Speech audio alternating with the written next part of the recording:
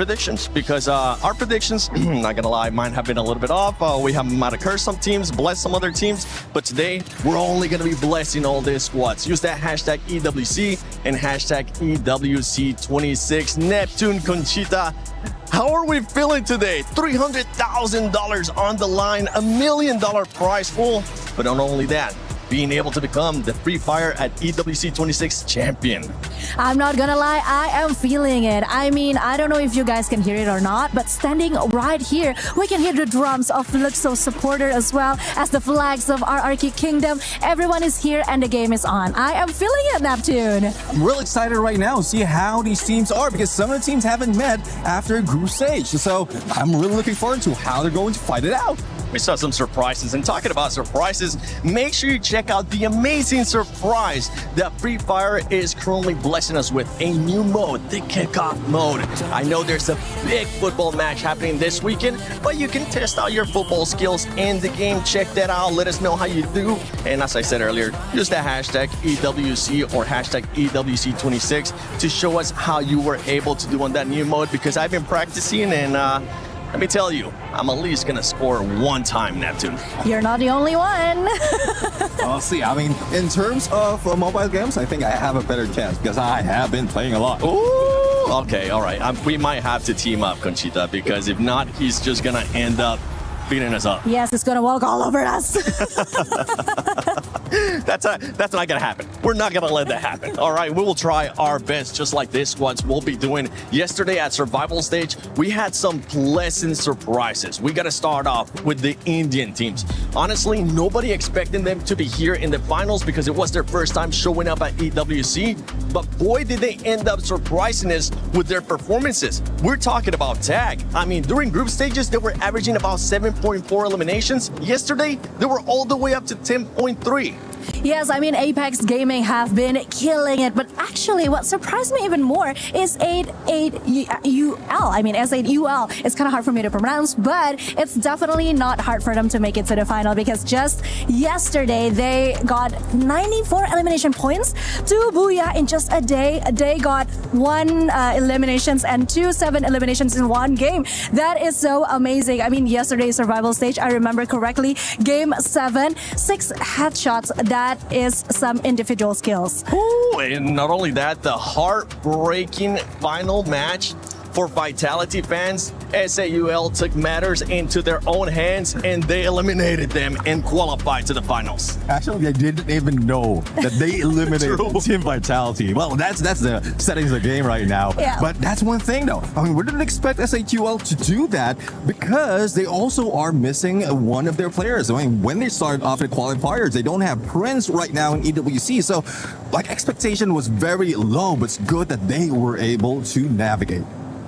Yeah, well, I mean, it's gonna come down to can they do it when the top dogs are here? Because not only that, you have the defending champions of EVOs, you have Buriram that they just want to be able to win here at EWC. They got Fluxo, so many amazing teams that are now here in the finals that we'll be keeping a close eye on. But one team that everybody's gonna be keeping a very close eye on is none other than Buriram. I think they got some words to say for today. Good morning, I'm Yosul and welcome to the final stage today. Right next to me, we have Wasana from Buriram United Esports, Thailand's team. Alright, so good morning everyone. And okay, first to fresh start of everything. So can you guys tell me, how does it feel to access to the grand final stage at this moment for Buriram United Esports? ก็ก่อนอื่นนะฮะขอแสดงความยินดีด้วยนะฮะที่ว่าได้เข้ามาถึงรอบแกรนด์ไฟนอล EWC 2026 นะกรุงปารีสแล้วนะฮะอยากสอบถามว่าตอนนี้รู้สึกยังไงบ้างฮะที่เรามาถึงจุดนี้แล้วก็รู้สึกดีใจครับก็คือทำตามเป้าหมายแรกที่ตั้งไว้ได้แล้วต่อไปก็เหลืออีกเป้าหมายหนึ่งที่ตั้งไว้ก็คือคว้าแชมป์ให้ได้ครับ Yeah, so we are very happy and excited. Like we already reached the point that we have been setting up like at the very beginning of this event, and now the only thing that has been remained is like claiming the champ. Yeah, I agree with that. Okay, so I can see that from our previous tournament, for example, like the C one, you guys seems to be a little bit slowed down, like what happened. But during to this EWC, you guys are so different, like so many changes. So do you think that with other strong contenders like Team Falcons, Fluxo, can you guys made it to the champions? ก็อย่างตอนเราไปแข่ง C1 นะฮะหรือว่าตอนนั้นเราอาจจะมีเรื่อง slow down บ้างแต่ว่าพอเรากลับมา EWC เนี่ยฟอร์มเราเริ่มกลับมาดีเหมือนเดิมนะฮะอยากสอบถามว่าตอนนี้เนี่ยเรามีทีมแข็งแกร่งค่อนข้างเยอะเลยทีเดียวไม่ว่าจะเป็นฟลุกโซพาวคอนอะไรแบบนี้นะฮะรู้สึกยังไงบ้างครับผม ก็ที่ฟอร์มตรงนั้นดับก็เหมือนแบบว่า อาจจะเป็นเพราะว่าฟอร์มในทีมมันแบบมีปัญหาอะไรหลายๆอย่างด้วยเรื่องปัญหาแต่ว่าตอนนี้ก็คือพร้อม 100% ครับก็สำหรับผมสำหรับมีทีมตึงก็ดีครับสนุกไปอีกแบบหนึ่งเพราะว่าที่ผ่านมาก็ยังไม่มีรายการไหนที่แบบว่าดูที่จะตึงเท่ารายการนี้เลย Yeah, so the time at that point when we are playing in C1, like everyone saw that our form is like not the way we normally play because like there's a little bit of problem we have been running to, but right now everything has been fine. So all the problem have been solved, and as like in this event, there's so many strong teams. Actually, we really like it because like it's really fun to play against a strong team. Wow, very confident. Actually, I really like that one. No, normally if I listen to like if I heard of like strong contenders, I would feel so scared of them. But wow, look at him. Wasana, right? Everyone knows Wasana or Buddha United Esports. All right, so is there anything you want to send to your viewers and especially to the Thailand fans who are following Buddha United Esports at EWC?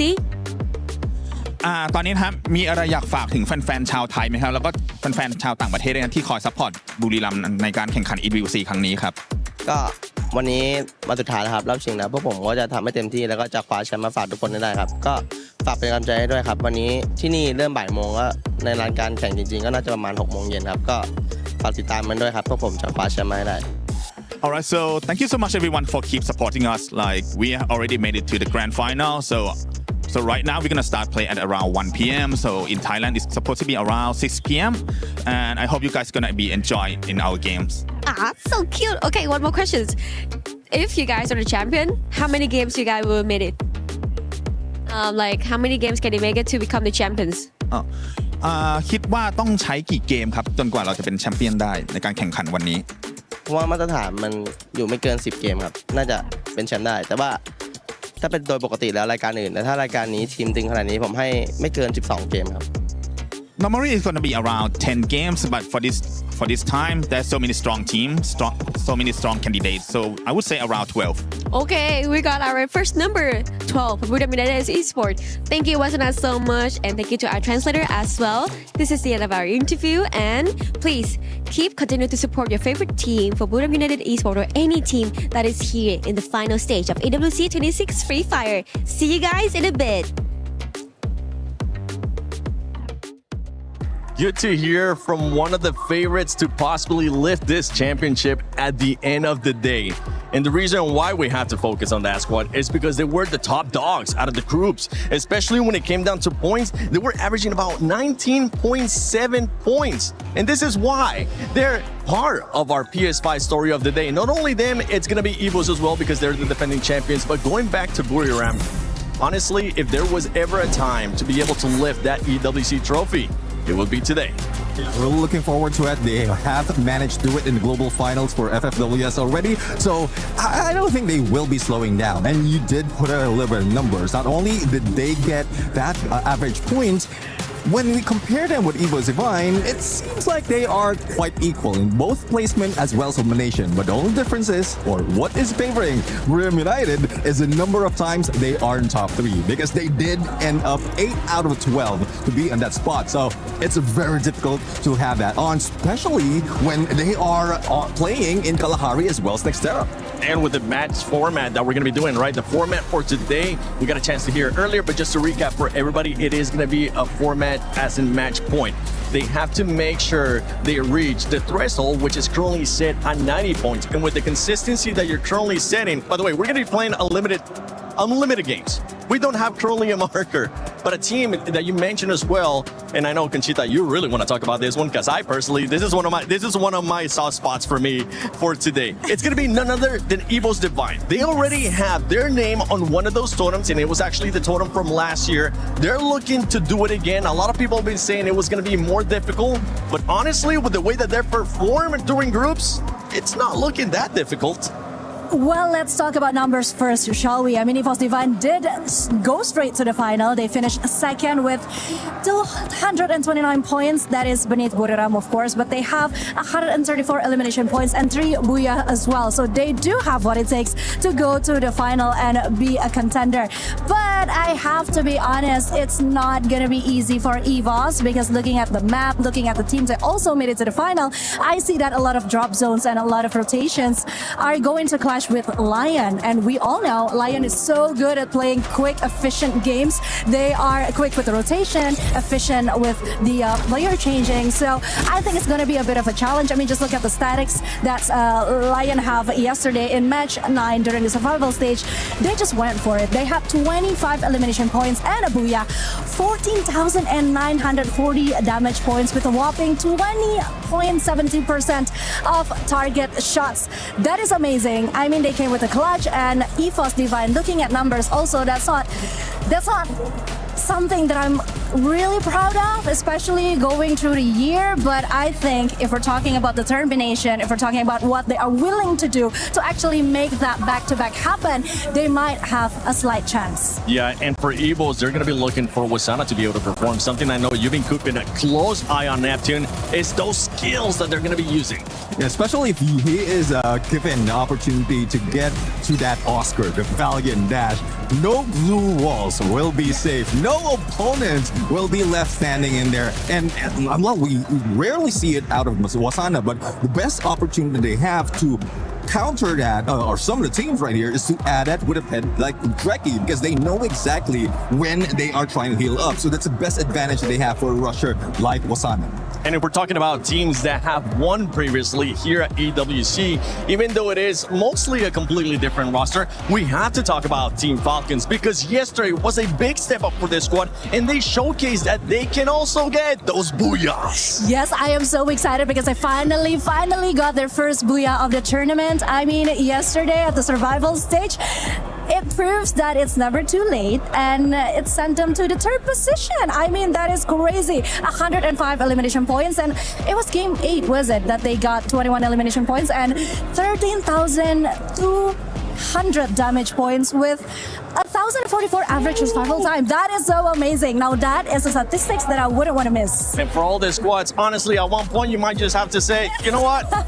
Throw those note cards away, throw everything away, because today is either make it or break it. Go for broke for them. Make sure that you're actually going to be able to lift that trophy up at the end. Be consistent and become the Free Fire at EWC champion. Ladies and gentlemen, the finals start now.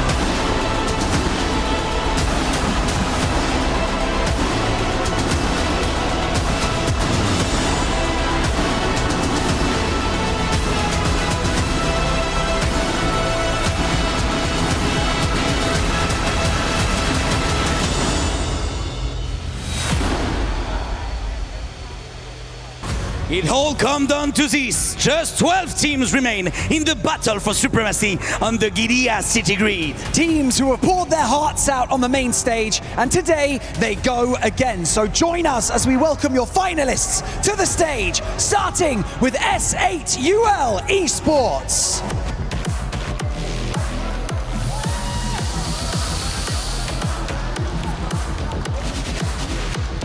Lion!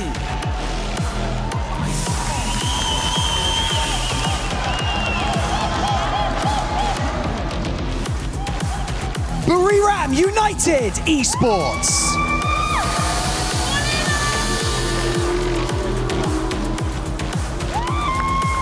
Loud Sneakers!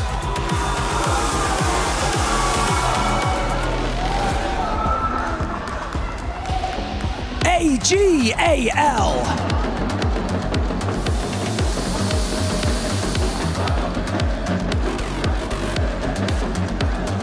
Team Apex Gaming!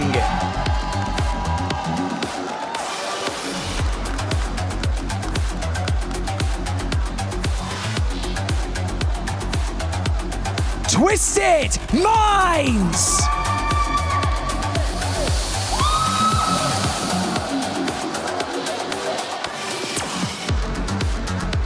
MEBA Los!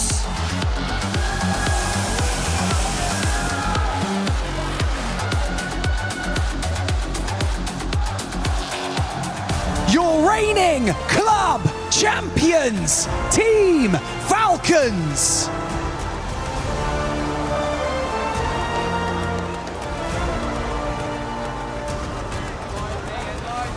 Fluxo W7A!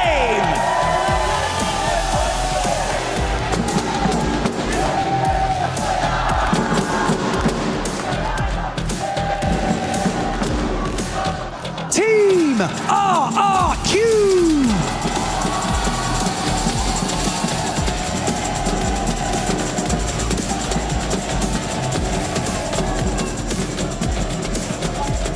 And finally, your defending champions of RWC, EVOS Esports!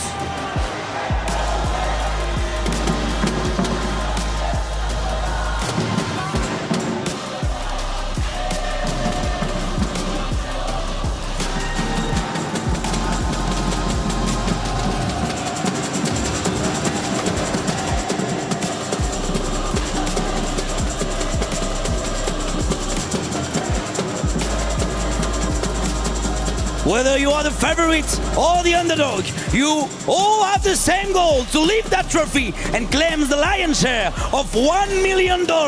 Today on this stage, history will be made, a legacy will be cemented, and a champion will be crowned. So welcome to the finals of Free Fire at the Esports World Cup. Ladies and gentlemen, this is Free Fire at the Esports World Cup in Paris. It is time for grand finals of Free Fire at the Esports World Cup. So no time to wait anymore. I think it is time to introduce our teams. Bom, eu considero muito que a gente é mais forte por conta que eu tenho muita confiança no meu time, em mim mesmo. It's all about the timing.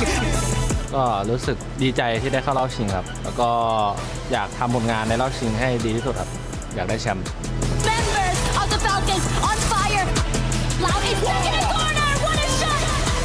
And they won't be denied. สำหรับผมก็น่ากลัวทุกทีมครับถ้าได้เข้ารอบมาในแกรนด์ไฟนอลทุกทีมคือเก่งหมดครับ Eu sou muito confiante em mim mesmo e no meu time, mas nada tirando o mérito da Loud nem do Fluxo em si. ทีมที่อยากจะเอาชนะได้มากที่สุดผมคิดว่าน่าจะเป็นบุรีรัมย์แล้วก็เอจิโกบอลเพราะว่าเป็นทีมไทยแล้วก็ตึงทั้งสองทีมแล้ว The mantle falls at the very end.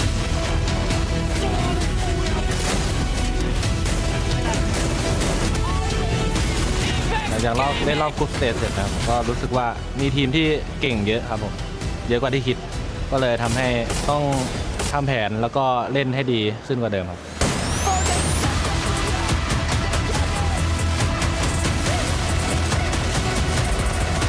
Team มีโอกาสได้เห็นเนี่ยผมจะทำทุกอย่างเพื่อให้ทีมได้แชมป์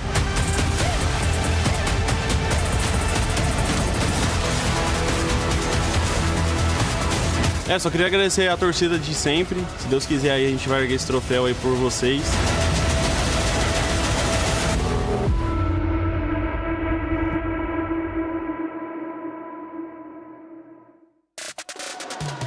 Nothing is given, everything is earned, and for sure every single one of these teams on stage today made it here from their sweat, blood, and tears.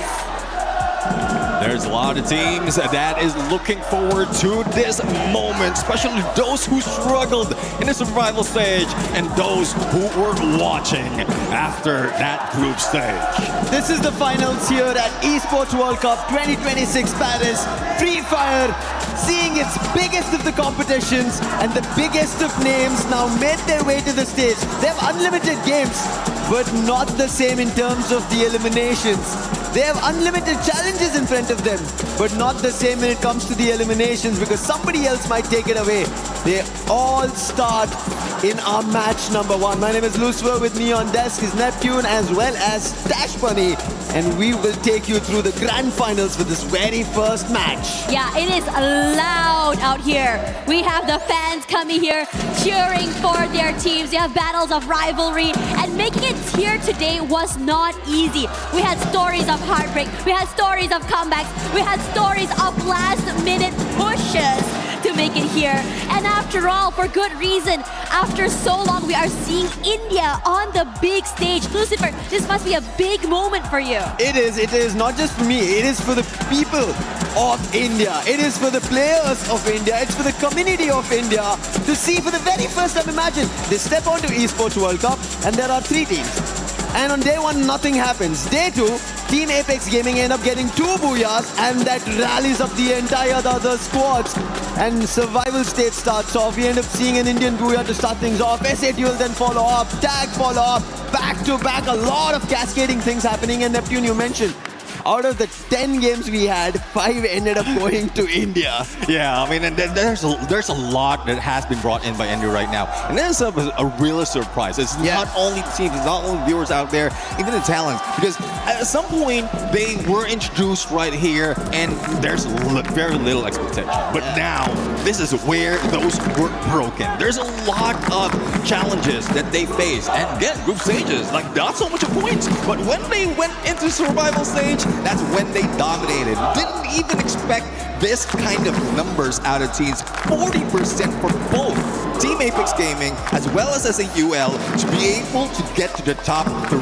And like judging from the teams that were part of survival stage, that was not easy. Yeah, it definitely wasn't easy, and might be most importantly, I don't know what it is, the mentality, right? Coming into day number 2. I remember AJ was saying, hey, even if you got 1 Indian team up there, it's already really good. Well, lo and behold, we have 2 onto the big stage, and most importantly, the consistency that came in during the survival stage, during the elimination day as well, was shocking. It was night and day. I'm not too sure what happened the night before. I'm not too sure what they talked about. I'm not too sure what the coaches were happening. And this is where, I think everyone's getting very, very cautious because no team should be looked down upon. No team should be underestimated. And in this situation today, everything is up in the air. Yeah, everything is going to be earned. That's the status of our grand stage now.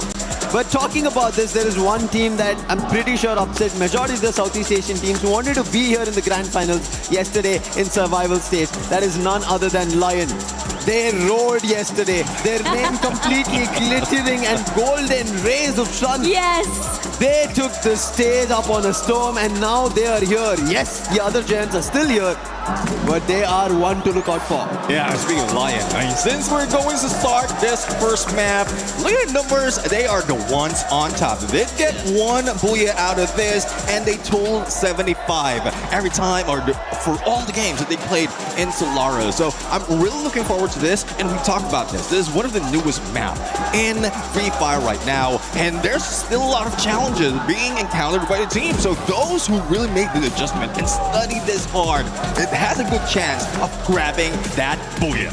Yeah, I think if anything's up in the air right now, we talked a little bit about what it means today as you go into the game, right? Because again, the drop spots are going to be swapping. We didn't have the teams that made their way, all the way to grand finals yesterday as well. So yesterday was a battle of just trying to survive. Today is a battle of going up against the Giants. After all, those names that made it all the way here today had 1 day rest, had some time to dissect the rotations, the drops, the strats, and everything else in between. But my question is, can they, I would say, overcome the high and momentum that some of these teams had coming in from yesterday itself from survival stage? Right now, having the high is going to be Fluxo. We've been seeing from the very beginning. Oh, yeah. They've been highly in terms of their roaring noise that we've been looking forward to cheering for Fluxo W7M. Right as now, Solara has started off Team Apex Gaming and Lion. They fight it out at Eco Drain. This is what we're talking about. Lion would be the greatest threat out of India right now because Team Apex Gaming is facing them in Eco Drain. And well, it's a good thing that KD God does have elevation, does have information. But the only question though is who is going to push, because Joker might have a good chance right now, but not a great weapon to use in those battles. Here they come right now. Joker waiting in the wings. He's been good with his fights and managing to steal away one more, saving his teammate as well in that process. Still healthy as a 4. The shots are good. And the Lions are going completely nuclear right now. 2 in the bag. We spoke about them roaring and they are not stopping. Golden in trouble right now. Games King surrounding him, trying to take a trip down the pipe, but it's not going to work out. Joker is also on the other end. That's going to be 3 big eliminations. Eco Drain completely drained out of Team Apex Gaming. But that's one thing, and in spite of all the engagement that's happening, seems like KD God did manage to pull away, and he is going just in the middle of the studio. But on the other side, we're also seeing as a UL. Troll has been taken down, but Jack right now trying to defend themselves against Twisted Mind. But you know how twisted they can be. Nor is just ignoring them, and MP5 trying to eliminate. It's just nasty how these shots are coming through here because Twisted Minds losing their players one by one. Bunny comes close, separated from Nor, but the crossfire is too much to deal with. The Bass also will fall next. Twisted Minds, they tried to go for a challenge, it did not work out. SHL Esports, we were talking about this, their mentality of just going in for those hits, eliminations, that's all in front of their mind, not who they're challenging. And something similar, Buriram United Esports just ended up getting 4 eliminations, almost about to eliminate a whole squad, but that did not happen. But they also need their title. Husky was mentioning the one title that they need in their cabinet is EWC. Oh yeah, let's see though, because they have been going for the hub drop for so many times already when it comes to this map, and I was just surprised that someone is really challenging them. But going back to challenge, earlier it was Lion taking down Team Apex Gaming, now it is Fluxo who's trying to beat them down, and there goes Joker, not really joking around, but let's see if they'll be able to fight back. This area is so hot right now because on top of Fluxo, we also have AGL here too. Della barely alive, waiting in the wings, hoping that Fluxo will move away, but they have marked the heck out of him as well. A lot of pressure, a lot of util coming to him, and finally knocked down as well. There we go, Bobs will find him in the end, but AGL wants to challenge this space. Oh, here comes a new challenger, AGL right now, and this just looks like a good storyline because everyone is going into Eco Drain, and if you lose this, everything will go down the drain. It will indeed. Fluxo, they want to make sure that they're the ones who are on top of this. They're the ones who pull that key lever and take AGL if possible. But AGL, they're quick on this. They're on their heels, see the slide rails, and decide to get out. They don't want this early engagement. We've been talking about AGL haven't found their title yet. They've been striving for it. They tried to get closer, but right now, it seemed like it was a distraction. He knocks the player, will try to get a confirmation, but right now Fluxo not giving it, but still he will secure Butsin's elimination. It's nice seeing this. Dio was barely alive right now, managing to go for that reset, and they can just bide their time. Wasn't aware that Fluxo would be able to answer back, and they're looking good. Yeah, Butsin's out, but they're going to be able to bring him back into the game, and there you go, so quickly. The only team right now that is currently down and out, at least with only one player left, is Made in Brazil lost, and for the rest of the team, rotations could come in from a different side here, but I think for Fluxo, finding Dio might be key. Spots him out, sees him, but over on this side here, RRQ did cross paths attacks with Yago and somehow survived. No, gets him in the end, and Lost wasn't able to survive for as long as he wanted. You spoke too soon, Cash, and now RQ will be getting that 4 elimination to their side. But there's another one that is just waiting in the shadows. It's Team Falcons right now. And this has been one of the rivalries that has been happening in Southeast Asia. But Team Falcons, you know how their signature is. They won't be going in carelessly. They want to get information out of teams right now. And even RQ might be able to be caught off guard, but they are just waiting. Look at the discipline out of Team Falcons. Information's gotten. Maal finds the opening. Keroro is done for. That is what RRQ want. A strong start. Nero's plushie being used. P9 trouble. Position revealed. He'll also be taken down. That's a pair. And more on fire. He tries to pull up the chrono, but for how long will he survive?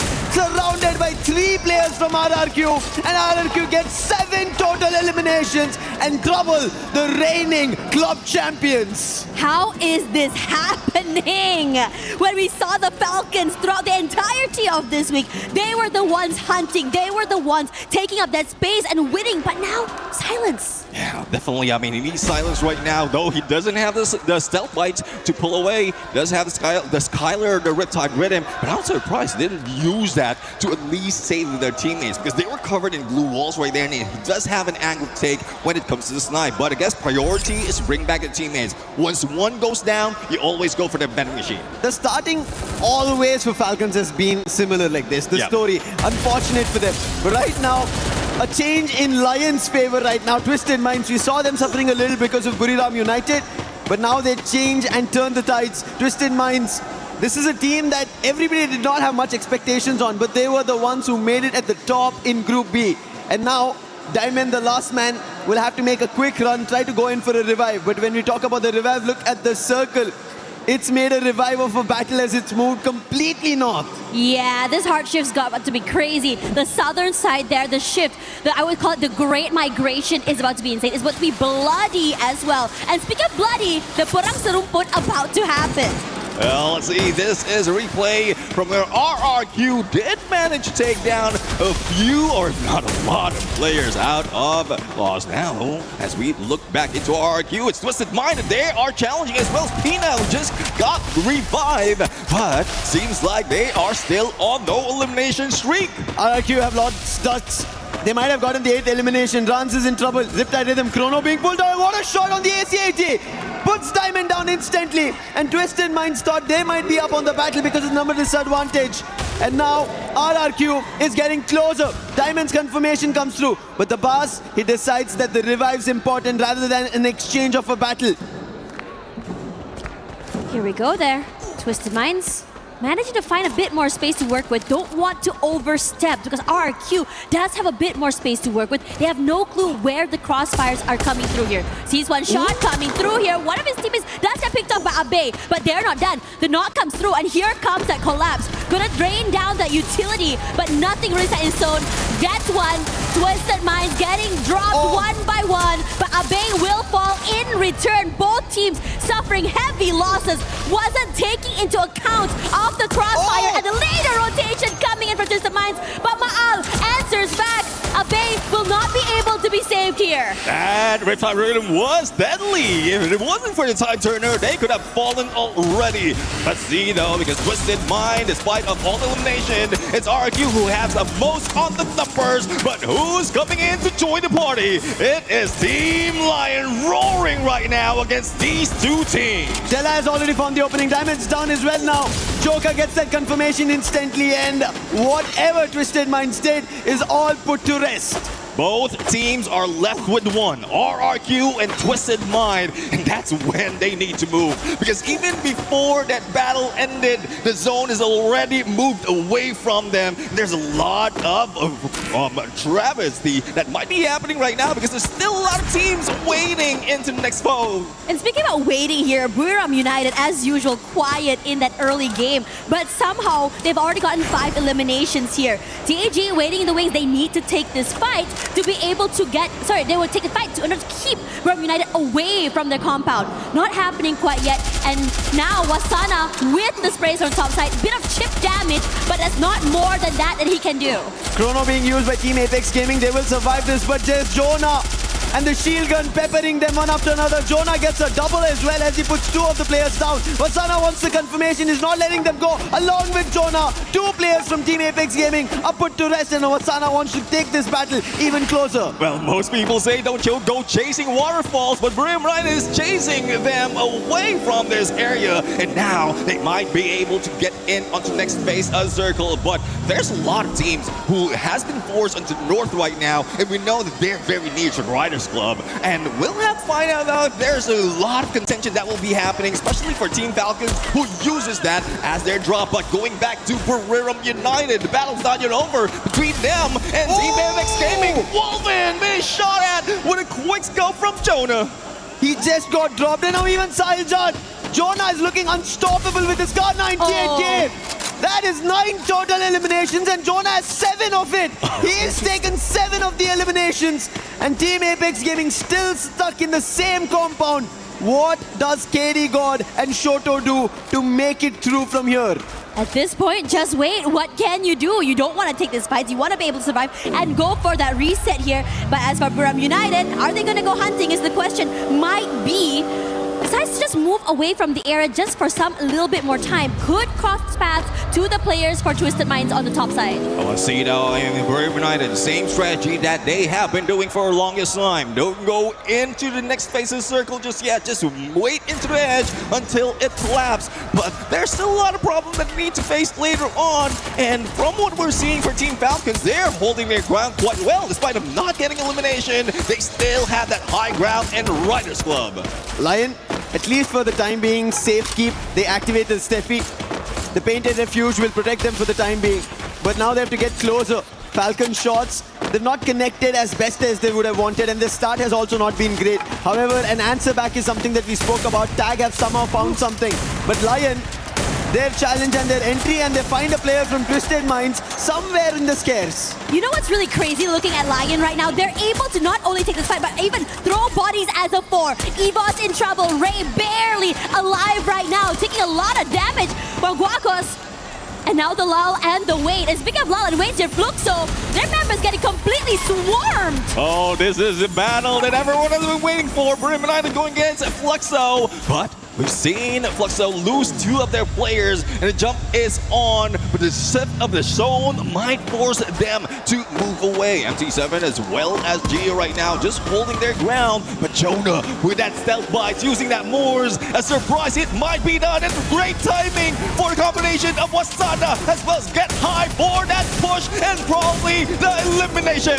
There's a counter, Gio for the timing, but doesn't work again. The shield gun coming through. And this time it's going to be Get High. And Buriram United Esports, they will be able to put a rest to that aggression. And with that, we also see SATUL Esports getting eliminated. A lot of losses, one after another, as Solara has very less space. Yeah, not a lot of space, and everyone seems to have found a small part of that pie. But the Falcons, look at their positioning on the top of this building, and you've seen how much damage they can do with the snipers, with the long-range weapons. And most importantly, the ones on the bottom side here are going to have to compete for that space. Meanwhile, for Shoto, in trouble, AGL putting that pressure onto him, and this guy has been the hero for this team, pulling them out from so many very, very dire situations. But in this situation, they can't do more than that!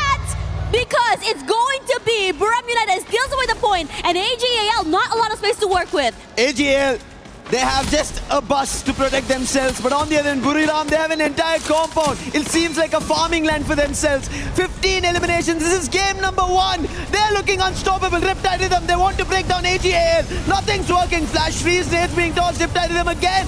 AGL might get closer, doesn't work. Varos is down. Cypher, Nameless, and you trying to close the distance. But AGL, their numbers have lost. 9 eliminations. Again, a player opening found. Wasana might have been traded off by you. Nameless is doing with the Trojan. Moshi holding it off. And now Wasana also down. Moshi, the only one, and AGL somehow have changed this. Well, the quick revival for Buriram United might be the saving grace for Team Buriram United. AGL did put up a great fight, but 2 is still at it, and he is going for that 1v2. Will he be able to survive? The answer is no, and they were going for a risky approach, especially in this phase 4 of the circle. That HP or that zone will be damaging their HP, and I don't know what could have been done at that point for AGAL, but Buriram United was just waiting for it. It's just unfortunate that they lost 2 of their players. So Binoculars used as well. Gives away the game for so many of these teams, but Buriram United not down and out yet. Loud is here as Guacos will be the next victim. A little angle seen by Rasha wants to be abused. A double swing as well, making sure that no one survives the initial skirmish. And the Lions cannot survive longer. Down and out, 3 teams left. Thanks to Aim God, Evos has still survived. But the dash coming out from Falcons, that was crazy. Almost ended up putting Evos to rest. Now, this is an ending that we haven't seen for a long time. No full squad in contention. 3 remains, 2v2v2. But we are seeing Moshi. And there have been a lot of comments wherein Moshi could have been putting that much on the snipe already. But this is a place to really show up. Look at the last 3 teams. How much do they have in surviving? Just 2 each. It's a 2v2v2. Evos, Loud and Buriram United.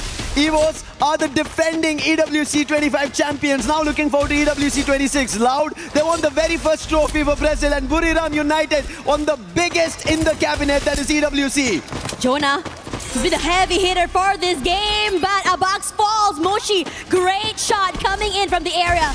But the circle is shifting and everyone is just trying to find that space, but Loud is a little bit quicker to the zone. They have positions, they have the high ground angles, and it gives a lot of question marks for the rest of the teams for their rotations. Well, as you say, first to the circle, first to the win. Let's see if they'll be able to pull it off. Aim God, not so much of contention. Even with a inhaler, he might not be able to survive. But he did manage to go for a clutch, a 1v2 in this fight. And now he has to deal with 2 players from Team Loud. He got help from Loud. That is the reason Buriram United instantly shut down. But as you said, it is a 1v2. Look at him sneakily walking across, crouching, making shot. Loud have no idea, but BCP has spotted him. Aim God, SVD, can he connect the first? If he can bring it down to 1v1, it's better, but the information delayed. And as long as time passes, it is Loud that will surround him. And we know Nix, he's such a good player. And once he gets to the CQC, he will instantly put the player down. He's rushing forward here right now. If he's able to just go for that 1v1, it'll be really good. His shots go wide, but they're crunching it from 2 different angles. The respect's given. And Loud makes sure they secure that first booyah of the day. Team Loud. Loud Snickers are the loudest to start the Free Fire here at Esports World Cup 26 Paris' Grand Finals. What a game coming in, and Nix, we knew he had this potential. They were waiting to get to the final, started off, and in the very first game for Brazil, they opened with a booyah. Oh, this is what everyone has been looking forward to. Who's going to get that first booyah? But we also seen a lot of elimination from the other teams who didn't make it this far. Let's take a look at a replay right now, and this is one phenomenal play coming from Evos, but it's just unfortunate that the pressure is on, not only on those HP, but also on that zone.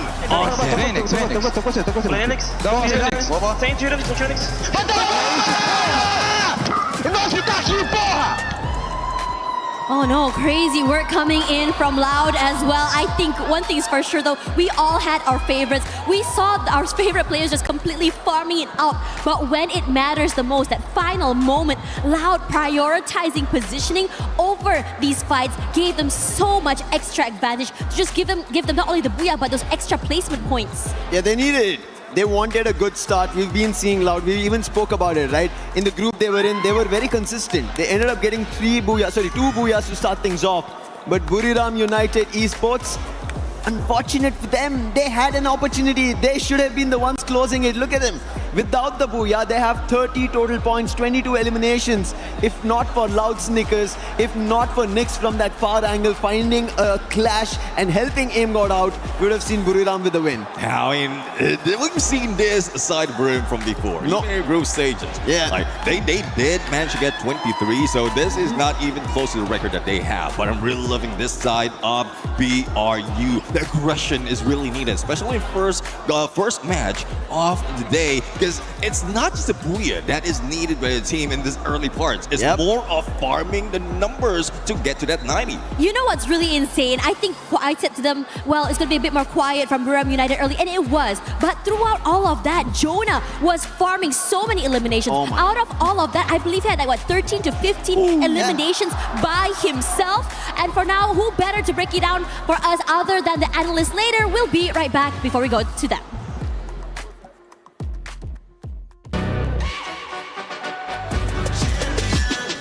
This ain't no regular thing. Came for the ring, you know what I mean. You see my name in the lights, better get right, champion.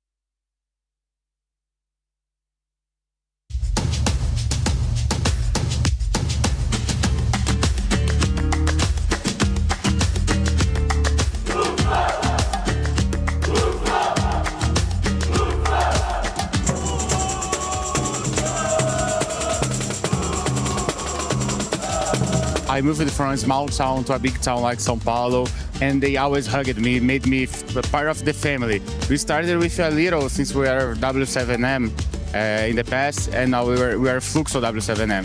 Literally hugged me and made me part of the family. I feel that I'm part of everything that's happening, and they gave me the chance to come here, and for real, it's like more family than my family real.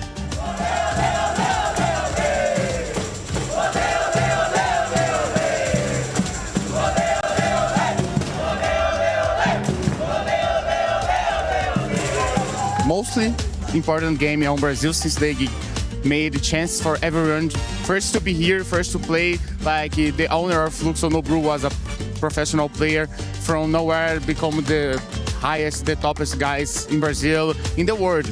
No, everyone knows Nobru in Free Fire. And I think that the most important thing about games is it's the feeling that make you feel part of and to give you a chance to prove yourself.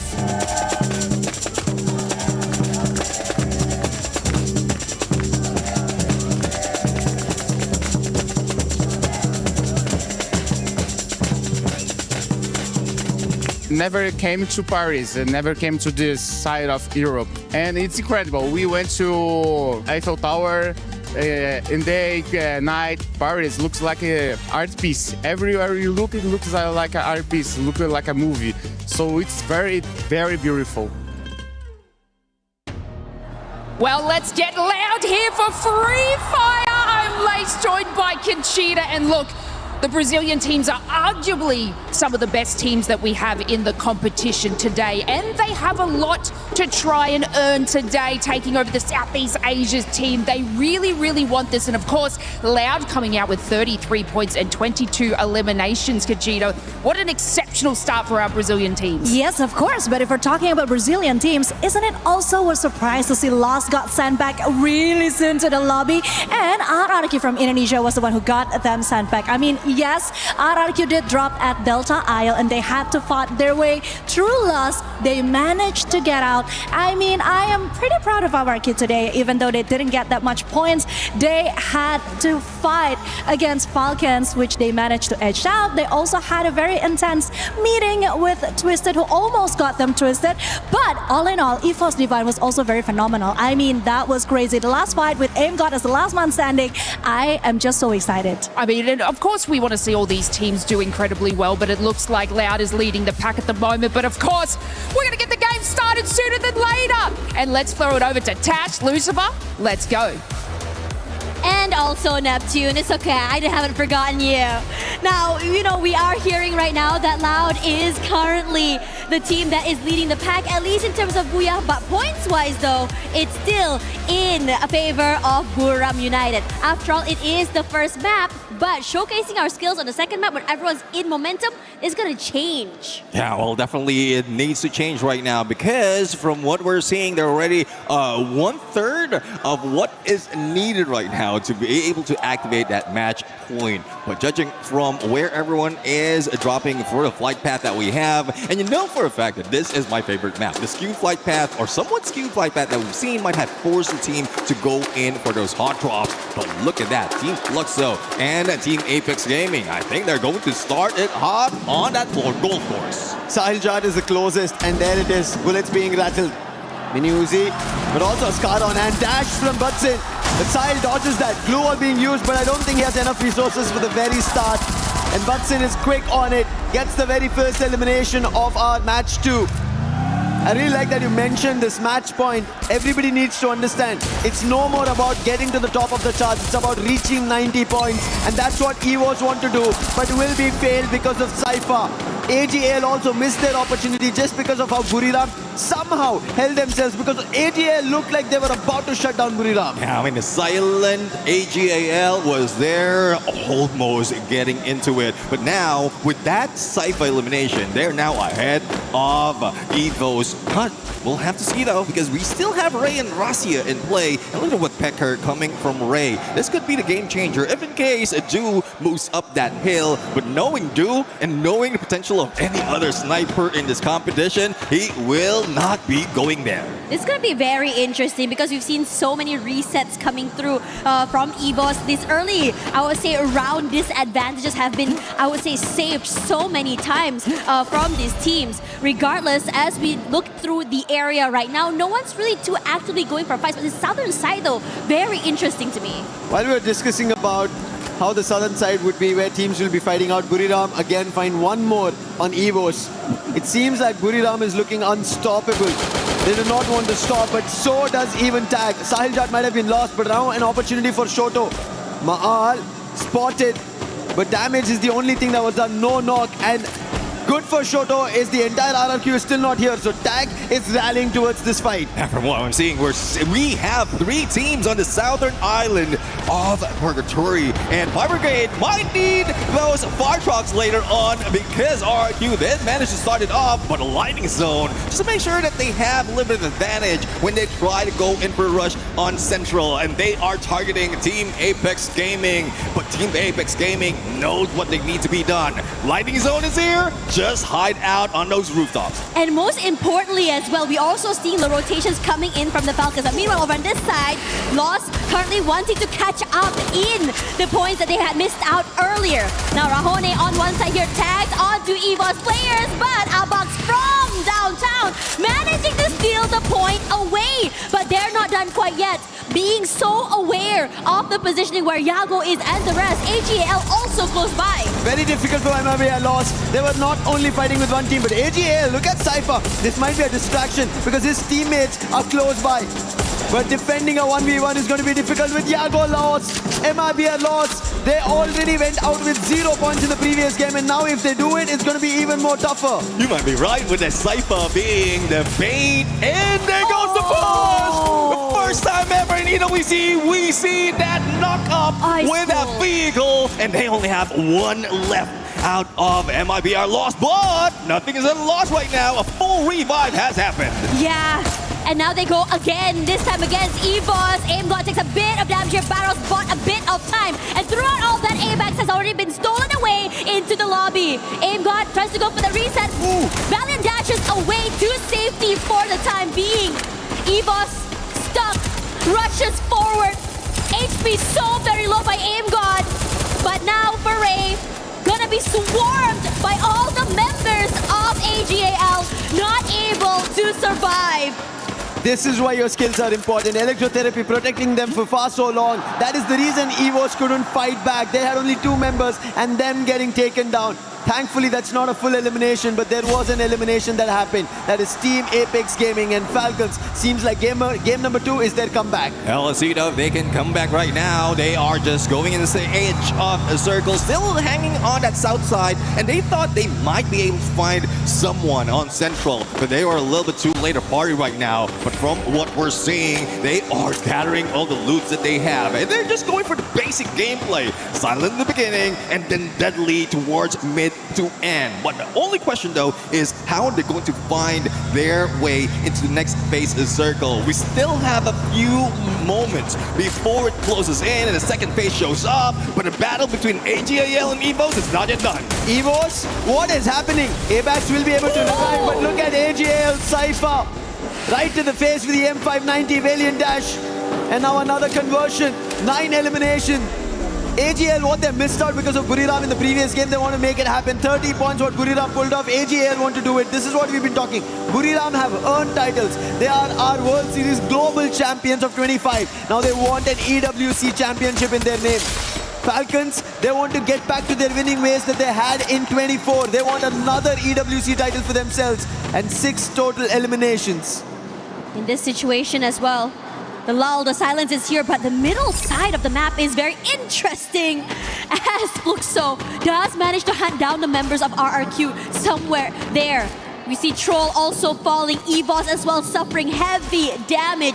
This map, what looks quiet on this side, is hectic on the rest of the areas. LSEDO, because we are looking at Lost right now, who might be chilling like a villain at this moment, but we are seeing a few players, not only from Team Falcons from the south, but also RQ from the north. So the pinch might happen right now, but again, we are just waiting for the shift of that next phase. And as you see it, both of the 3 of the teams are in there right now. And look at the numbers that these players has been bringing in. And we have highlighted already, Brim United. The number that they can put in the fight, that only shows why Jonah and Moshi is the best players so far in this lobby. But you see in the mix of it, there's Dew. That was the reason how AGL almost looked like they would survive. Did not still, but now this is game 2. Purgatory, a lot could change, and that's what Falcons also want to. MIB are lost. They want to change their fate from getting out of 0 points to at least something. But it so far doesn't seem to be the case. Even SAQL, they want their points, but Maal 77 says that is going to be an elimination. And right at the riverbank will sweep away SAQL's chances once again. Well, Maal, the deadly sniper from Indonesia, right now going solo. Rest squad still not found in this map, but I know there is a plan. They are the mastermind into the stealth mode with that. The stealth bites using that more skill. They might be heading in to where this engagement is happening between Loud and MIBR Lost. General taking a lot of damage right now. Bare Life managing to just survive. The pressure coming in from Loud, this high ground, gives them so much value. But Joker, on the other side, they're managing to pick off here, but Loud hasn't been moved quite yet. The lightning zone does come through. General falls, and now Keroro, the Falcons, decide to join in as well. BZP still hasn't been picked up already. Keroro finding a nice angle to work with, goes a bit wide, finally getting that shot onto Nyx, but the Falcons as well are suffering heavy damage. Pina, Keroro fall, and right now both teams are barely alive. What are they to do here? Because the RRQ gang has decided to join in.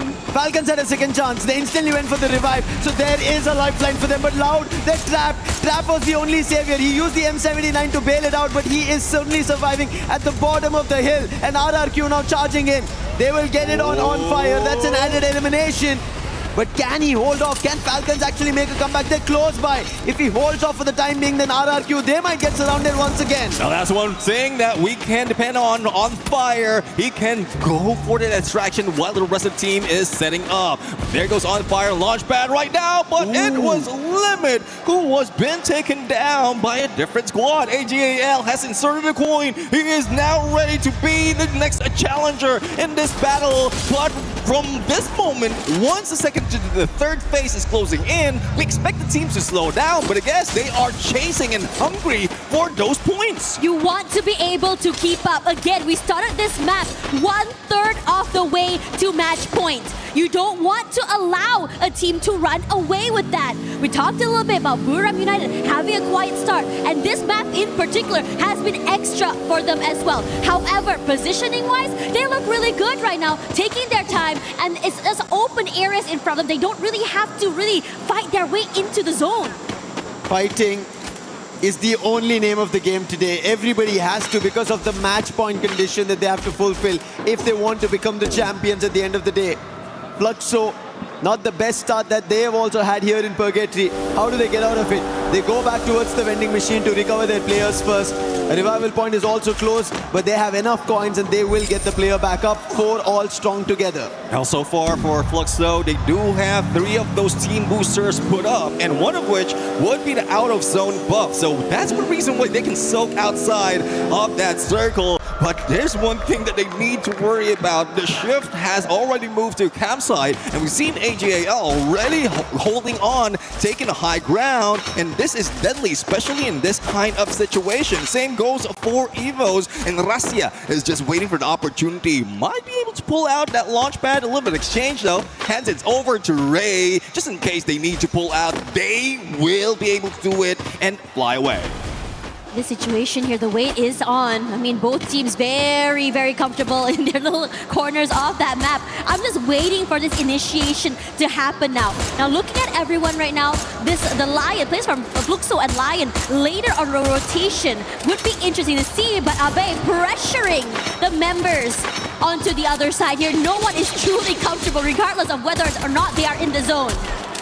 RQ is happy they got this spot. Falcons left it and the circle still keeps the position of the containers and they will keep it. AGL, however, they know about this position. Falcons, because they left this position and moved towards the vending machine, they also have an idea. So right now, RRQ have to be wary that their enemies in the closest surroundings, and especially that they're out in the open, anybody could target them.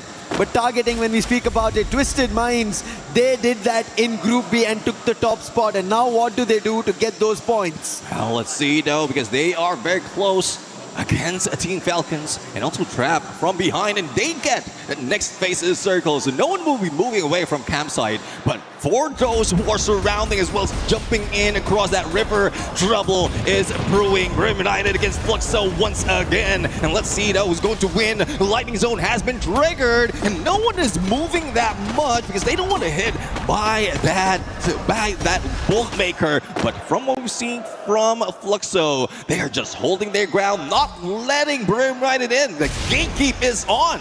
Yeah, the high ground here is good, but Wasana great to take away that space, and they are going to collapse. Great work from Fluxo to take away that space to keep the rest of Buriram United at bay. MT7 just now almost getting knocked down here, but I'm loving the fact that they're so patient in keeping them away. Now, Buriram United forced to reposition, but meanwhile for Lost, gonna take this fight head on against AGAL. It might be a loss. So far, still no eliminations, but they're close to AGAL, who have the highest in the lobby, 11 in total.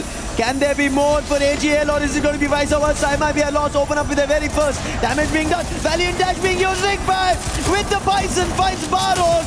That is the opening, and they're all stuck inside the away. This is going to be difficult. Cypher also caught out. Surrounding with the glue walls. General jumping across the board, and Rigby finds another that's nameless. And then the last to answer with that AGL will be put to rest, and MIB a loss.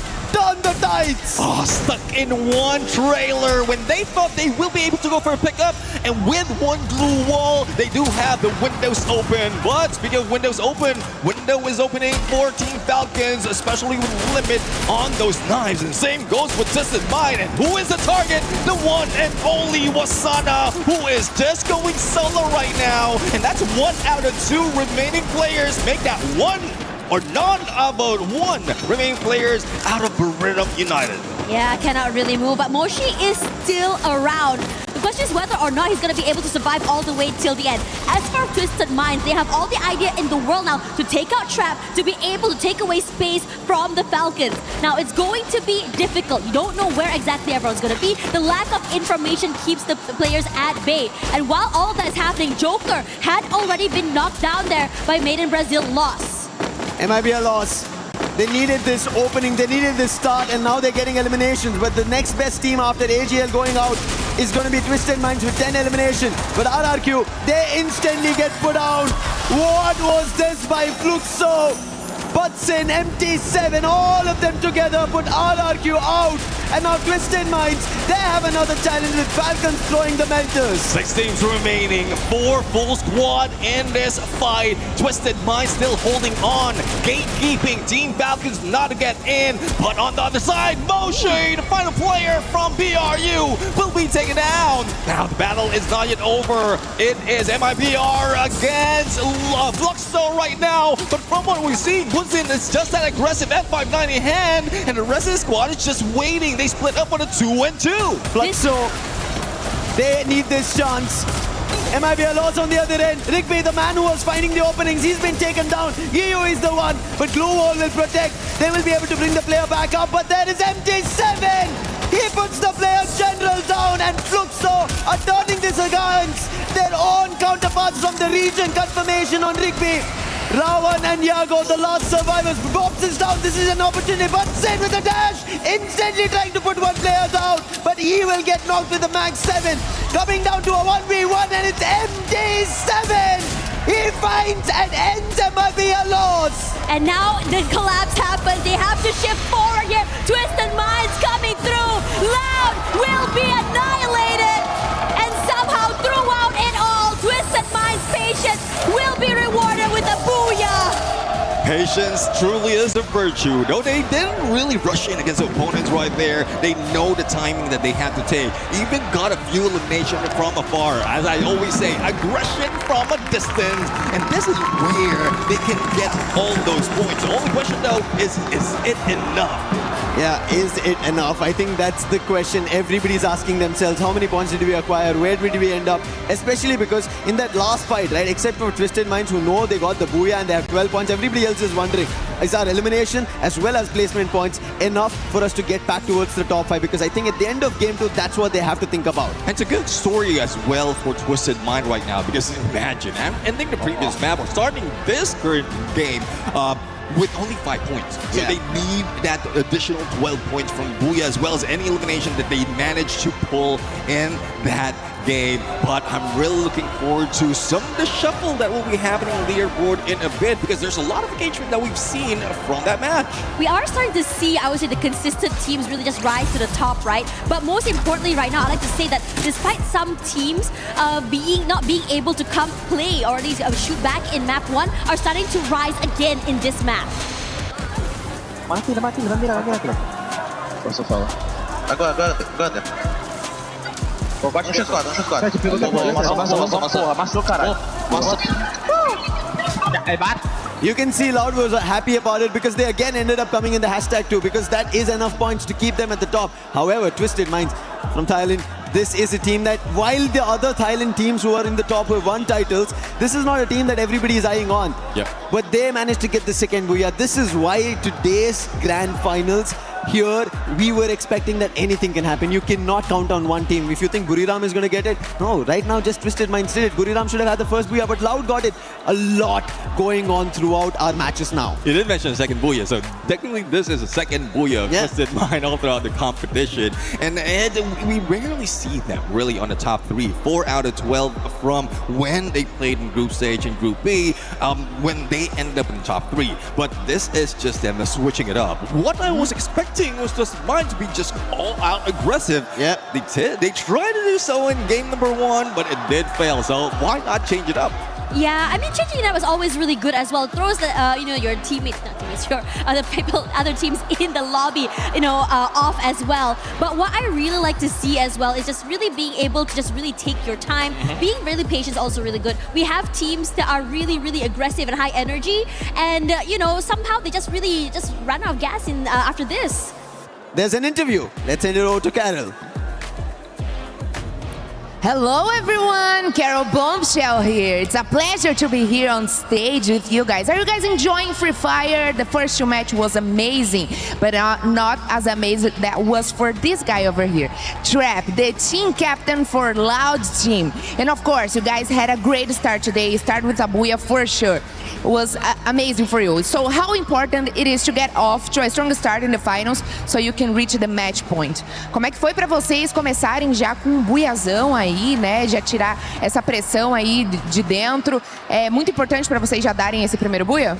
Com certeza, a confiança que já estava alta vai ainda mais lá em cima. Um buia e um top 2 agora, mesmo com as dificuldades da queda, conseguir segurar o top 2 aí. E é isso, não sei ainda a posição que nós está na tabela, mas estamos muito confiantes. Awesome. As a Brazilian team has never won AWC before. What would it mean to bring the first AWC Free Fire trophy home to Brazil?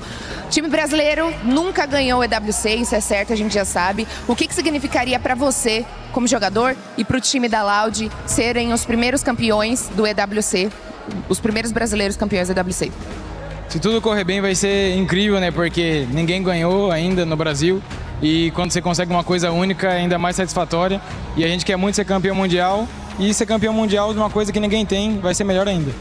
Amazing. So basically what he said was, I'm going crazy right now because getting the first booyah here give us such a great confidence. We get more secure. We can team up even better. We are really happy, but I'm definitely going crazy because I want to know in which position we are in the standings. We know that Buriram was in the first after the first match, but right now we want to know in which positions we find ourselves. And of course, being the first Brazilian team to win at AWC 26 would mean a lot to us, especially representing Loud right now. We know that we can get there, and that's our mission and our goal for today. Thanks so much for the interview, Trap. We wish you the best of luck for you guys. And of course, me and you are gonna watch a lot more of Free Fire. So keep it up with us and back to the studio.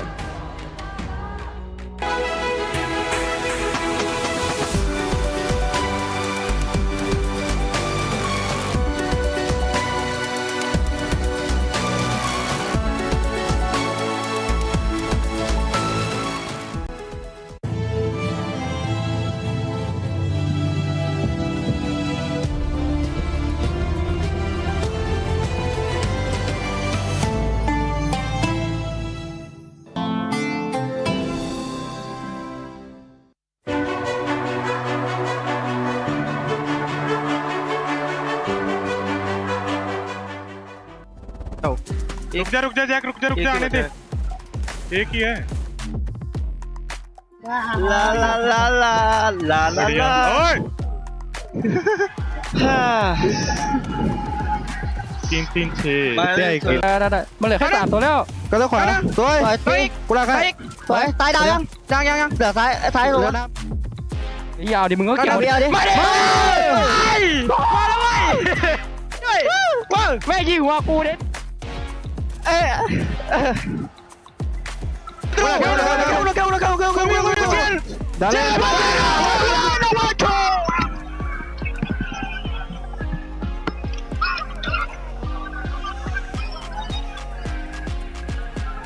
Ooh, look who's here if it's not MT7 and Iago, the two best snipers in Brazil. I mean, of course, we have a lot of best snipers in Brazil, but right now I want to talk with both of you because I know there's a competition going on in Brazil soil, but I want to know all about here at AWC 26. MT7, you share with us your desire to be the MVP, but also the winner here. So what's more important for you right now, the MVP or to be the winner? Qual que é o seu maior desejo? Você contou pra gente que você quer ser o campeão, obviamente, mas também o MVP. O que você preferiria agora? Ah, com certeza, sem sombra de dúvidas nenhuma, ser campeão. Mas se vier o campeão MVP, já tá bom demais pra mim também, né? what it happens if you're the winner but Iago is the MVP? E se acontecesse de você ser o campeão e o Iago MVP? Ah, não, tá de boa. Aí depois eu pego no Brasil e tá tudo tranquilo também. Oh, that's okay, because he can be the MVP here, and then I will, of course, get it back in Brazil when we are back home. But Iago, you're finally back in a World Championship. What is the feeling to be back here at the AWC after 2 years? Você tá de volta num campeonato mundial e qual que é o sentimento de estar aqui depois de 2 anos? Ah, sempre é muito bom, né? Disputar em alto nível, ainda principalmente no Mundial, como EWC também, que é muito importante para todos, então é muito bom. E agora espero manter para muito tempo aí em vários mundiais. Did you see that Baby Gold said he wants the MVP and also be the winner? What do you think of that? Você viu que ele falou, né, que ele quer ser o MVP e também o campeão. O que você acha disso? Bom, é muito bom para ele, mas só que acho que todos os outros que estão aqui também sonham e querem ser MVP, então é um bagulho muito difícil. E todo mundo, ele tá certo, todo mundo tem que ter esse desejo, essa ambição de querer ser MVP e ser campeão, então ele tá certo. Well, if his desire is the desire of most of players here, he definitely right, because all of us wanted.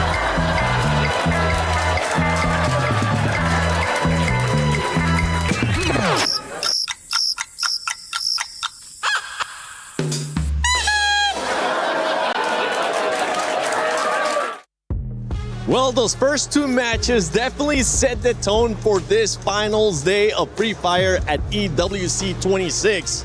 We expected the teams, certain teams, to come out hot, and boy did they did. Buriram, especially Buriram, the first match, outstanding, and you were casting it too, Neptune. Yeah, I was excited in there to cast and as well to see them play. And from what we've seen in there, that's just the usual way for Buriram United. Just go in and grab the numbers as early as possible, so that just in case anyone can catch up or they lose out on one game, they already have invested a few points. And I'm excited to see what Buriram is going to be doing on that 3rd match, because this last match, they didn't get as many eliminations as we expected them to. Talking about teams that weren't really performing that well in the first 2 matches, we got to talk about the Indian teams. A lot of people were expecting them to come in hot. They're currently just not being able to perform against the top dogs. We'll see if maybe a switch up is going to happen with those squads. But I know you want to talk about Evos. Yes, I want to talk about Evos and RRQ in particular because boy, oh boy, my teams were booked and busy the first 2 maps. I think it's just a little bit unluckiness when it comes to the drop zone, because especially RRQ, if you're talking about Purgatory, that means they're going to have to go through a lot of teams. And yeah, it was right. They have to go through Falcons. They have Apex scamming on their way. So it was definitely a hard early game for them, especially at the Fire Brigade. They were also forced to be separated by Fluxo. They lost Abai. That was a huge hit. So I think and I hope that RRQ could be more wise when it comes to the rotation and maybe change a bit of their drop zones on the next coming games. Oh, what I know is Evos is hype right now because AIM got that 1v2 clutch towards the end. That was phenomenal. I was expecting that he will be going down. The zone is behind him and 2 opponents is already closing in. Yeah, they were definitely closing in. I think nobody was expecting it. Good thing we don't have a behind-the-scenes camera in our green room, because the screams that you would hear, the reactions that you would hear, we might have to end up bleeping a lot of stuff here for the broadcast. Talking about teams being loud, we got to talk about the Brazilian squad loud. And speaking of not, filming anything in the back, because my girl Carol is going crazy, Yes. obviously, for the Brazilian teams. I mean, I was saying these teams have arguably been some of the greatest teams in international tournaments. So getting the win today, it means so much more to them for their region. And honestly, I think it was like all 3 of them advanced from obviously the group stages. So to have all 3 Brazilian teams representing, but of course Loud is leading the pack in that one. After that first booyah, I mean, we heard it from the interview from the team captain. They're feeling really good about this, and it looks like they're still incredibly level-headed. But like to come out with I thought it was 33 points from the first match. They're not at the top of the leaderboard. He was kind of saying like, I wonder where we're sitting. I'm itching to see where we're sitting. I mean, knocked down to 2nd place, but still very much in contention to win this thing. Yeah, the Indian teams were not able to continue on with the consistency or the momentum that they were able to get yesterday.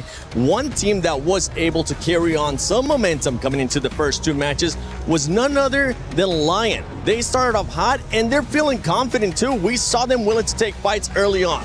Yeah, especially in Solara, Eco Drain, they were just rocking that fight. And anyone who goes into the compound, anyone who goes into Eco Drain, they will expect a roaring lion in there. Because like not only does it have a vending machine, just in case one of their players will be knocked out or eliminated, they can easily go for a revive and do it once again.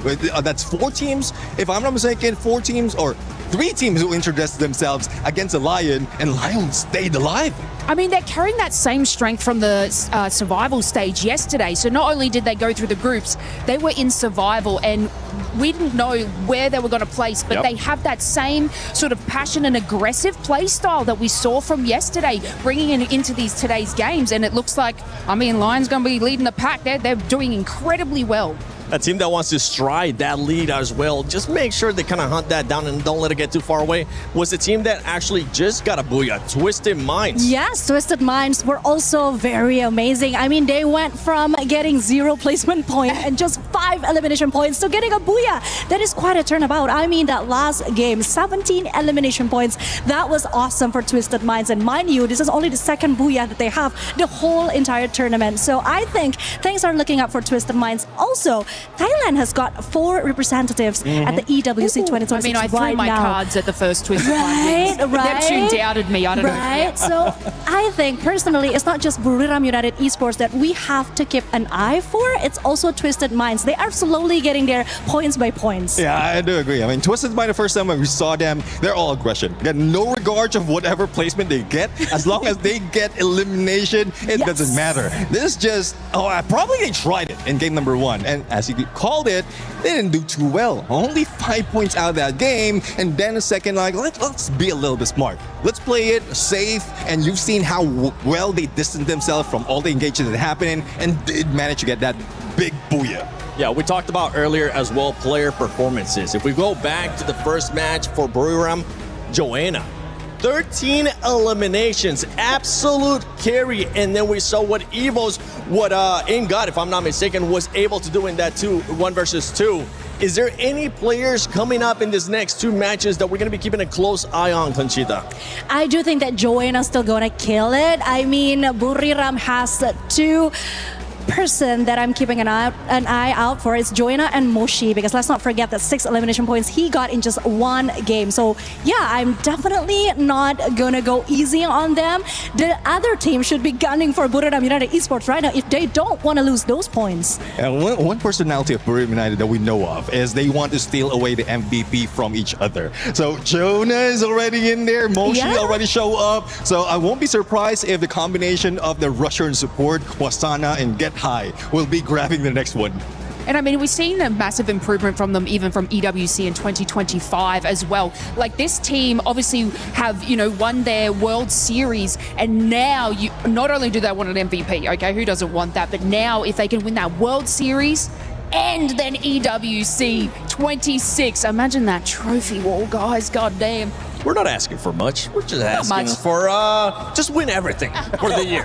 Why not? Talking about all these players, one player that I would like to see him being able to show up here at this stage as well, that maybe he hasn't been able to in the first 2 matches, and we know he performed really well in that group stage, is none other than Yago for Lost. Lost, we expected them coming in hot with what they were able to do in that group stage, but at the moment, they're just not putting themselves in that kind of position and going with another Brazilian team, and I think we have to mention him too, Neptune, is MT7. I feel like we need to see some of those pop-up performances that we're seeing out of the other players. Now that you mentioned the both players right now, so I know it's not news to everyone that Yago as well as MT7 has been rivals for a very long time. There's also a little bit of replacement happening, and you know how it is in Brazil. They go in for those battles. So I really love to see them face off against each other, but that means that they have to go 1v1.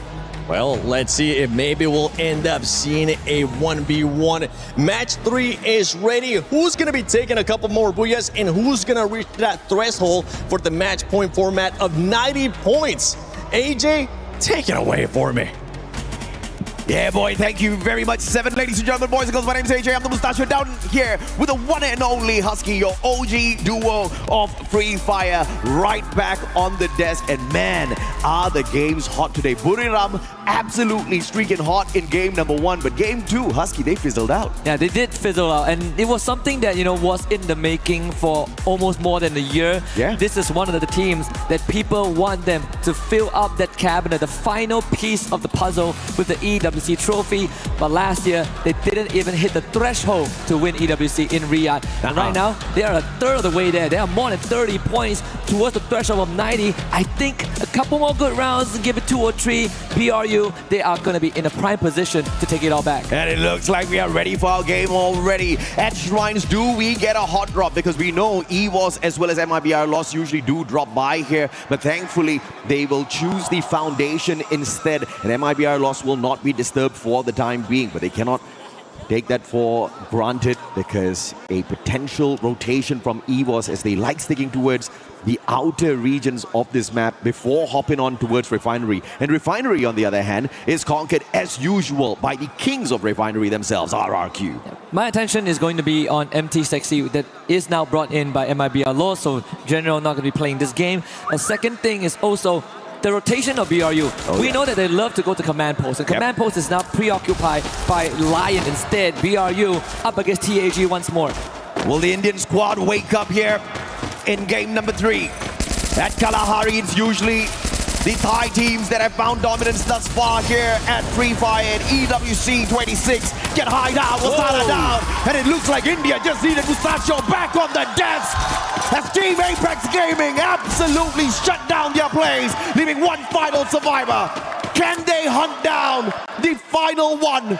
Moshi, the super sniper of Thailand, scurrying away as quickly as possible. No Morse on his side, no stealth bites. And Team Apex Gaming just need one more, and they get it. And the 3-time world champs out of Kalahari, all thanks to them. Yeah, Wasana with his hands on his head because that was an absolute disaster for BRU. RRQ come to life, they find EVOS at Foundation, but EVOS should be out of this. They have 2 more members left. The UAV does ping out Ray. He does have the hook gun in his face, but not much cover to work with, so this should be the 3rd confirmation for the Kings of Kings. But at least, unlike BRU, EVOS, they have a 2nd win in this game. A little bit of a civil war here between RRQ and EVOS. But the Team Apex Gaming, who were literally at the very bottom of the leaderboard when we started, can they continue to rise up to the top? They have no idea who they took down. So I don't know if or not it's going to be a huge confidence boost for them, but as long as they can maintain this momentum after winning out that initial gunfight. Loud up against Falcons. On the other hand, Nix with the backstab, and you've got Waka from the front with a VSK. They got that done absolutely well, and now they're going in for the chase. Kororo's going to be stuck all alone here. Icewave's not going to find the tag on him just yet, but Trap cutting down the distance here. Mag 7 in hand. Kororo's about to be popped, and he puts him down on the ground. Beautiful play so far from the Brazilian squad. Now, no way out of that for Kororo. Trap did say during the interview with Carol that they are feeling really good after the first Booyah.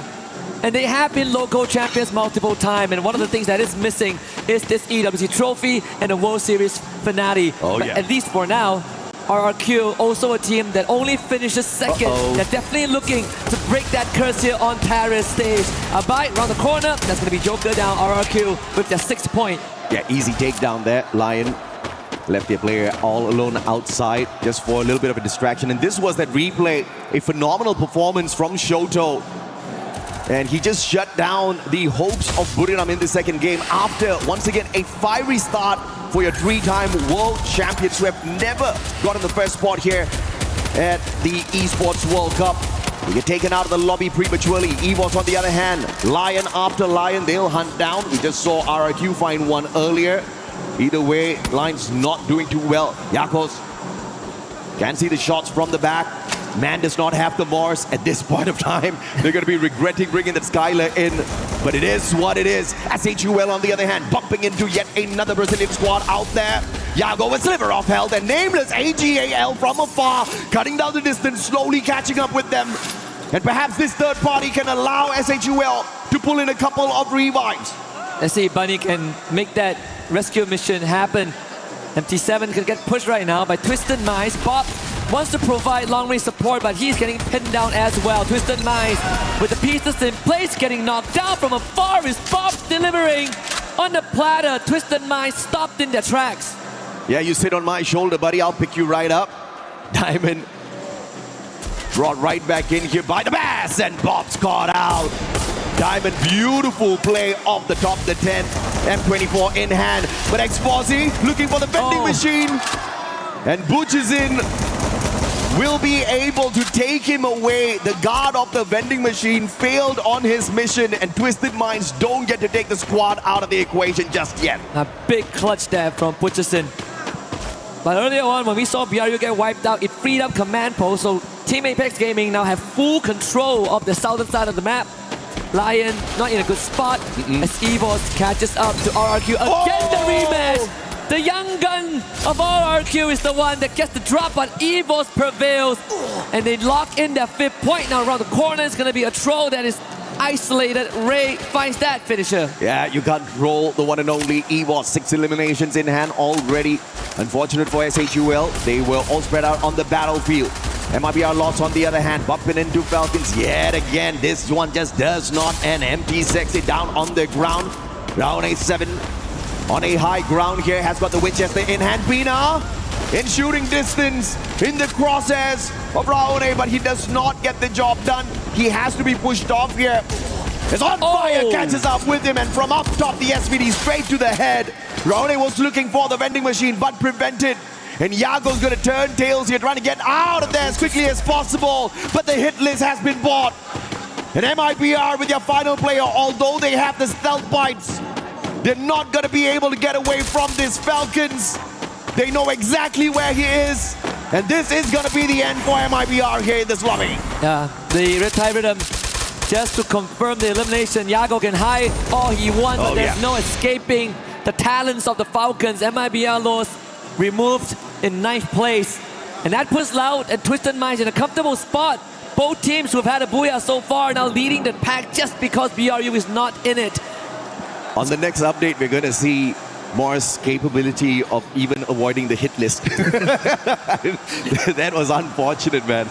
He tried to stay hidden, but got exposed in a totally different way. Brilliant play, brilliant strategy out of Falcons. And now, Twisted Minds versus Fluxo. Bob's MT7 as the rest of Twisted Minds use the zip line to cross the battlefield. Diamond has got MT7 in his crosshairs. MT7 on the other hand, focusing on the airdrop. They want to make sure they've got the weapons of choice to take on Twisted Minds as well as the utilities, but the Bass with the advantage. M590, oh, needs another one. Almost messed that up. But MT7, the sniper, just could not take a decent CQC. Yep, Twisted Minds with the daylight robbery and an extra point under their pocket. Fluxo forced to run away. Pot shots headed towards Boss. Butchison needs to hold the fort as to find an isolated Joker, but they need to secure some space at the sub for MT7 to come back into the lobby. Fluxo surprisingly very, very spread out as a team on the southern side of the map. If you look at this map, usually we've seen dominance out of the Thai squad so far. Falcons, Buriram, AGAL, all of them have 1 booyah each on this Kalahari map. With Buriram out of the equation already, perhaps Falcons and AGAL will be the biggest threats later. Fluxo, on the other hand, they've got a booyah for themselves on this Kalahari map as well in their run here at EWC 26. But as far as those points are concerned, they didn't really rake in a lot of eliminations. In fact, Fluxo hasn't really looked very strong on the battlefield so far as the eliminations. Yeah, not at all. I definitely expected a bit more, but I'm looking for them to ramp up maybe game 3 and 4 onwards, right? This is the team that needs some time to warm up their engines. But one of the theme of this game is the fact that 2 of the biggest strongholds are Refinery and Command Post because of RRQ and BRU. Both of them are not in the lobby, which means that there's a lot of real estate freed up for everyone else. The game should slow down temporarily until maybe the 11th minute mark. And until then, we're going to see stragglers being picked off left and right and then brought back by the vending machine. And that means it's going to be some free points for the teams who managed to find these eliminations. But he tried his best there to get to the vending machine, but unfortunately the Valiant Dash used against him. Not really to disable any of his defenses, but just to cut the distance down. And Exposy finding Jack as well. And now SHUL left with 1 final survivor. Can India find a way to get back into this matchup through this squad? And Team Apex Gaming, on the other hand, started off really hot up against Buriram, but they've been silent so far. AGAL finding the Brazilians. Loud, and a grenade M79 up into the top floor. Trap will be pushed down by the M590, and that starts off a big one, and that's a massive advantage because that's the player that had the M79 on the side of the Brazilian squad. Cypher traded out, deal with the shot from afar with the M82B, and they dismantle Loud with that play. Perfect execution from AGAL. I think there was a bit of a miscom there from Loud, who tried to run down the stairs and Trap absolutely caught out. Not really sure what the plan was, but Cypher with the great execution on the Valiant Dash sealed the deal there. I think the play there was supposed to be the M79 to be sent down to that lower ground, and then of course those grenades to take out the players from the front lines. But unfortunately, before he could get into position, he just got shot out of this spot with the M590. Beautiful play out of Cypher there in that moment. But now Twisted Minds up against EVOS. Both these teams know each other very well from the Southeast Asian region. And it is EVOS right now leading with the eliminations as well as the utilities. Twisted Minds not too far behind them. But you look at the long reposition, that's probably, I think, Exposi trying to get into spot to see if he can flank around. AGAL watching this battle from afar as well. If Dew finds Aim God, this is going to be deadly. Yeah, we can say the same for if Russia gets a clear shot. Diamond's already tagged out. Oh, you have Fluxo on the high ground too, so Twisted Minds not really comfortable staying out in the open at Foundation. They need to find some cover here, but with EVOS pushing in, they gotta pick a poison. Yeah, you gotta pick a poison, man, either way. I think there's a fair chance you do not find the antidote for either one of them. More stealth bites used by Russia. He gets a easy flank around the left-hand side to find the circle first before the rest of his brothers. And the rest of the frontliners on the side of EVOS will be holding Twisted Minds back. And Russia, right after he gets into spot, he gets shot in the back by the player from the side of Fluxo, most probably MT7. EVOS calls for the Bolt Maker. Lightning zone now. Twisted Minds cannot step out into the open. Aim God with one misplay that does not manage to get the first knockdown in the Valiant Dash. Almost saving him, but it was that A124 thrill of battle that gave them the bravery to step into the battle. But Twisted Minds turning the situation around for themselves. Yeah, and Russia needs to build his team out right now. Oh, Finds a nade and a snipe. Russia going above and beyond and putting EVOS on his back. One more. Exposi and the Bars, remainders of Twisted Minds. One Russia more. again, the Wonder Kid with the delivery system. Can he complete the cycle here as the Bars desperately bringing his teammates back with the revive? But Russia has done more than enough. It's his turn to maybe get his teammates back into the game. The Bars over the glue. Whoa, the Bars comes out on top. Ah, the Bars, beautiful. Gets the insurance policy first on that revive, bringing Diamond back into play and then going for the shutdown. But their chances of surviving this lobby and getting a booyah is absolutely slim. The Bass is going to probably get taken out of the equation here outside the circle, tanking a lot of damage. Apex, on the other hand, right beside SHUL, who have had a full squad recovery, looking for the next zone. Can he stay a ninja? Nah, they've spotted him already, and Apex is going to get tagged up. Probably this is the end for EVOS here. Yeah, it's either them or it's either SAUL, AGAL that takes that away. Just a free point sitting out in the open. If you are the Indian team, you definitely would want that point as you are sitting at the bottom. As we lose Twisted Minds off screen too, Apex is just trying to... I mean, he did gain an extra placement point for himself before Duel finally collects that. So we are going to go down to just 6 more teams. AGAL as well as Fluxo, the only 2 other teams that have managed to secure a booyah on Kalahari from this EWC stage. Can they take it all the way? Lion has been fairly quiet after a few mishaps at the very start. Haven't secured a single elimination for themselves. Fluxo, on the other hand, tanking a lot of damage outside the circle. Spots out SHUL on that rotation. Jack's getting tagged up by Baros. AGAL like shooting fish in a barrel. And Fluxo wants to steal that away. MT7 knocks down Troll. He makes sure he gets the confirmation as well. AGAL getting those shots in, making sure they scare the players on the side of Fluxo back. And they're trying to keep Buddy Pinson in. Yeah, this is a good game for Fluxo and AGAL to pull ahead of the curve because some of the Apex players are already out. One more. Cypher, can he get the snipe in? It's Dew again, of course. Never doubt this guy. Bunny is also pinned down behind that glue wall, and it's only a matter of time before AGAL finds him.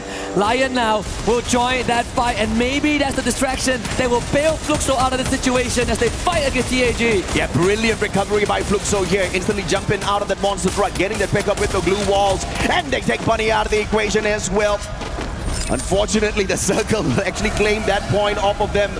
As SHUL Esports makes the exit from the lobby, we now have the top 3, and 2 out of the 3 teams are definitely geared up for the Booyah here.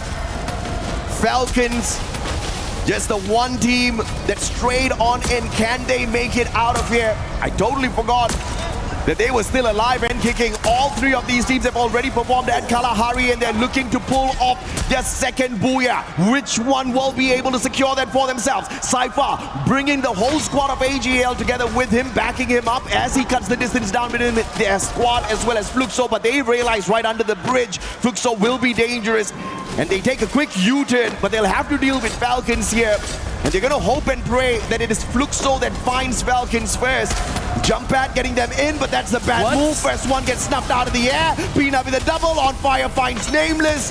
And AGAL losing 2 too early. This is good for Fluxo. Carrero made his rotation too late and went down to the blue. Pina did take down Dew, but now Fluxo completely freed out and might get an advantageous fight against Falcons. Pina needs some help, but the blue zone is pushing them straight into the heat of Fluxo, who are coming at them with full force. Dew exposed and Limit with the first one to even the odds out. Fluxo forward, pushes in with the dash in. Pina covering himself and pushes in, now needs assistance. Gets knocked down, finds the trade again. It's Limit trying to hold Falcons together, but he falls in the hands of MC7. Pina brought back up, pops in front of him, on fire, providing help. Falcons side by side. As Fluxo looks to turn the corner, the pre-fire comes through, Pina rushes in, MC7 holds his own, MC7 delivers on fire with the trade. Can Bob steal it? The captain of Fluxo can do it! On fire! It's on fire! And Falcons get their Booyah! Yes, second Booyah at Kalahari. The 5th time they make their run here on this map, and they're truly dominant. But a well-played game for all 3 teams that squeeze themselves towards that final circle.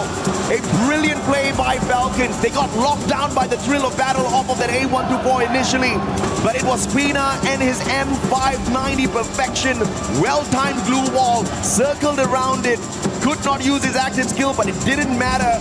He went in for the pop, an instant pickup to maintain the numbers advantage, and the distraction with the extra player on the side of Falcons, more than enough to allow On Fire to pop off towards the very end.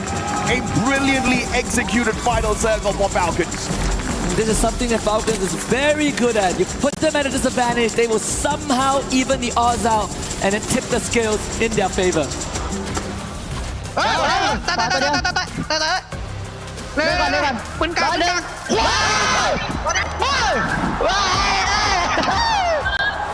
And you see the prioritization of the Tiva there as well, and that's exactly what got them that instant pickup in such a dire situation. Without the focus on Tiva, I think they would have been wiped out already, and that's exactly what makes these passive skills so important at a level like this, Sasuke. Absolutely, and because of that, Falcons get themselves 28 points from Kalahari, but Fluxo and AJL, they're not too far behind, right? 21 for Fluxo, 19 for AJL. These are the teams that actually needed these points the most, with BRU and Loud Snickers out of the equation early on, and now we should start seeing a bit of a separation from the top 6 and the bottom 6, because it's starting to look like it's a top-heavy game. A great recovery for Team Apex Gaming as well. India had a phenomenal run yesterday. First 2 matches, not really on their side. This is the game they wake up on, but SHUL still lagging behind a tad bit, but at the very least, not at the very bottom of this leaderboard for Kalahari. But on the overall leaderboard, I'm fairly sure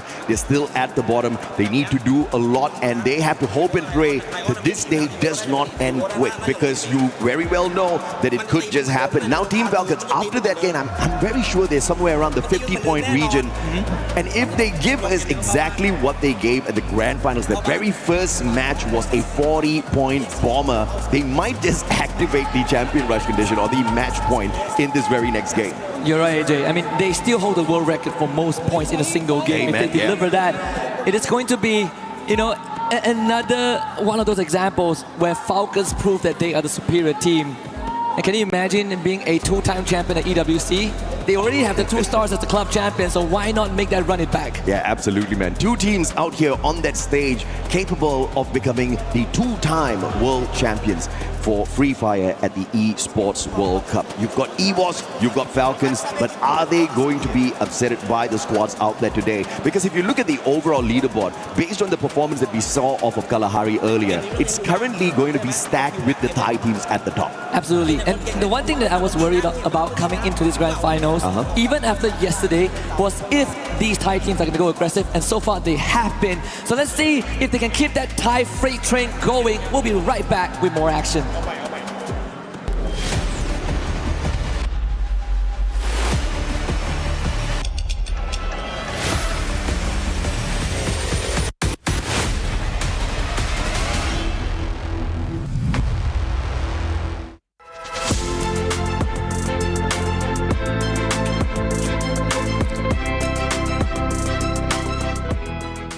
The human body was built to move, not trapped at a desk in one singular posture for 12 hours a day.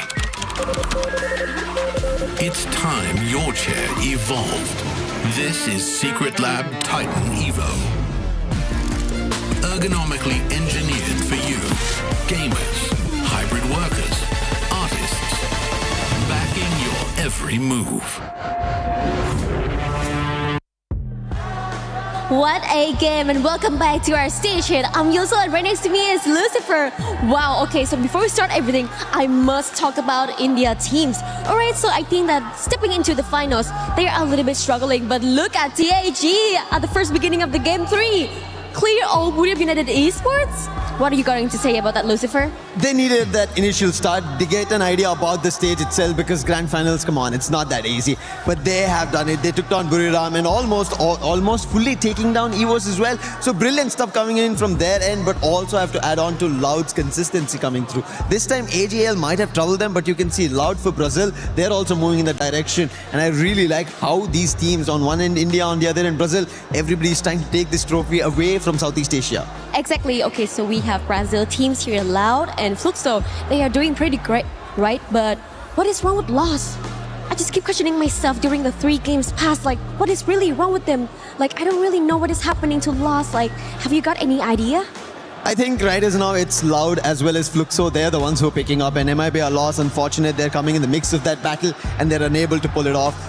Hopefully they do something different that works in their favor, but one team that did in their favor to get back what they did in EWC 24 is Falcons, that they want to be a 2-time EWC champion. Great, but what about EVOS? Because they are getting a little slower than during the 3 games away. But I'm really impressed with the final play. We have our last circle, AJAL, Fluxo, and also Team Falcons. And Falcon Pina is definitely on fire. He's played really nice, even in the last circle. Control the games really nice. We cannot talk about on fire, but he's getting fire his back, and I'm really proud of my little boy here.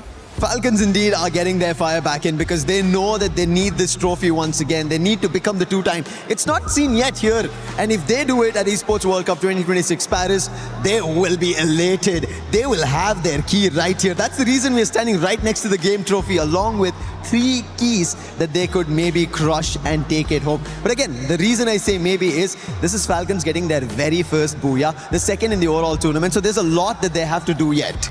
Yes, and I'm looking forward more to see our teams, because this is unlimited games, right? Reach more to 90 points. Okay, so let's back to our studio, shall we? Thank you very much, Lucifer and Yun. So we are about to hop into game number 4, and it is Bermuda time, back to the origins of Free Fire.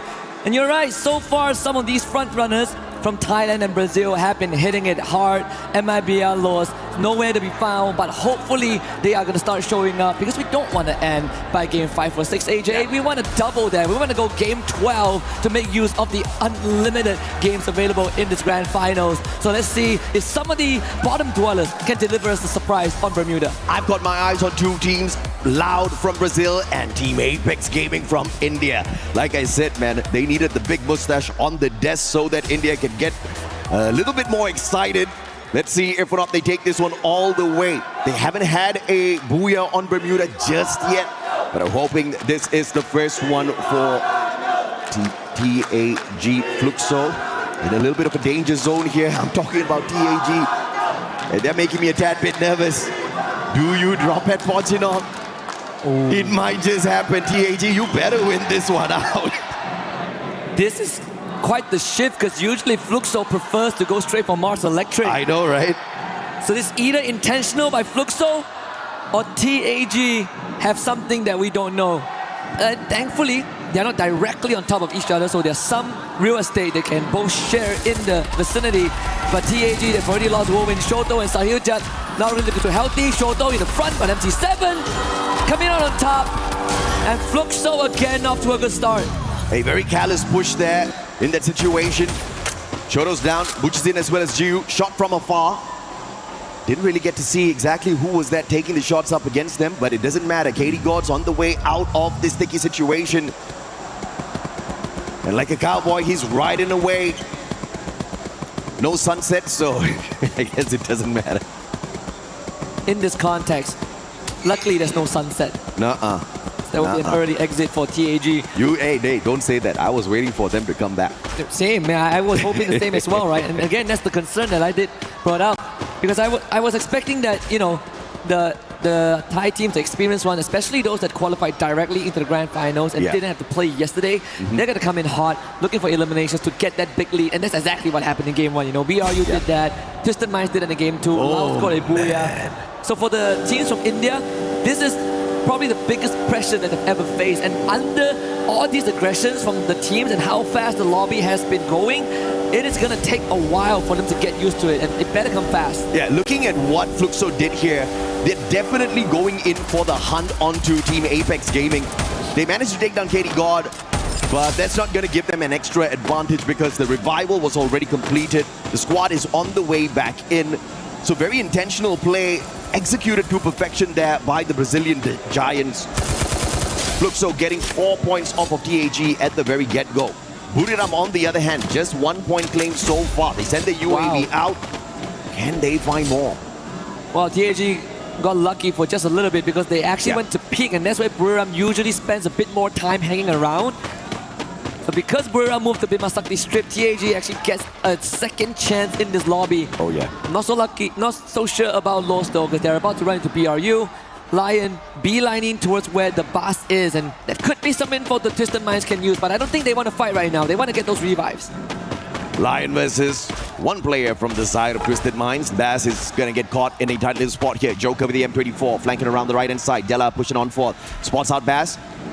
Joker gets the first shot in. Bass pulls up a good glue wall. He's going to be able to block the shots from Della. Grenade's not going to find him just yet. Bass has got the Drogon in hand, but Joker will RGS him out of the equation. And Troll from up top.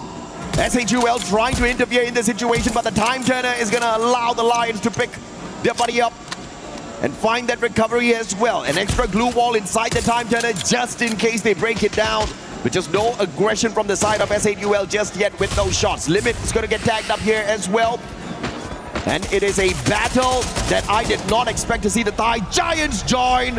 And this is now turning into a three-way fight. And SHUL might be able to get away as Lions now start shooting down the Falcons. Yeah, SHUL is the team that has info on both Falcons and Lion, and that's why they instantly backed off and leave Lion to be the Falcon problem instead of themselves. Limit just got picked back up, so Falcons didn't really have much time to pick themselves into shape. But there's still a trade between Lion and Falcons. Karoro finding Games King. That is the back broken on the Lion side. They no longer have the anchor, and Lion will be forced to split up. Brilliant play, brilliant counter by Falcons. Although they were in a tight little spot there, using the jump pad to see if they can pull away some numbers from that equation, intentionally or unintentionally help the Indian squad of SHUL survive. And the Lions didn't go in for the pressure since Falcons got a couple of numbers off of them as well. Now the Bears still under pressure. This time it's Evos that finds him. And that's about it. What a turnaround. M1917 gets the knock. Can he get the confirmation? Oh, he gets the double! Can he get a triple? Locked down by the thrill of battle. The flank comes through from the back. Good glue wall. And he gets the elimination. The best, you monster. Absolutely insane play there. Hunted down by the entirety of Evos. and comes out with man. a 2-0 head-to-head so far. And the entire game, One more? he has been alone. He has been isolated. And finally, Ray takes him out. But it did come at a cost for Evos. They are forced to soft reset. Good anticipation for Ray there off of the BSK. Silejet in the vehicle. A disadvantage up against Strap, who has the Woodpecker. Katie God, and now they're all spread out on the battlefield.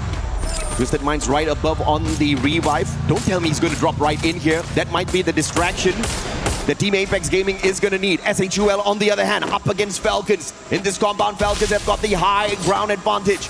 Limit, Riptide Rhythm sent out already, so he's on cooldown for the active skills. Jack's going to be spotted out from afar. Pina quickly repositions towards the lower ground. They pulled out the Painted Refuge off of that Steffi earlier on, but no nades were sent from the side of Falcons. So that could be the active wasted. It's a 2v2. Time Turner used a little prematurely. Nice. Pina gets caught out though. That's a big play, and Buddy with the Trogon goes in for the doozy. And the follow-up will put Falcons out of the equation. SHUL Esports still alive. Perfect stuff from Tro with the Car 98. And the cluster to set it up as well, completely scattering the front line of Falcons right into the crosshair of Tro. And TAG on the other hand, you wanted the Indian team to step up, AJ. I think they're granting your wish as they were chasing down isolated members as well. And this could put them in a good spot and give them more games in this finals. With Falcons removed, now it is Twisted Minds and Fluxo's chance to get ahead. Bharat Mataki, Jay. That's the way, baby. But of course, it's not enough. They're still towards the bottom of the leaderboard. If they can climb up consistently, maybe get into the final circle, they stand a good chance. Man, the Bass is just having an unlucky run here in this Bermuda lobby. Tagged up again, can he pull off a superstar play? This time it's Katie God with the M1970, the double revolvers up against the Bass, who does have the SMG in hand. The Bison, deadly. Katie God needs a sharp shot here. The Bass quickly finding the recovery off of the Superman and the backup from afar. Unfortunate. Exposi brought right back in here. Twisted Minds continuously on the revives now. Shoto needs to turn tails and get the heck out of there, because you've got two players on the side of Twisted Minds with a high ground advantage, and Diamond has the VSK. That's it. He tries to get away. Diamond, are you going to miss all of those shots? Shoto, one more. Some luck is keeping him alive, but finally taken down. Took too long for Diamond, but finally sorted that out. Longer than they needed. Exposi, he is running all the way from peak to join his teammates. Vovin is still up, but this vending machine is so far away. And Mill, I think that's where he's heading. We saw the Dinoculus being used earlier on, but it also could be from AJL to make sure that there's no team coming in from the eastern side. Yeah. SAUL have been duking it off with BRU for quite some time. Let's see if Bunny can come out on top. The blue wall all go down at the same time. Is Bunny against the captain and Jonah Besson. Man, I mean, Jonah's a monster always, but in that situation, he was definitely outnumbered. The rest of the players from the side of Buriram is having the crosshairs on him from afar. Moshi spotting out Jack as well, but Jack, with the Valiant Dash, will be able to put a little bit of a distance between himself as well as the Super Sniper of Buriram. But the rest of the SHUL players are not out of the woods just yet. Spotted out by Buriram. Jonah as well as Get High XL out in the open. Troll has got the Car 98 and the VSK. Oh no. The quick scopes will get him absolutely nothing. Perfect defense off of Buriram. On the opposite end, we've got Loud bumping into Evos. Yeah, he doesn't see Jonah with a stealth Lion? so that could be dangerous. Evos here. Is it another three-way fight? If it is, could even be a four-way, Husky. RRQ joins it. You call it. There you go. With the snipe onto BZP. Apex is going to try and capitalize on this, but he's going to be pinned down in this warehouse as well. If Lion pushes this, it is going to be bad news for Evos. Yeah, good recovery for Loud here. Just quickly going on to the troll, making sure RRQ does not get those easy shots. And assisted by Evos from down the bottom as well, who lay out all of those glue wall melters. They call out the Painted Refuge from Steffi, protecting them from any nades that will be tossed up onto the roof. So that's a brilliant defense here by Loud. That ice grenade's not going to do anything to them. Dragon Freeze will not scratch them at all. But the Painted Refuge used up already. They all get tagged up by the Moko. Evos knows exactly where they are. All thanks to the lightning zone as well. And Loud has got nowhere to go.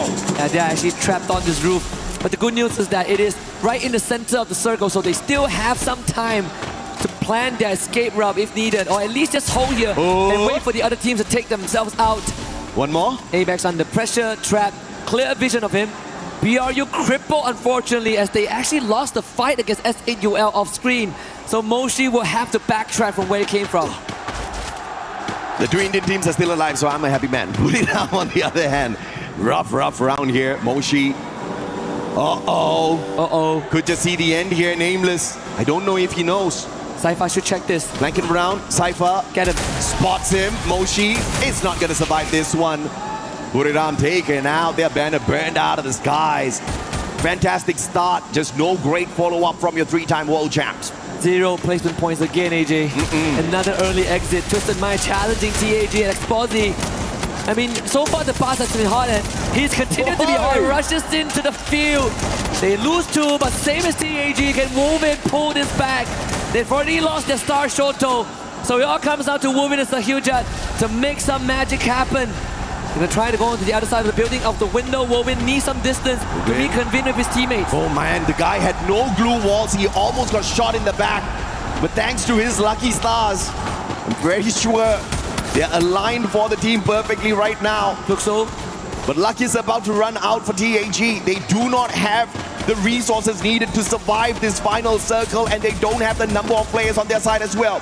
Will luck be on their side? A Riptide Rhythm from another squad, giving the opener here. S8UL losing lives one after the other as well on the opposite end.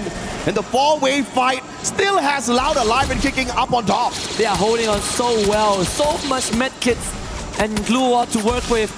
They've weathered the storm for now, so RRQ is going to be their next problem, but at least they have the warehouse to drop into if needed. Wow. Fluxo did bail TAG out from the jaws of Twisted Minds for a while, but now TAG will have to somehow get out of this with minimal resource. S8UL, although they survived long enough into the 12th minute mark, placement points wise, they don't really get anything much off of this lobby at all.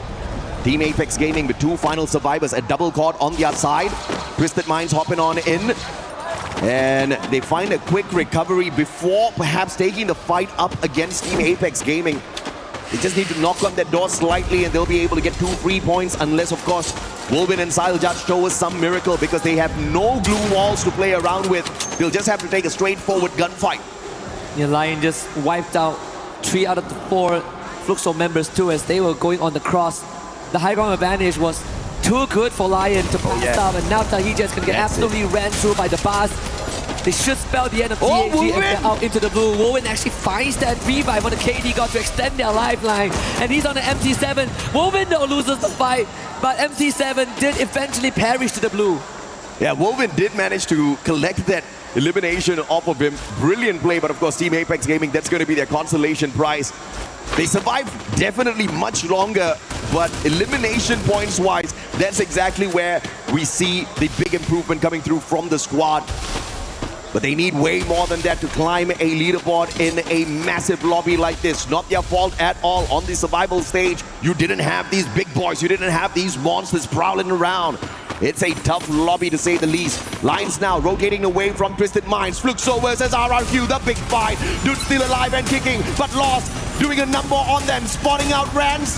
Circling around the glue wall, will get clapped by the thrill of battle, and the A124 does RRQ in. The sniper of RRQ can't do much in this situation, tries to run away, prevented by Rigby. Easy points for MIBR, and that's the 4 that they pick up in this lobby. Good stuff. MIBR needed an intervention. They needed a way back into this finals, and I think they found that opening. Now it's about converting that into more. Lau still holding on strong. The next circle, let's see if it decides whether Lau gets to stay. Nope, out into the open we go.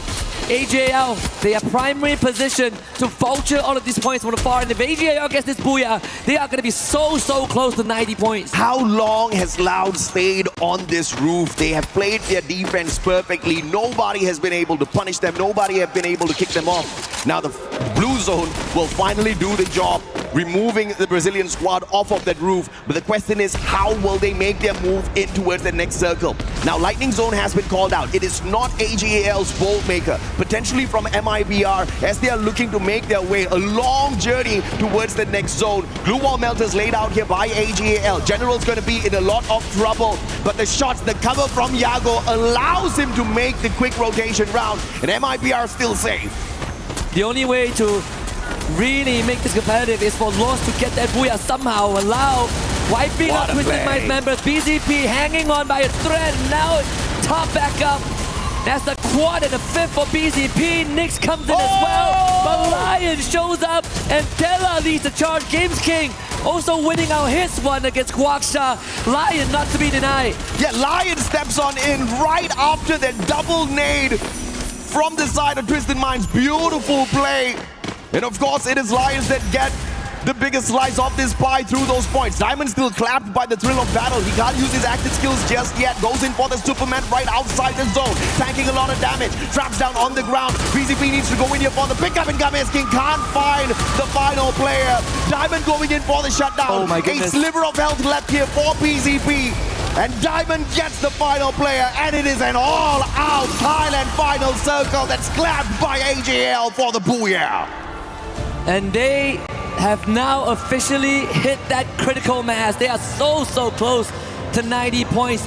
This Booyah, I believe, paired with 11 eliminations, puts them one good game away from the 90-point threshold.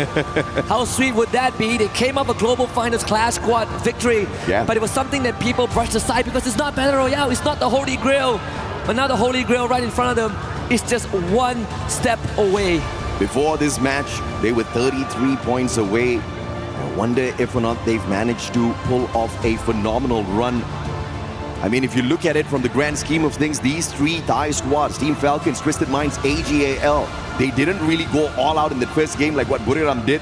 But right after that, you see the consistency out of these boys. And Falcons and Twisted Minds already with their Booyah earlier, and AGAL just picking one up for themselves as well. So if you look at it from the grand scheme of things, Southeast Asia doing phenomenally well out there. This has to feel like deja vu for BRU. This was exactly what happened back in Riyadh in 2025. Get a hot start on Bermuda in game one, and then absolute silence. And it has happened 2 rounds in a row. You gotta feel what the players are thinking. I think Wasana is starting to feel the stress as well. Hands on his head in game 3 and really just slumping back on the chair after game 4 ended. But there's one team that deserves Twisted Minds. They missed out last year. Jump was with poor memory. They didn't even make 80 points. They finished last in Riyadh.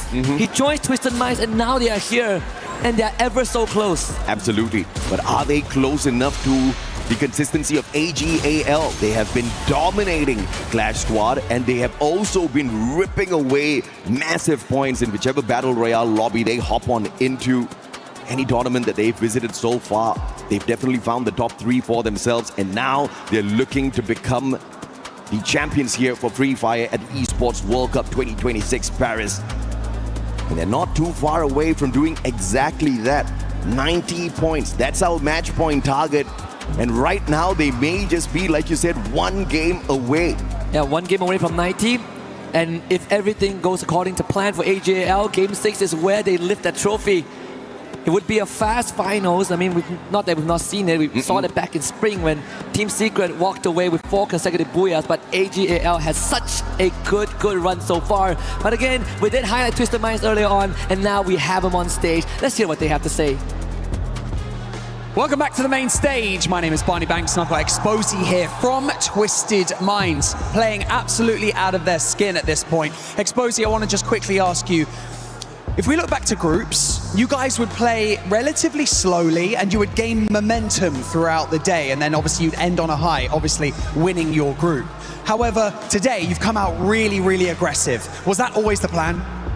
ก็คำถามแรกนะฮะ ถ้าเกิดมองย้อนไปตอนกรุ๊ปสเตจเนี่ยฮะ ตอนนั้นเราเล่นกันแบบว่าค่อยๆไปเรื่อยๆแบบว่าไต่ขึ้นไปเรื่อยๆแบบเงียบๆจนสุดท้ายแล้วเนี่ยเราจบที่1ของกรุ๊ปสเตจเลยนะฮะ แต่ว่าพอมารอบแกรนด์ไฟนอลเนี่ยฮะ พวกเราฟอร์มของพวกเราออกไปทางร้อนแรงแล้วก็ aggressive ค่อนข้างมากเลย เป็นยังไงบ้างฮะตอนนี้ ก็ดีครับทีมได้ปั่นจักรยานไปหอไอเฟลครับก็เลยเล่นดีครับ Yeah, actually like the reason behind like our aggressive style is like because we got a chance to like ride a bicycle to the Eiffel Tower, so we have a lot of energy to play today. Because you rode a bicycle to the Eiffel Tower. That's pretty cool. Let's talk about the current situation that you're in right now on the leaderboard, okay? You're from one of the strongest regions coming into this, alongside the likes of Falcons, AGAL, yourselves as well, and of course, Buriram United Esports.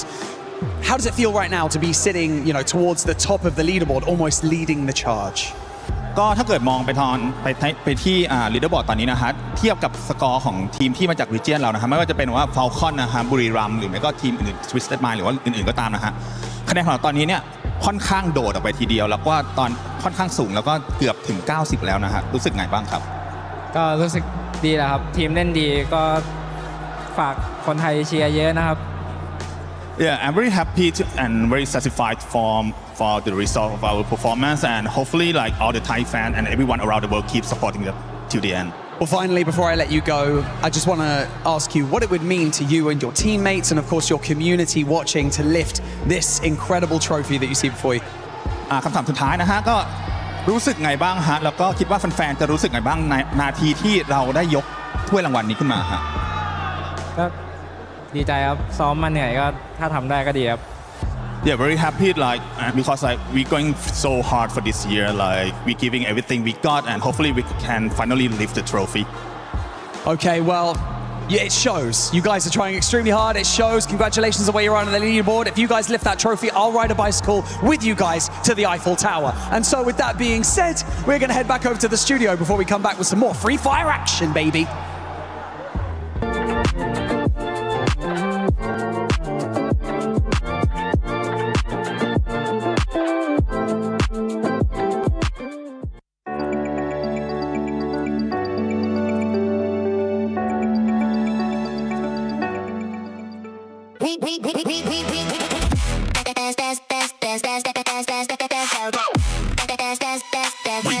Esports World Cup.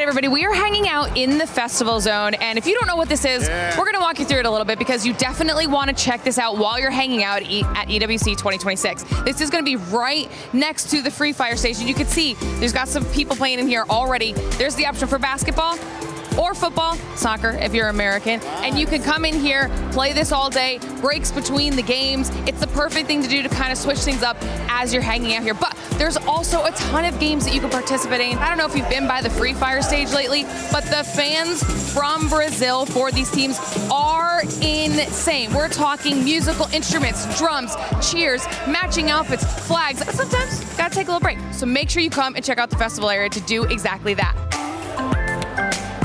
Another very helpful thing to check out while you're here at EWC 2026 is, of course, the venue map. Now, might sound a little bit simple, but I'm going to walk you through why this is going to be so helpful. This is how you're going to be able to navigate the entire location, and you'll be able to keep track of how everything is going. It's going to be one of your best resources here at EWC 2026, so make sure you check it out.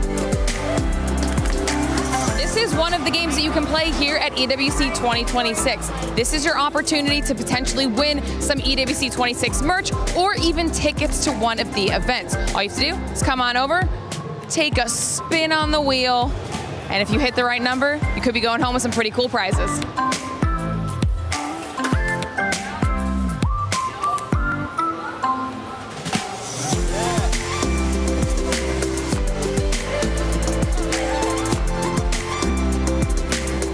Now, of course, you know, we also have our super fan area. Now, this is going to be where you want to go if you are looking for those up close and personal interactions with some of your favorite players. You have to come here. You can get some photos with your favorite players. You can get them to autograph some of your EWC 26 merch. Are you having a good time here so far? Yes, really nice. And I'm so excited to be here. We are supporting Lion and Gun Dynasty.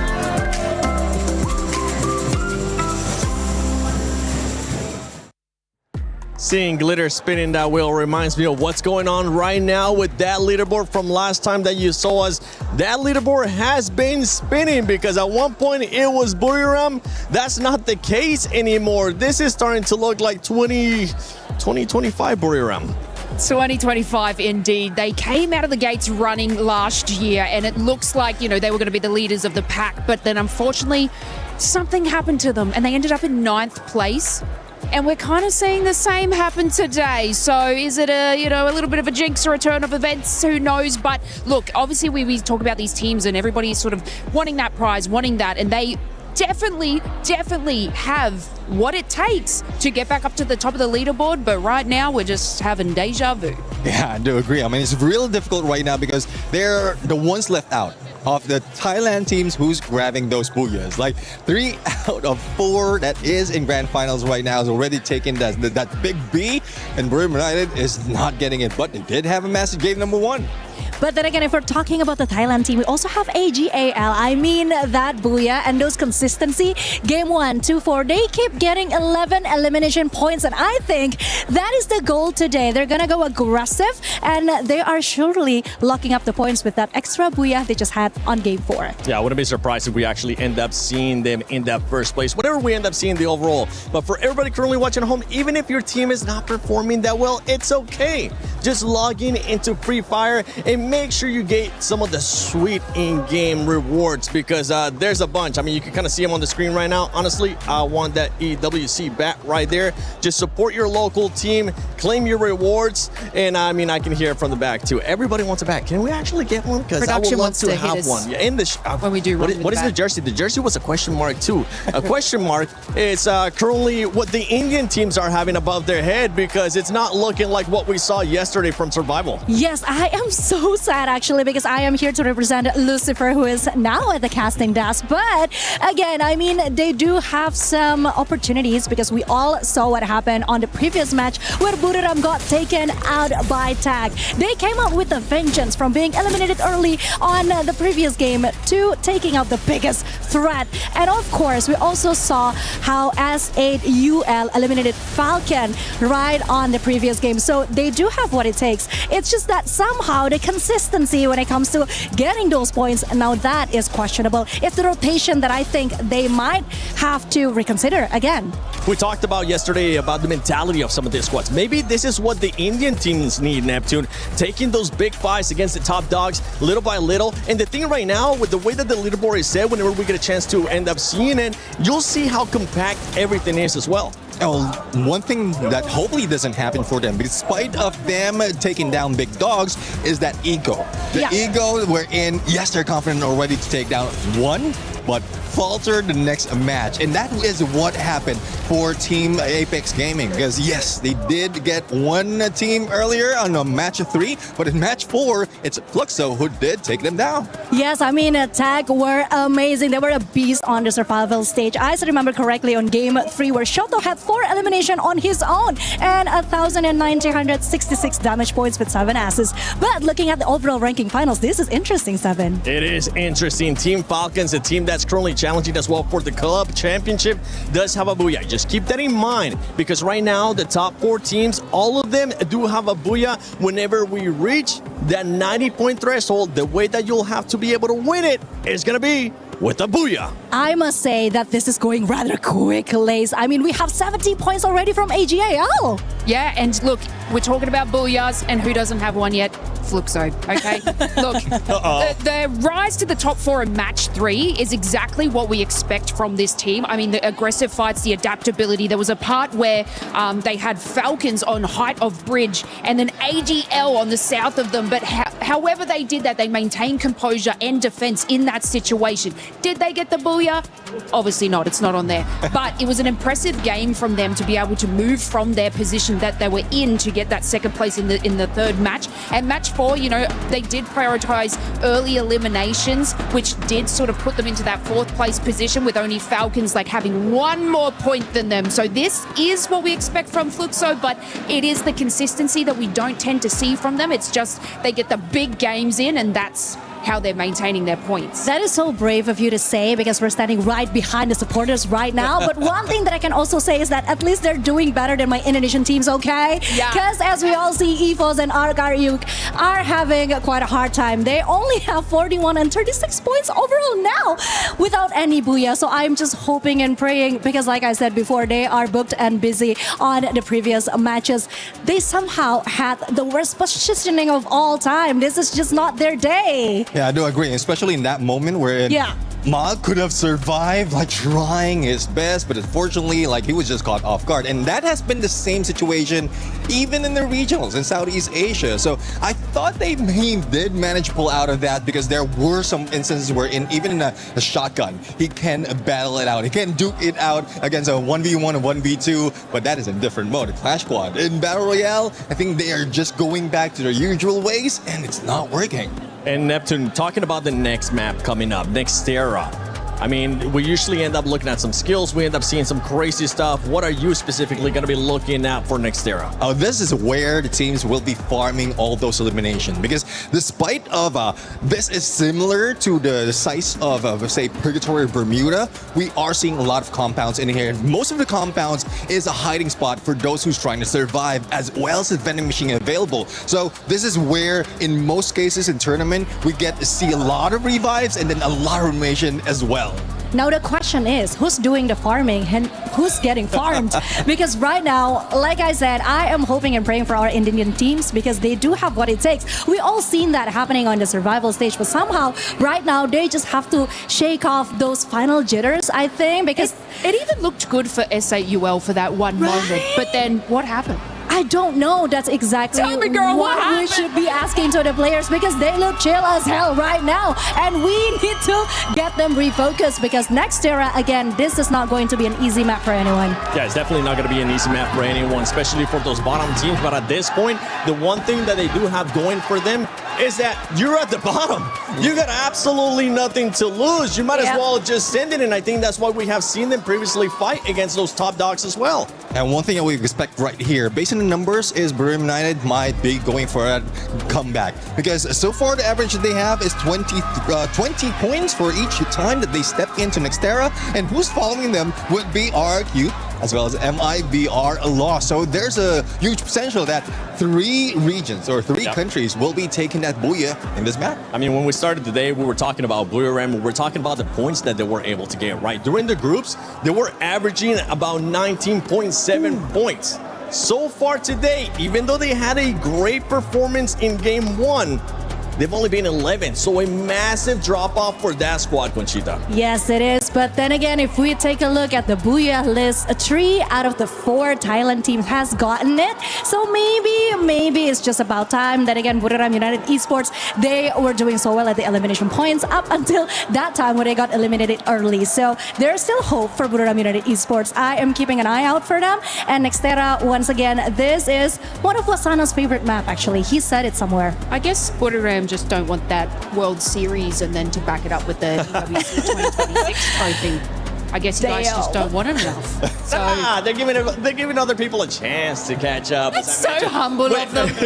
When we were talking about the overall, we saw first place there with 70 points with AJL, and then going all the way down to Lion, I think they were somewhere in the 53-point mark. So honestly, one booyah can make the difference. We already saw what happened after 2 matches earlier on. I can't wait to see what it's going to be looking like after these 2 matches, because if it's anything like what we just saw previously, it's gonna be absolute madness. And you know what? I want to see that madness. I know you at home want to see that madness too. Let's send it to Nextera. Well, madness is exactly what we're going to be getting as we go into this map. AJ warned us that this map could possibly be match point, because of the possibilities of some of these teams popping off. Just now, Neptune already said 3 teams, BRU, MIBR lost, as well as RRQ, have high potentials of going huge on this map. What do you think, Lucifer? I don't like it, Tash. Why? I went on the stage and was like, hey, this is the time that teams are trying to take it away from Southeast Asia. But look at it, as we are back towards our match number 5, 3 teams from Southeast Asia are ready to get to match point. And that just feels like it might just go back. But doesn't matter, the cooperation looks really good. AGL, Twisted Minds and Falcons looking forward to a chance on the game trophy. This is Nextera, the last game where you know the clear path to, because every game after this is randomized and you don't know where you're heading in the flight. Yeah, you're basically going in blind in this situation. Again, there is high possibility of hitting that match point, but the question is which team will be able to clinch in that final booyah to go home with the trophy and the championship title. Flight path right now cutting the map in half. Nothing much to be worried about for any team. If you want to go up north, you have a chance at Intellect Center. And if you want to go to Deca Square, which is so far in our previous days of the journey, the 3 days was very sought after, and even our last few circles ended up near the Deca Square itself. And right as now, it's only going to be SATUL. However, towards Rush Town, we see Falcons and a mix of Loud and Loud. They are the next best in case of Southeast Asia do not find their match point. It is going to be Loud. Yeah, Loud looks really good. I think in the first match was a bit more quiet from them, but they started to warm up. And I think it's really scary because they are a type of team that is just really patient with how they play. And we saw some gunshots coming through from them as well. So we are going to be seeing this fight happening. But at the same time, I suspect that for the players of Fluxo, they're keeping a close eye on this team. Limit already chunked out so low, even knocked down. But the revivals are quick. But Loud is just happy with his early 2 points. 2 points. Binoculars used to get to know where more players from Falcons are, so they know Pina is also close by. Not exact coordinates, but Pina, he'll also be snuffed out very soon. He's running out in the open. He doesn't have an idea that there's a player already ahead of his position. And very soon, Falcons, even though they've got the revive, will also lose another player. On the other end, Buriram finally getting back into action, and they're taking down Evos. They were supposed to be the ones closest to the match point, but they've been pushed so far down at the 7th spot that they need to rise up the ranks, get back to around 70 points. At least in this game, I don't see a possibility for Buriram to get to match point as comparison to the others. Pina, great attempt, and also successfully being able to pick up Trap in his position. Aggressive as hell. Could be able to go for this 1v1 against Nyx. Aware, drops down those glue walls, but able to bring Trap back into the game. Valiant dash to bring down the glue walls, moving all around the area. The lack of info keeps Pina at bay, but On Fire is here to provide some form of support. But Fluxo in the wings wants to join the fight, but before that could happen, Pina gets another elimination in the bag. It was stolen. Fluxo, they're the ones who made a close-by attempt here. And now surrounded is Pina. He was able to hold his front, but 2v1, that's not going to work out. Electrotherapy as well, working in favor for Fluxo. But Fluxo, they still have a challenge. Loud were the ones who pushed Falcons out, so Loud are still in the close compounds there. For Falcons, they might be safe and sound in the other direction, but Fluxo want to surround them. It seems like Falcons are the ones who re-attempt, and Loud are the ones who get away with it. UAV being used, information will be relayed, and Fluxo, they will again re-attempt and take down Falcons. On Fire's footsteps will be heard, but Sid will give a call, Bob, on the top to see if anybody exits in the nearby compound, and then they both again in a 2v1 might look forward to a second elimination on Falcons. Now On Fire is very capable of winning 2v1s, but over on this side of the map here, Rand's in trouble as AGAL completely overwhelm and swarm. Great work coming for this team. Positions all noted. No one is truly safe in this area. And now, wants to jump off from this site is looking scary.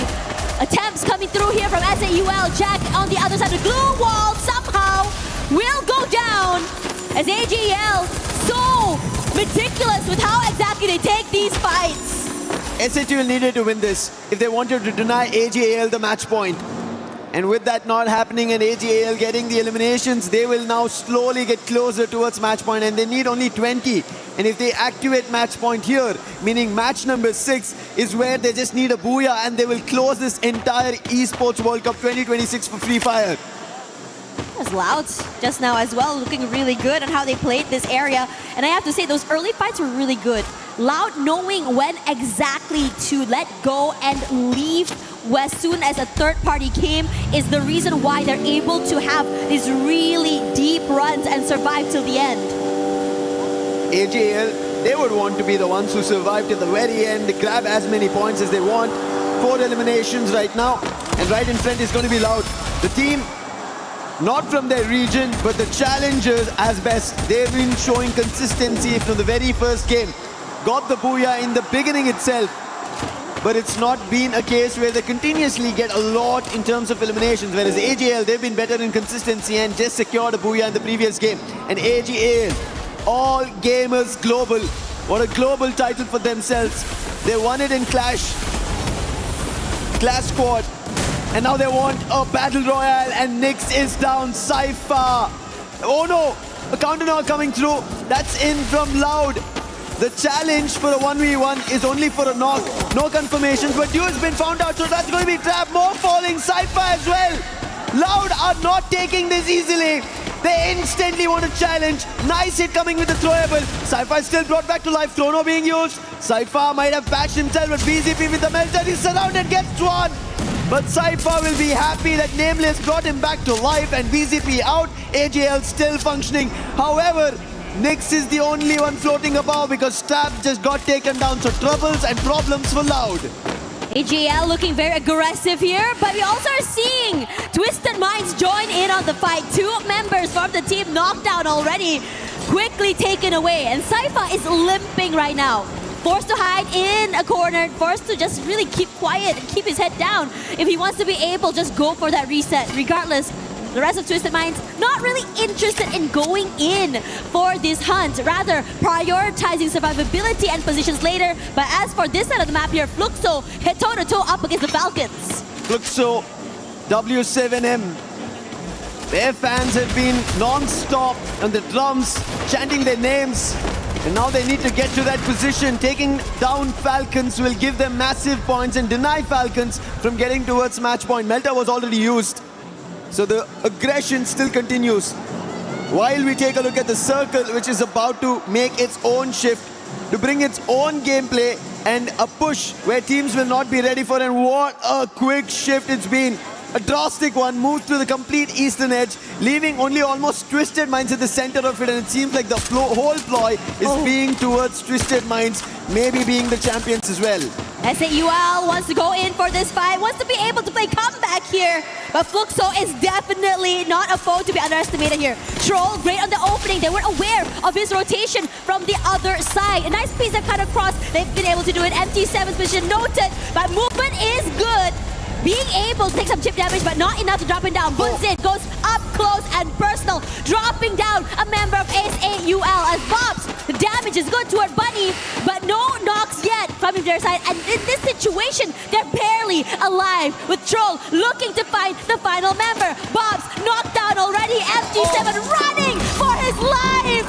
The shots are there, and SAUL overcome the Giants. Troll! This man was on the stage with us. 4 eliminations, and SAUL Esports take down another runner on this title, making sure their attempt is back again. Next era, this matchup is going to be crucial for every team that's making a comeback. So is Buriram. RRQ also needs the points. But them all playing outside the zone means this could be an opportunity for the others who are inside the circle. And taking another opportunity is SHUL. Now it's Lion on a challenge. Noors down, Jack as well taken down over there. Della, he's the one who made the hit. Games Kings knocked, and for the time being quickly Della to recover and patch himself. Puts glue walls in the container. And Noor wanting to help his teammates, but he's going to be surrounded and he'll also be knocked. Completely overwhelmed. Lion doing great with the timing, and they've been very, very opportunistic throughout the entirety of today. And now, in this situation, a little bit more further out of the zone, but they do have the opportunity to get into the area, since the area on the northern side is fairly empty. The only team standing between them is just TAG. Team Apex Gaming. We just saw what SAUL were able to do, but both SAUL and Team Apex Gaming are sharing the position on the overall ranking. Not great. However, Jack trying to make it better. Spots limit, but damage being done by Jack as well. While on the other end, front runners is what we were talking about. AGL are on the top of it. Cypher gates by Rigby. M590 to do the damage. Confirmation also to follow through. Nameless trying to hammer MIPL loss, and then successful blows being landed. Nameless now covering the outer fronts. Ravan, after his losing his teammates, wants to make a run, go for a revive. But even Rigby, he will not deny on this challenge. He will try to stand for it. It will not work out, as AGL will have MIPL loss surrounded and swept out. Yeesh! Talk about a team that's just really walking in the around the area, just sweeping it. Looking really good right now as we look at the entirety of this circle. majority of it, at least the best positions in my opinion, have been completely taken over here. EVOS on the western side, Twisted Minds and Loud sharing that southern side as well. Now I'm just waiting for these two to just duke it out because we all know how bloody it can be. Binoculars were used, so information's being relayed on either end. Twisted Minds, we spoke about it. AGL might be at the top, a team from Thailand, but Twisted Minds, they were a team that nobody had to bat an eye on. Nobody thought that they're going to be, because AGL's there, Buriram's there, Falcons is there from the region, but Twisted Minds, they were twisting players, hands and legs to make it happen. SATUL also trying that similar approach. They did battle against Falcons, but now Pina running, ring around the poses to try and see if there's a chance. He runs away from Bunny, but will be spotted. Pina still going for a 1v1. It'll not work out. It's going to be a max 7 end for him. And SATUL Esports secured their 13th elimination. This is a different look coming for SAUL. Yes, there are moments of brilliance, but this is the capability of what they're able to do. Riding high on that momentum, being able to take out the Giants. And now they continue on here. Northern side, they have the compound and space. And if you were to look at the zone right now, the southern side is about to get hectic. A majority of teams rotating through. Looking at the areas as well, for AGAL, I would say this is one of their best ones. 10 eliminations, not too far there. As the Falcons and SAUL each are getting completely destroyed in their own compounds and areas. AGL, two different teams in front of them, Twisted Minds as well as Loud. But Buriram, they have only one. That's going to be RRQ. Get High is out. Problem striking. Dutch confirms Rans as well. And Vasana trying to bring Buriram back. He will be put to his knees. Dutch will be recovered because Rans is closer. Buriram having a teammate, Jonah, who gets closer. Moshi from afar tried his shots, but none of them worked or connected to RRQ. But this breather was enough. Buriram is back in action, and Buriram also getting help from EVOS.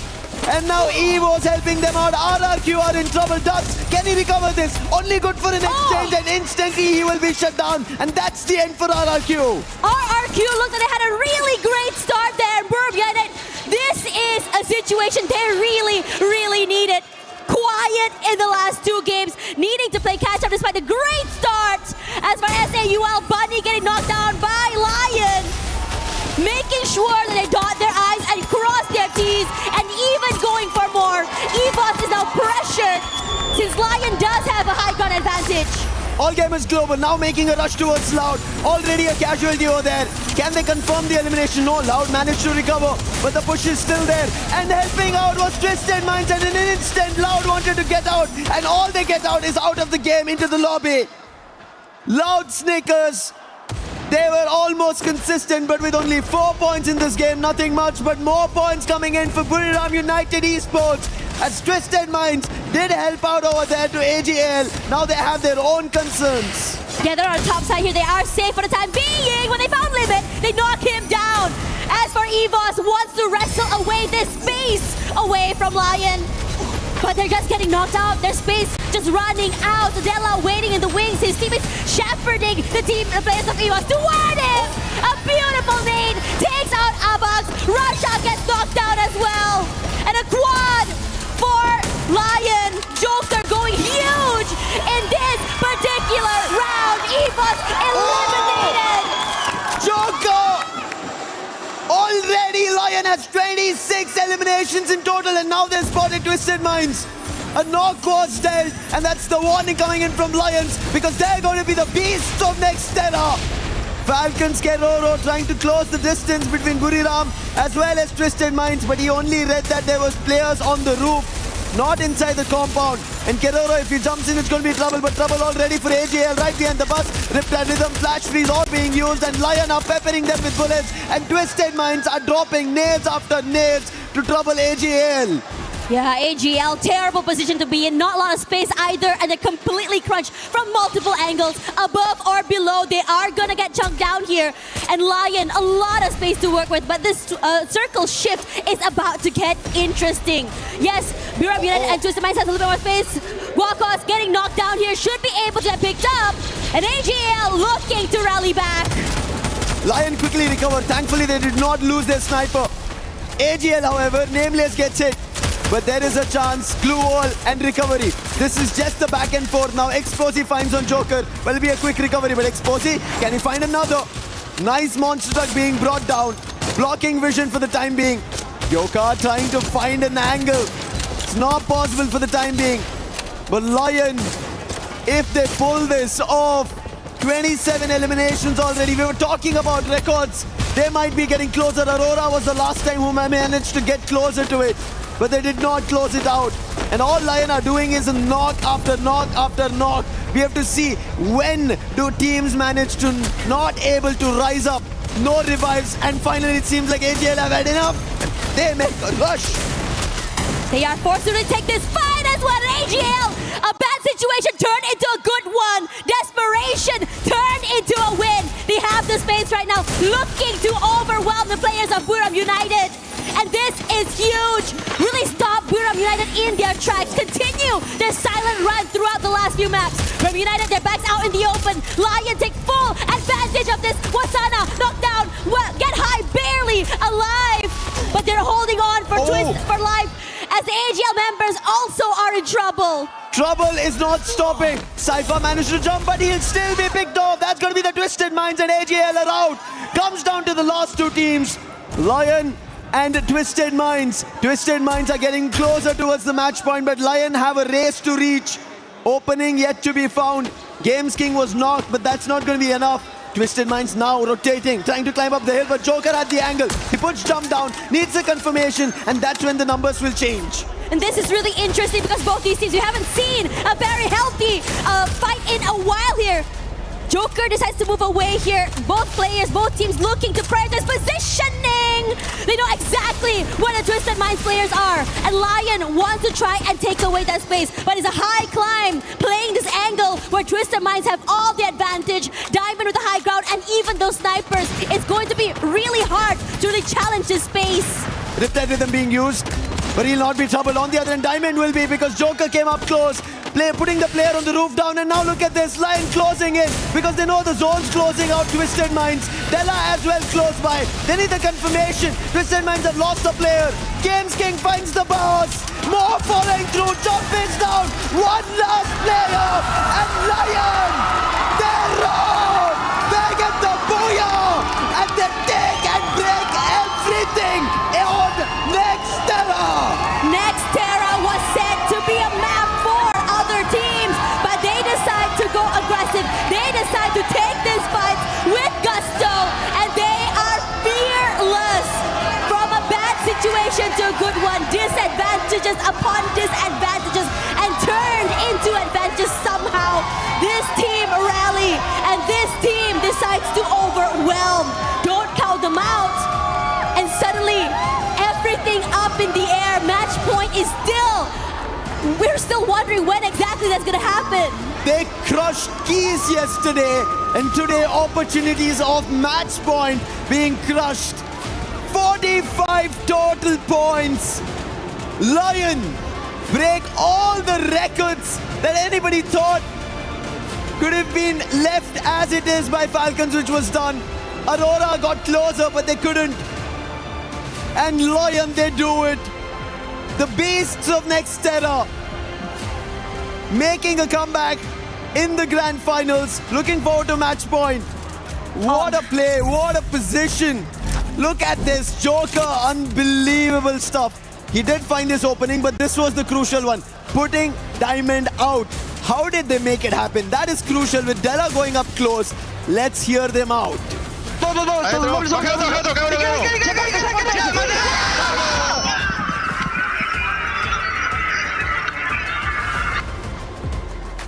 Crazy work coming from the Zell. You could tell how much they wanted it. They were super hyped. Like as you mentioned, match point denial coming from this team.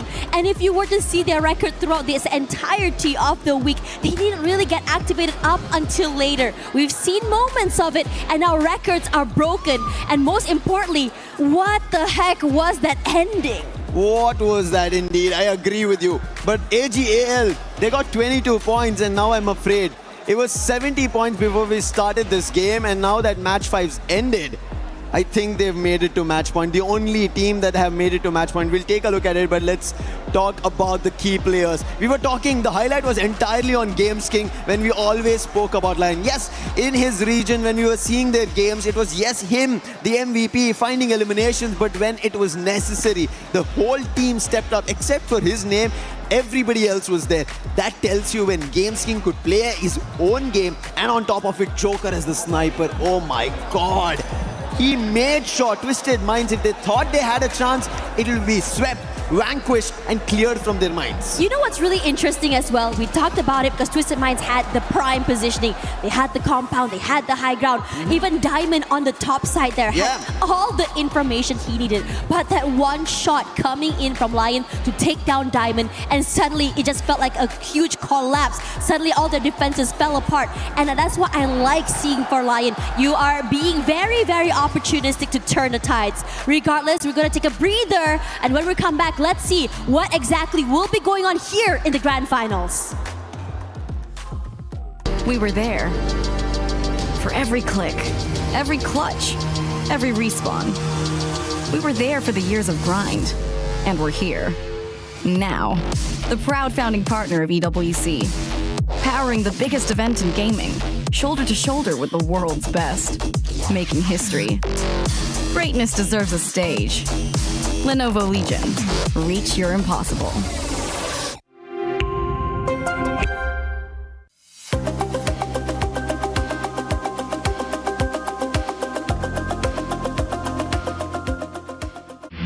A lot of people are haunted by their past. I'm inspired by it.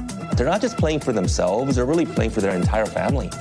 They have defeated their demons! They have crushed the curse! Everyone, the match point has started. We have two teams activated the champion rush. Lion and AGAL with very impressive points, 89 and 82. That is amazing indeed. I mean, just take a look at that last game. Lion, they totally won our heart over. They had it really hard against Twisted. Twisted had the better position, but they were quick. That they were super fast. A booyah, first booyah for Lion today, and they got 33 elimination points in just one game. They were struggling at the beginning, but 33 elimination points is huge, Yunsol. The youth energy is getting fired up right here, and I want to talk about Joker. He is such a nice sniper. Wait, getting himself 11 eliminations point is amazing. Very incredible, right? Super love that guy, actually. And of course, if we're talking about the match point, they are now 6 points ahead of AGAL, and that is something that we should look forward into going on the next game. 92 as well, and I think both of them can activate it. Both of them had activated the champion rush already and just need one more booyah to become the champion of AWC 26 Free Fire right here.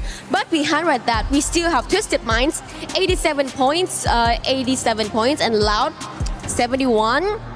Yeah, Pretty and that close. is amazing. And you just saw what happened in the green room. You just saw our reaction because that game, that match was just intense. But now we are surely having high hopes for Lion and hoping the other could catch up to them, because this is what they show exactly at the survival stage. I mean, technically, Lion was also one of the very first team who got the booyah during the group stage, right? So we all know that they do have what it takes to be the champion.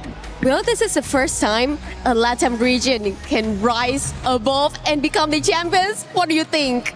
I think this is going to be huge, and I'm pretty sure that we are in for some more surprises. But now I think it's time for us to go back to the casters. I'm sure they have a lot to say about the upcoming matches. So Yunsul, are you sure that your team can still make it? What's your team again? Oh, no, they did not make it. I'm so sorry. Why are you being like I still have 2 teams. I still have RRQ and EVOS, and I do hope they are going to put everything they have on the land right now and activate those match points. Oh man, this is getting real hot right now. 2 teams already on match point, and 2 teams are about to bring home trophies for the first time to their own regions. Cutthroat is the competition. Like our talents down there as well, Conchita and Yunsu. They were at each other, but this tells us how this competition is turning out. records broken in a grand final stage. And that is not from your Southeast Asian teams, not from the Brazil team, from a team who've made it and got their match point activated because of their Booyah with 45 total points. That is Lion. And now they're moving into the next game. A total of 98 is what Lion have secured with 65 eliminations. AGL, for a second I was worried AGL did not get it because looking at how they were taking the points, obviously I think AGL, this was a close call and they'll be happy that they got to match point. Even if Lion managed to secure the Booyah in the next game, AGL will manage to try and defend it. So chances for AGL also there for becoming a champion. That's right. And this is where things get really hard. Getting the match point is not the hard part. Getting that Booyah, however, is. It's as though you're putting a big, I would say, target on your back. And it's as though you have to have that mental to make it all the way to the end. Playing slow, is that an option? Maybe. But will other teams allow you to do that? Not sure, as the flight path, as we see a little southern favor just above Santa Catarina and ending at Mammoth. But still teams manage to traverse. But one team traversing into a battle directly is going to be EVOS and MIB a loss. Buriram and Tag once again happening. It seems like whenever it's Kalahari, it's time to start off with battles from the very beginning. And Team Apex Gaming right now at Buriram. Last time they did eliminate Buriram, but this time it seems like Sahil Jat and Vatsana as well. 1-1 elimination each, and Wolvin also goes out. Getting eliminated so early, EVOS. What on earth happened over on that side? Meanwhile, over here, TAG, Tag, still surviving, still as a 2. Buriram United doing a great job of just maintaining this space, making sure that they're able to just bring their team back into the game. Yeah, they lost Osana, but how quick they were to go for that, I would say, that reset. A replay to just see what's going on right now. Look how quick Buriram United just completely overwhelmed, left no space and moment for TAG to completely pick up the pace. And while that replay happened, MIB a loss, they were the ones who put EVOS out here at Shrines. TAG and Buriram was again drop clash previously. TAG had to go to Santa Catarina. They decided, hey, let's take a hit at Buriram. This time it did not work out. But Buriram, when we talk about that, it seems like they have a challenge very soon. Lion, who just broke the EWC record, are now going towards Stone Ridge. AGL on the other end, they better be wary about it. If they don't read into this, if they're not ready into fights, and if they end up losing players, yes, not a team elimination, I hope. Players still is okay, but they have to be worried as Buriram get hit by Lion and the battle strikes off. Get High is down. Games King confirms it. Trying to close the distance, Jonah. Can he hold it off? Yes, he does, but Games King is there as a backup. What do you do against these beasts of Free Fire? Buriram United, in this situation, possibly not only a bit more than they can chew, they were also completely tunnel visioned, unaware of the positioning, the layering of how the Lion players have placed themselves. Now we move over to the Falcons, just side by side to the players of TAG. And this is interesting because usually for the Falcons, it's all about going aggressive here. They go do that against Trap, quick to find him. But the rest of Loud, very, very comfortable on the other end, able to move away. I think it was just Loud trying to scope out for information, and Trap just got spotted out without knowing that players were behind him. But one more team right behind Falcons is this time Team Apex Gaming, who just made a recovery. But look at Pino's jump, oh my god! Shoto instantly put down and getting on to follow up! Falcons! They're the ones who are flying and clipping the wings over the Saljat position compromise. Riptide Rhythm also used, and he will also be brought down to his knees. Wolvin, he did manage to recover the team, but he will not be able to recover even a single elimination against Falcons. Falcons look really good right now, much more like themselves. They're just moving around the area and the map and just really taking fights against every single team they cross. But definitely, I have to say, Lucifer, this map is definitely a lot more slower than the first few maps today. Everyone's so cautious. No one wants to give any opportunity. Bound to happen. Two teams have match point. If you mess up, one of those two teams will become champions. Crush your keys, put it in their trophy, and for the entire year, will be reigning kings of Free Fire. And you do not want that. That is the reason the teams who are the closest, Twisted Minds as well as Loud, they want a recovery. But Tag, they are not finding any recovery at all today. It's like a marathon of just recoveries for them. Revive, and revive. Nothing on the elimination front. Fluxo, the crowd's so loud for them, giving them that energy, and Diamond will be the first one to get knocked down here quickly. 1 point in the bag here. MT7 does find one of their own, but they are going to be rallied back.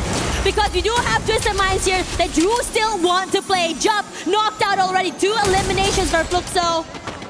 A first step, too many for them to climb up the ladder. Bit more quiet for the rest of the day since they did manage to get one big game earlier. Twisted Minds, thankfully they got away. They are 3 points away from match point. If they don't get there in this game, they have to only hope that AGL and Lion, they don't win out. And thankfully, Falcons are trying to deny, but Games King says no once again. He's going insane right now. Gerolo, his confirmation comes through. And now Lion are quick to check and pounce upon if there are more Falcon players here. Now for AGAL, also up here, ready for that trophy. But Lost looking to just really shut them down, not able to do so with General. Going to get knocked down here. Rigby tries to at least trade, can't do so. Blocked out by those glue walls. And quick to reposition. First elimination in the bag. But for Made in Brazil loss, you see Yago pressuring Barros, forced to move away. He barely survived that encounter. And now AJAL not able to overcome. So what they're going to do here is they're going to try at least hold on their positions, try to isolate Yago, be aware of where everyone is, but they cannot get any more eliminations. AGL do not even want that. They just want a booyah. Even Lion. But Lion are still pouncing upon opponents, taking them down. They have 6 eliminations already. Just did lose out a player. And that's due to the launch pad they took, but that's still okay. However, they have a hit list on them for the next 1 minute. The position to the team who activated the hit list will be pinged. And they have to be wary about it. And that is going to be the Falcons. Initially, Lions did take them down, but Falcons, I think, want to fly and swoop down, put their beaks into the Falcons, and take that beast away. It's going to be really fun how it's going to go. Lion, you know, I would have surprised. I thought they would have changed up the way they play coming into this particular game. But for them, they're saying, no, let's just play our game. Let's continue our momentum and how we move. In this situation here, we just talked about Lion. Squawka's already getting knocked out. Now for Twisted Minds, an idea on exactly how it's going to go. Look at this map here, this area toward the sub. No one really around, so Fluxo, they can become the gatekeepers they want to. No, Twisted Minds knows exactly where MT7 is. Takes a lot of damage already. Will tie by a bit more time. The long-range weapons that MT7 has is lethal in his hands. Exposy is getting shot back in return. And both these teams temporarily on a stalemate. Exposy, the glue wall falls, takes quite a bit of damage, forced to reposition, but able to put another one down. The electrotherapy will give a bit of space. Not for long. Teammate knocked down. The bat is here as well. MT7 is going to be completely overwhelmed here. Tries his best to at least steal away a pickoff. Not going to be able to do so. But still, Gio decides to join in on this fight. There's more from Fluxo. There are chances that Fluxo can take a hit, but it seems like there's been a call made to retreat. Do not continue this fight, because if they keep giving eliminations to Twisted Minds, that is them going to be activating match point. And Twisted Minds, their chase doesn't work in their favor. They almost were about to lose 2 players. They did lose 1. But instantly knowing that Fluxo is close by, they decide not to continue that fight with this disadvantage.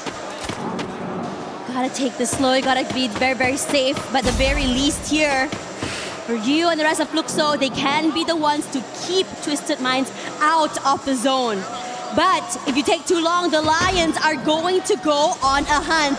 And Lion is now here. Their strategy of going completely aggressive, taking fights left, right, and center has been going very, very well for them. Twisted Minds, only one elimination, meaning they will jump to 88. They need more players to be at least eliminated. 10 in the lobby. If a team gets eliminated, they bring it down to around 8, they'll start getting placement points and they might make those 3 points. But this is how pressure works, especially in the finals. You know, with match point under threat, if you don't activate it, somebody else activates it, and then the booyah to follow is the game being closed for Free Fire. And that is why Twisted Minds are also along the same line of how we are seeing AGL trying to play safe and secure some of those eliminations, those points. The position coming in from Lion, instead of just going in for this fight, decides to prioritize positioning, and it's good. They got a compound, and most importantly, a bit more advantage to the players of Twisted Minds and even Fluxo. To see Buriram United still out there in the open, we thought the last map would be a change in pace for this particular team since it's very, very quiet. But we haven't seen more from them on this map either. But Twisted Minds, they're also unable to see a lot. It seems like they're just back and forth in the play zone. They're playing outside the edges itself. Anytime they try to get closer, Fluxo once shut them down, and the other time they had a clash, somehow surviving. Good use of the electrotherapy is all I can say at this point, because they're trying to survive that play zone and nothing else, because they want to make it to the end. They're trying to bank on those placement points we were talking about. RRQ on the other end at the 9th spot, 46 points. We just broke a record.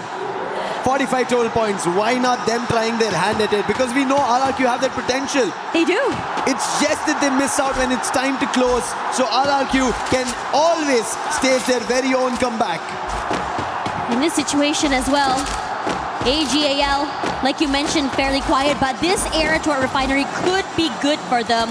Going in from these long-range picks, being able to catch people, any team in the midst of rotation. I'm surprised to see refinery so empty. AGAL, right? They're having a ball of a time there. And if that continues, they can see command posts right down. And that is where the circle is. But the fights are still going on here with the Made in Brazil loss, getting that first pick off here. But General will be the one that's faded out there. But you can't count Yago out, putting in that damage. But the Falcons, we're so ready for Rigby's jump shot. Triple elimination for him. Aggressive as heck, and another step forward to their own match point. With MIBR loss, able to bring one player in the game. You need more if you want to bring the whole team. Not enough coins to be able to do so. Problems for every team who want to get closer to match point.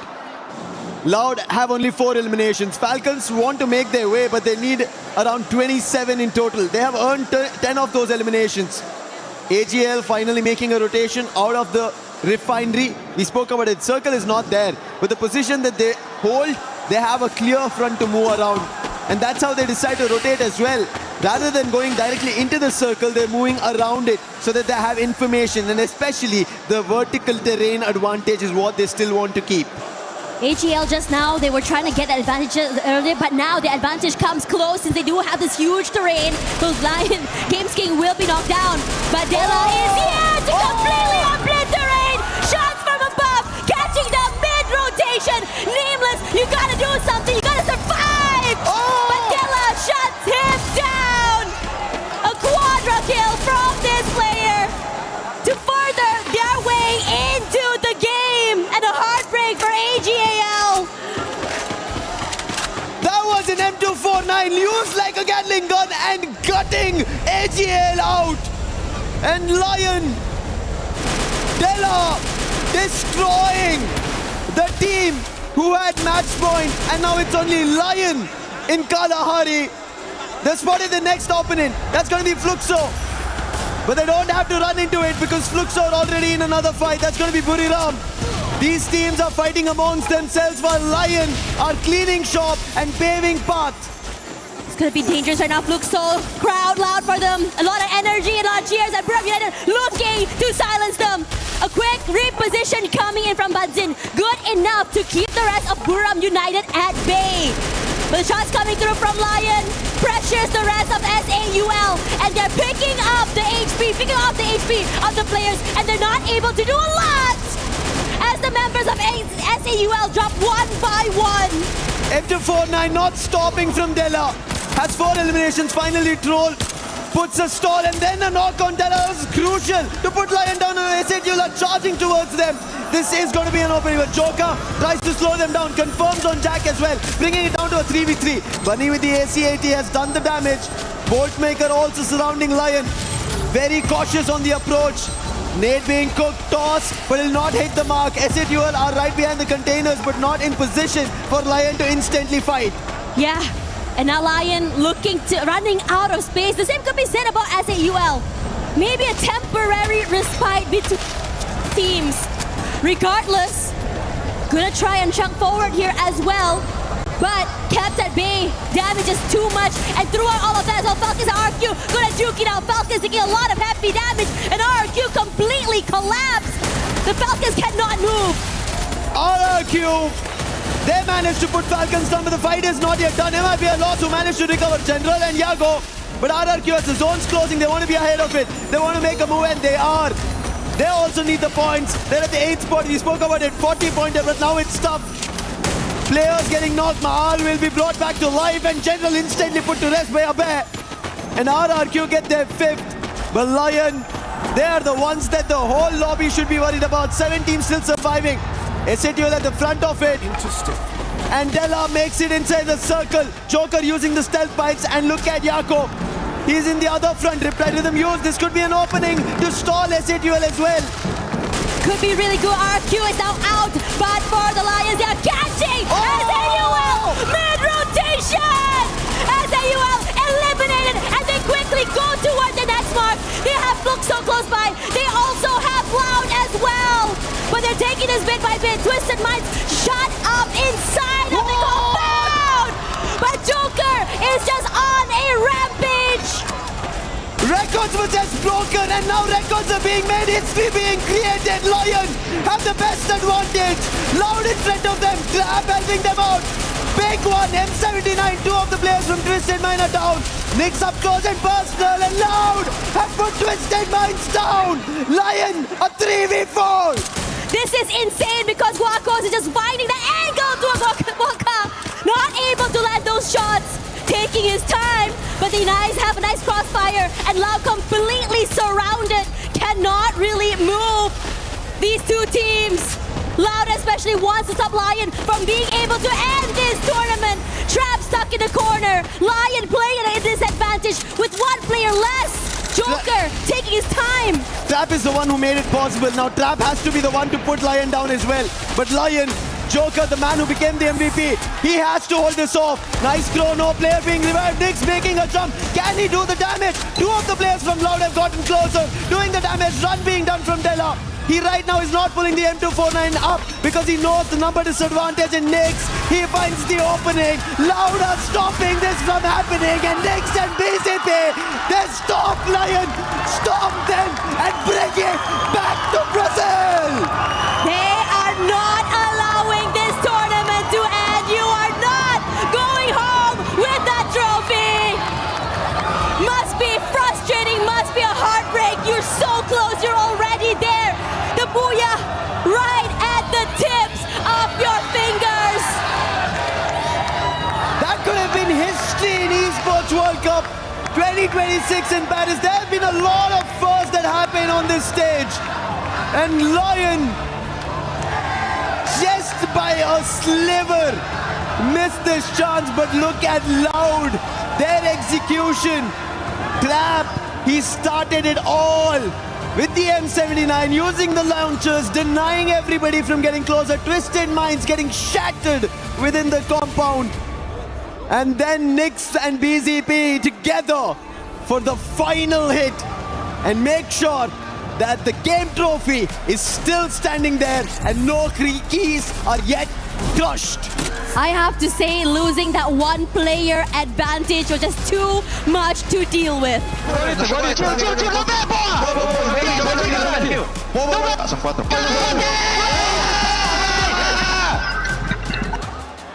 Look at Loud.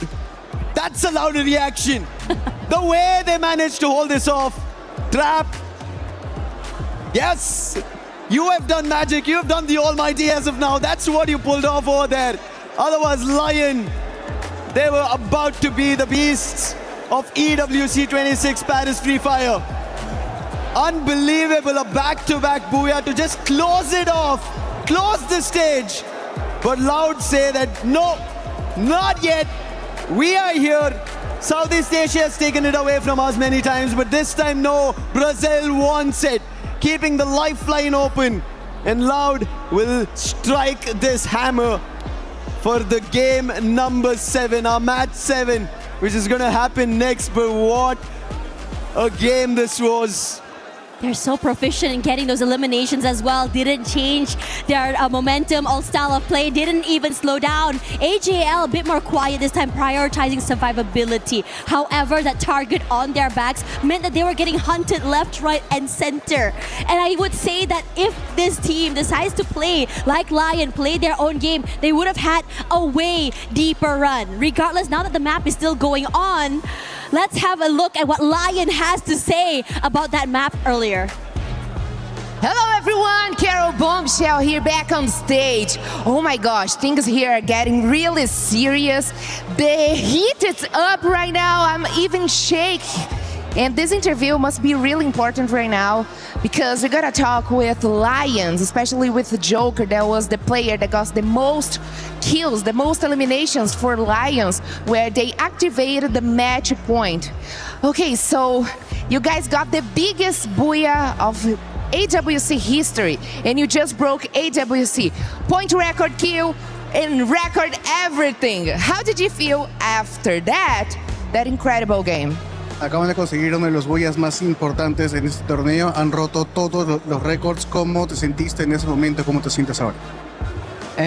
Nada, la verdad que bastante emocionado. Al fin y al cabo yo creo que no hay mucha sensación porque seguimos todavía compitiendo, todavía no ha acabado nada. Yo creo que hasta el momento no estamos dimensionando lo que estamos haciendo, simplemente estamos queriendo salir campeones y estamos jugando para eso. We're really excited, but we are not really feeling right now because we're still competing. So there's nothing to feel yet. We are just focused on getting the win and being champions. Probably that's a good mindset for right now.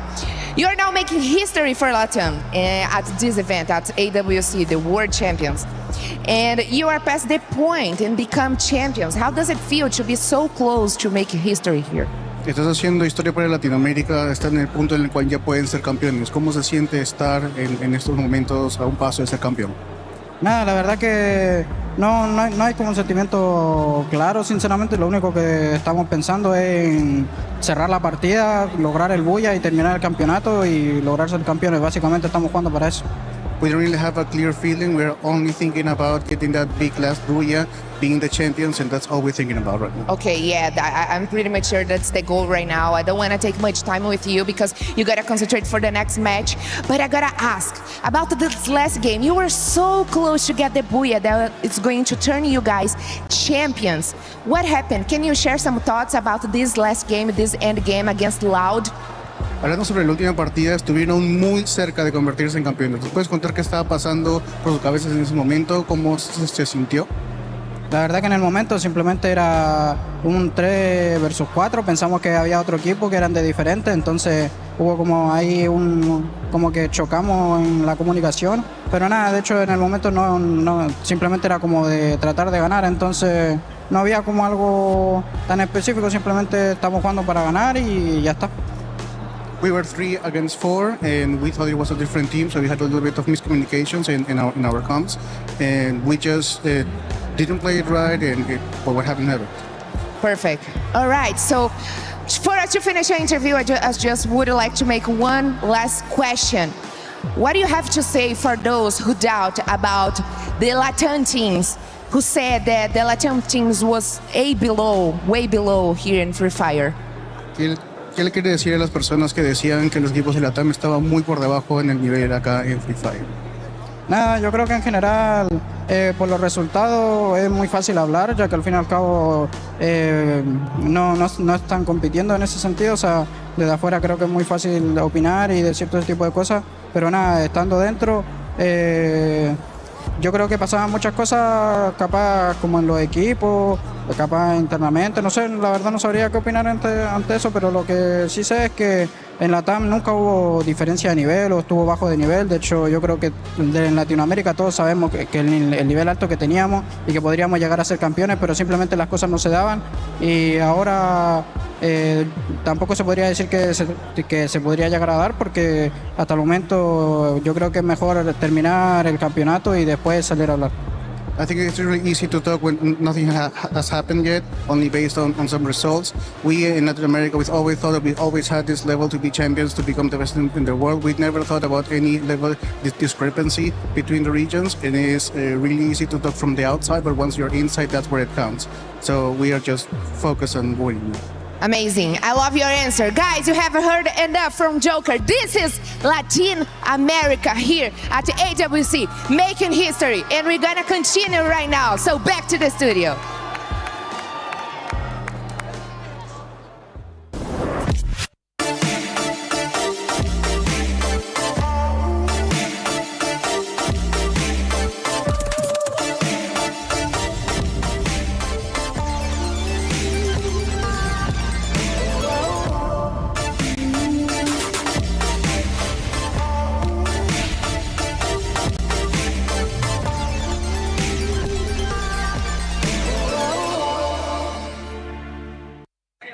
And I'm back, and guess where am I right now? Of course, I am in the crowd, and I'm back in the super fan zone of RRQ Kazoo.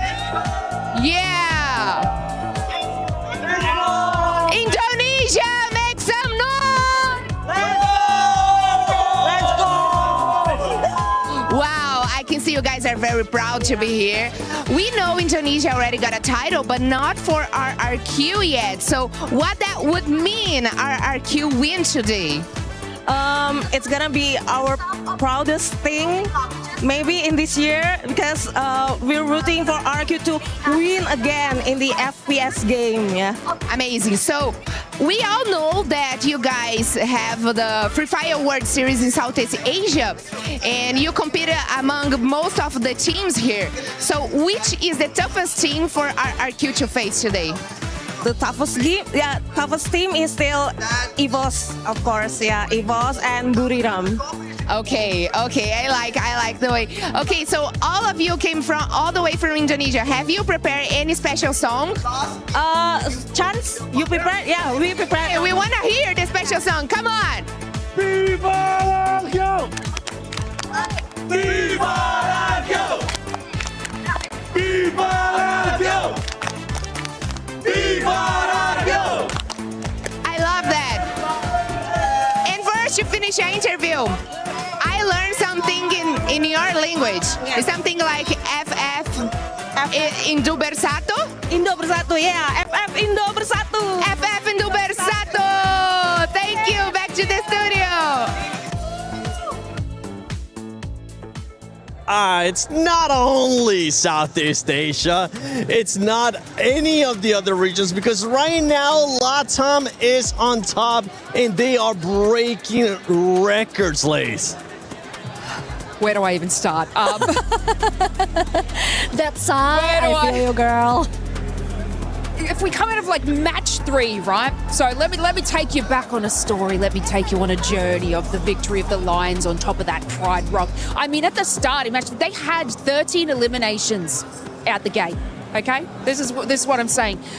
13 eliminations, moving up to 80, then 20, and then of course we keep harping on about it, but breaking a record. And if you guys don't understand what, that means, Falcons in 2024, it was 28 eliminations and a booyah. So for, Lions to get 33 eliminations and a booyah, that's just not beating it. That is absolutely triumphing over that. So of course it's a very impressive thing from them. But then you would think in the next match they might slow things down. They're on match point. No. Okay? You do not want to be in the Lions side at the moment. You do not want this big kitty cat staring you in the face, because it is going to be the end of you guys. I mean, there was a part where, like, obviously Joe Critty's interview, he was so incredibly locked in.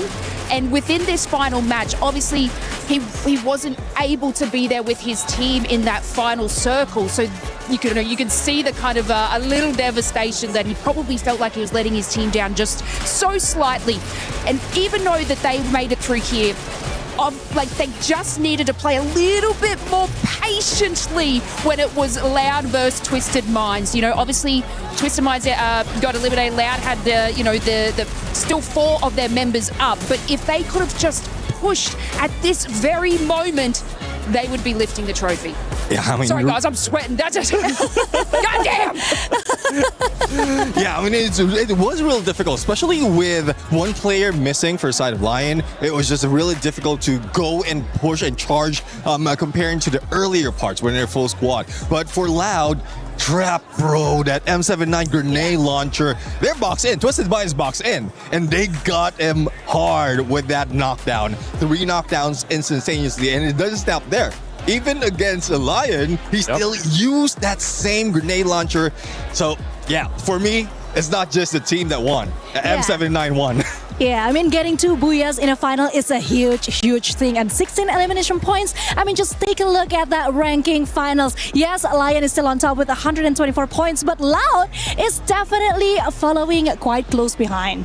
Yeah, AGAL, though, we gotta give them, we gotta talk about this squad, because there were some mixed conceptions there with that squad as well. Yeah, I mean, I have to give it up for Lion. They were very smart. I mean, taking out AGAL quite early on the last game, that was the right move to do. They overtook Falcon's world record, and then they did that. That was just very smart. But AGAL, we talked about this before, they were very consistent. Keep getting those points. 11 elimination, and then game 6, they only have 1 placement points and 4 elimination. What happened? Lion roared. They were targeted, and they just weren't ready for that. Yeah, I think it could be one of those things that happens when we see teams hit that match point. The style starts changing. And that's one thing, though, especially for those who are familiar in Southeast Asia. Like, the moment you hit that match point, all you have to do is grab that booyah. Yeah. And that's it, is it? Yeah, I mean, that's so simple. No, so simple. But we've seen a difference in style. We've seen Lion there, despite of being the same situation as AGAL, both ends of the spectrum. Yeah. Like, Lion was just aggressive. AGAL was just passive. And the moment that AGAL wants to be aggressive, they met against Lion and they got taken out. Yeah, they just weren't playing their exact same game. You can see Lion is playing exactly how they got to that moment. And AGAL, we saw that they prioritized getting position and zone first. And that's probably not, similar to their game style. So that's where they got caught out. So play the same game, guys. Yeah, but I mean, talking about Lion, one thing that we really need to appreciate is the fact that even though they lost Games King a couple of times, they can still manage to get out of a sticky situation. That means individually, they are so ready for this final, and I'm so ready for them to just break another record. For real. I think even with the engagement that we saw against AGAL, it looked like AGAL was going to catch him by surprise, and Lion said, no. We knew that you were going to be coming behind us, and we were ready to take that fight. And as you were mentioning too, Neptune, the aggressiveness out of this squad is what we wanted to see. Now, when we ended up looking at the overall earlier, there is 4 squads that are currently within that match point that could end up winning everything if they get a booyah in the next match. So let me just recap you on which one it is. It's Lion, obviously, with the performance that they've been having, absolutely nuts. You got Loud Snickers that they were able to just get a booyah as well. AGL and Twisted Minds are those 4 teams that could end up winning it in the next match. And the interesting story is that on the last global finals, Games King had to miss his prom and had to miss his graduation, but they weren't doing so well, okay? It was quite a sad story if you remember, Neptune. And now they are killing it. Games King is having the greatest time of his life. We can just saw it on his face, the calmness that he have. They are so relaxed, and they are still getting all those points, breaking records all in day 1. That's something that I actually enjoyed to see out of the interview there with Lion as well. The confidence was high, but the composure was there as well. The mental wasn't one of those that's saying, we're about to be champions. They're like, no, the job is not done yet. We still know that there's a lot to come, but it looks like that squad knows what's at stake. They know that they've been breaking records, but they want to lift that trophy. I mean, I just quickly want to add, yes, getting the win, getting the booyah, obviously being on match point is what the aim of the game is, correct? But keeping the consistency and getting those points, because they're second, third and fourth place, and that's, from my records, there's still some money there. So they don't want to slow down. And if we move back to like AGAL and them not sort of playing their aggressive game, I think that they need to just go back to that, be aggressive, because if Lion wins, then you make sure you want to be that second place team, and you still need points, and you still need eliminations, and you still need all of that to be in that second place. They definitely need the points. They definitely need those eliminations, but most of all, they need that booyah. Which playing style are we going to be seeing this here? Because, I mean, not only is it this championship at stake, we do have club championship rankings as well. Obviously, from our end, you can see Team Vitality is up there, but sadly, they were not able to make it here. Team Falcons is here. We really haven't seen much of them in AGAL Neptune. They could have a chance to get that trophy. Yeah, I do agree. I mean, this is a great chance as well for AGAL, for a Free Fire, and this might be a good chance for them to really feel being a champion in Battle Royale, because last global finals, they were champion but in a different mode. So, like, the motivation they have coming from a different competition, going here in EWC, and we're seeing that the consistency is there, the patience is there as well, but it's more of really getting it, making sure that every move is calculated and not risking that much. I'm seeing that Falcons are here. I mean, we got a chance to see earlier on Fire actually showing up for the squad. One of those players that has won before. He's going to be looking to show up once again for Falcons. Falcons, honestly, throughout, we were kind of joking about earlier on when I was saying that leaderboard's looking like spinning the wheel. Absolutely nobody, Conchita, expected the record to be broken with 33 eliminations from Lion. Yeah, that was shocking, definitely. I mean, you saw what happened at the green room. We had that reaction.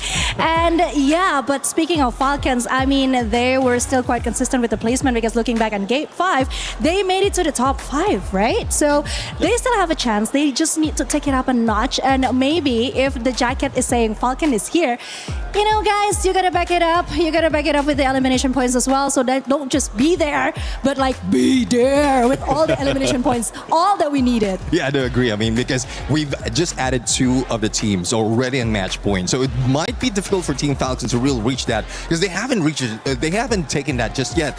13 points for them to be able to reach that 90-point match, that 90 match point, and what they need to do right now is to make sure that either they take down those in the top, or they wish the others take it down. It's going to be a surprise to see what's going to be happening here in this match. It could end. We could end up with the champion. AJ, Husky. Actually, Husky, you were able to bless a team yesterday. Are you going to be blessing anybody in this next match? Well, if I have a team to bless, I think I'm blessing AGL and Lion, because it's been a long time coming. 2 different converging storylines, and for me, I want Dew to finally lift a Battle Royale trophy. For me, it'll just be fun to see the Lions pick up a trophy, because so far it's all about the animal kingdom here at the Esports World Cup. You had the Falcons, the birds in the sky, and then you had the white tigers from Indonesia, and now you might as well just throw the Lions in there as well, right? But like you said, I do also think that AGL deserves it. They are a team, and it's been a long time coming for them already. In the recent times, they've been dominating Clash Squad. They are your global finals Clash Squad champions, and they have not lifted a Battle Royale trophy for themselves just yet. What better way than to go back to back from Clash Squad at the global finals and then the Battle Royale at the Esports World Cup 26. And it's been a story of 4 years, maybe more than that, especially for the star player, the Angel of Death, who is Dew. Back in 2022, when we were in Bangkok, Thailand for the global finals, they were 1 game away, they were 1 booyah away from lifting that trophy. It was ruined by Magic Squad from Brazil. It was ruined by Buram United Esports, where Moshi hit a highlight reel. And Nigma Galaxy was the organization that Dew was with. He was placed in top 4. Now he has a chance again to make things right after 4 years. 4 teams can close this off. You've got Leon from the one and only LATAM squad. They're the only representatives here for the region. You've got the Brazilians in here as well through Loud. And 2 teams from Thailand, AGL as well as Twisted Minds.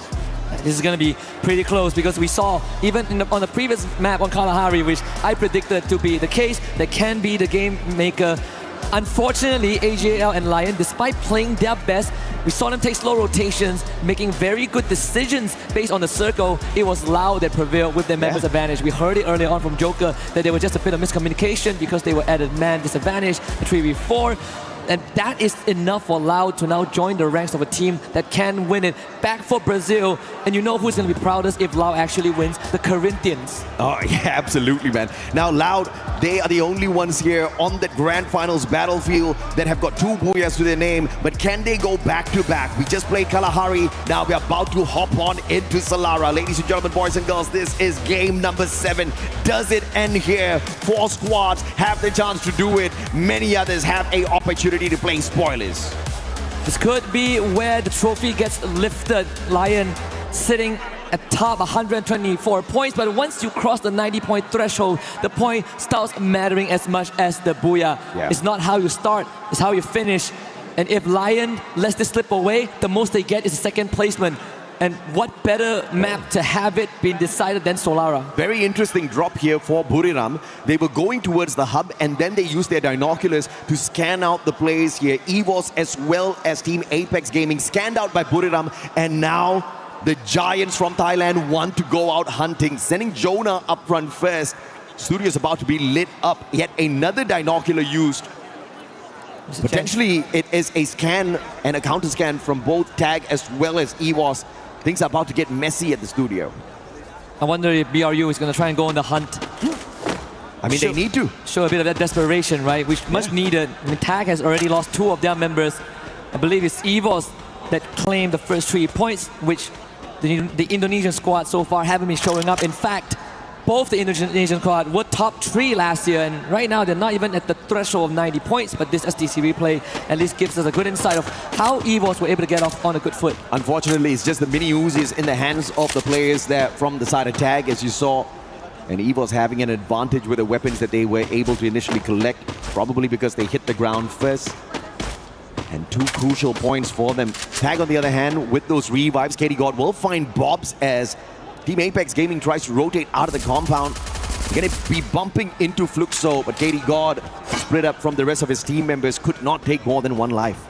3 teams have a chance to reach the threshold if we don't end here. Fluxo, Buriram United, and to a degree, Falcons. Obviously, Falcons are the closest if they do make that run, which we have seen miracles before. Yeah. There are some good storylines. BRU now up against EVOS. As expected, they are on the hunt. They are on the prowl.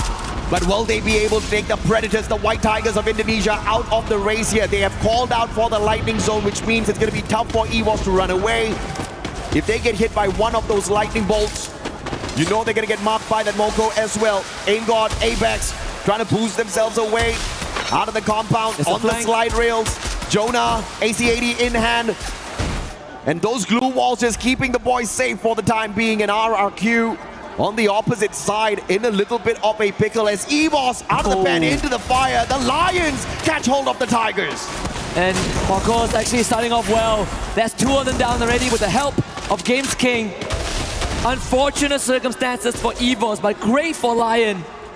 Good time to also point out, this Hokos, this is his first year in competitive Free Fire. He joined the team back in February, and here he is now at the Cups of Glory with the 3 other veterans who were in the Global Finals last year that finished 10th with Movie Star R7.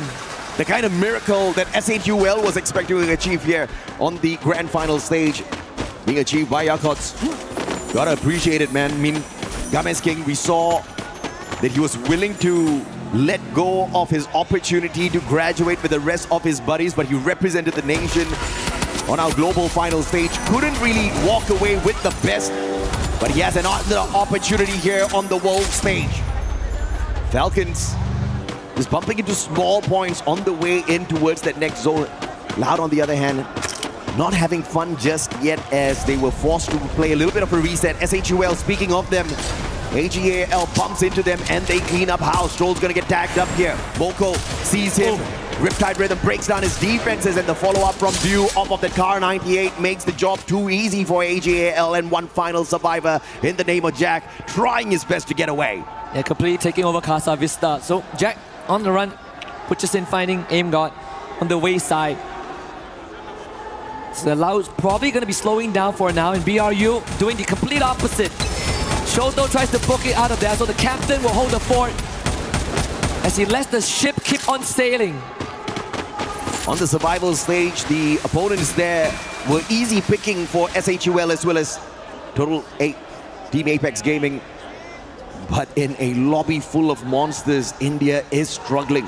But I say valiant effort, man. Almost nobody expected them to get into the grand final, so it is a big win for these two teams, big win for the nation as a whole. I mean, India is making their way back onto global stage after many, many years. And such an achievement is definitely admirable. But how far can they go? Can they now start playing spoilers? Can they keep the competition alive long enough to activate match point for themselves? I mean, that would be a miracle if we ever saw one. We have uncapped games, so there is always that possibility. Oh yeah. Which I do look forward to if we ever get to stretch this out. So far, it seems like the dominant teams are still alive and are still kicking it. Joker, yeah. Another sharp one on the Moshi, who has not been finding much in this grand finals. Lion has now bumped into EVOS, bumped into Buriram, but of course not the full squad of Buriram. They were able to sneak away via Super Sniper. Now Cluster will not find On Fire. Great blue wall, and he pops the Painted Refuge as well, keeping themselves safe from those grenades. But it's a three-way battle. Riptide Rhythm breaking down the defenses down in the middle. RRQ now have to be careful. They're about to be backstabbed. Falcons do have a little bit of a leeway here. Grants with the AC-80. Has to make sure he doesn't get caught out here by the players on the side of Loud. And Falcons using this opportunity to quickly back away. But the angles will get them caught out. Limit just hiding away as RRQ loses their numbers. Not really the rotation that Falcons wanted to make, but thankfully didn't have too much casualty, and Lau recovers from that exchange. Twisted Minds hearing all of this go down. So Lau is not out of danger just yet. Lightning Zone called out. Some survival play from a squad, or could it be Twisted Minds who are coming in for the attack as well? Smelling blood out there, and they want to reap the benefits of the efforts from these two squads. SHUL on the way in. Man, this is going to be a very messy fight right outside of Riders Club. Team Apex Gaming could also join the fight here. Who wants this most? I mean, it is a battle royale at its finest with that Lightning Zone out there, but everybody slowly inching closer and closer towards the next circle. Lion versus Buriram. This is round 2. Let's see what happens. Lion wins this. They free themselves up on the western side. And it will be just like the same situation as Kalahari earlier on, where Lion takes the west side of the map and AJL takes the eastern side, and they both meet in the middle. But with EVOS out, now this could be BRU's chance to find some redemption. Ames King's gonna disengage from Wasana, chases him down, and confirms that elimination. BRU springing to life, looking for Della. Does Buriram play spoilers here, stopping the Lion squad right here, right now. Della, a sliver of health left on him. Wasana already used up the Valiant Dash earlier, just with the slide rails, trying to get into position. Will drop down to the lower ground. M1014 will be no match for the M590. And Wasana takes another player out from the side of Lion. Joker with the stealth bikes managed to get away from that situation. But what is this? Buriram with a player out in the open. If the stealth bike runs out of time, Moshi! Oh my goodness. Shoots him right in the knee, takes him out. One final survivor for Lion. Moshi was so ready to intercept that rotation. He wasn't even in the early exchange. It was just get high on Wasana. And Moshi already went out on an adventure anticipating that rotation, but thankfully the young kid of Lion brings the rest of his seniors back, and to get another shot at this. AJL now facing off against Falcons to deny a potential 90 point. But they will trade for now. Pina, can he go big here against Nameless, who so far has been sublime. But Pina will get taken down by Dew, and AGAL keeps on. Those glue walls don't match for the M82B, especially in the hands of Dew. Great advantage taken with a weapon in hand. In fact, he's got the AWM as well if he wants to pack a super punch off of those snipes. 5 eliminations strong here for AGAL. Already activated match point. They want this booyah. It's all about the booyah here. At the start of the day, no booyah, no problem. Right now, no booyah, very big problem for these 4 squads. And I did mention earlier on that Falcons is one of the teams that have a chance to reach 90 points. And if in a universe that they win the trophy, they will not only be a 2-time champion, but we will have an actual 2-time champion, and that would be on fire. And how cool is that? Oh yeah, man. He was there back with Peter, with Koskill, with one more back in Riyadh 2024, when they set the world record that was just broken by Lion. Is that the only highlight Lion gets from this grand finals? A record set by them, or they get a double. A record-breaking, record-setting match, and then the championship here at the Esports World Cup 2026. They gather up together with the rest of their team members inside the circle. They are safe. AGL on the other hand, Audu hopping out of the vehicle, very smart play. That definitely saves their lives. But they'll have to use up a lot of these utilities, a lot of those glue walls to route their way in closer towards Twisted Minds. This is going to be a hard one. Oh, beautiful. But if they survive, it's going to be good. The Riptide Rhythm not good enough. Exposé needed to hit that. It's also a good time to draw a parallel between EVOS and Lion. Last year, at the cusp of victory, it was Rasha, the wonder kid, the newcomer that kept the team alive. Yeah. Just now it was Wakos that did it. And remember, last year, EVOS activated Champion Rush on game number 6, and it took them 4 games to find the finisher. Will we see a similar situation here for the LATAM squad as well? Do they struggle? Do they get held back? Or do they find that final circle and rip this one away? Games King finding Rasia. The super sniper of EVOS, the wonder kid out, looking for that revive off of the rest of his team members. Twisted Minds keeping AGAL a little bit entertained, but I have to say again, amazing rotation by AGAL to avoid disaster there as Twisted Minds had the compound, had the circle, and were trying to gatekeep them. Yeah, but AGAL will still be put under pressure because there's an open ground. Yeah. There's really nothing much to keep them safe unless for some reason Loud decides that they want a piece of that. We might see a reunion between Lion and BRU2. In fact, BRU brushes past Lion.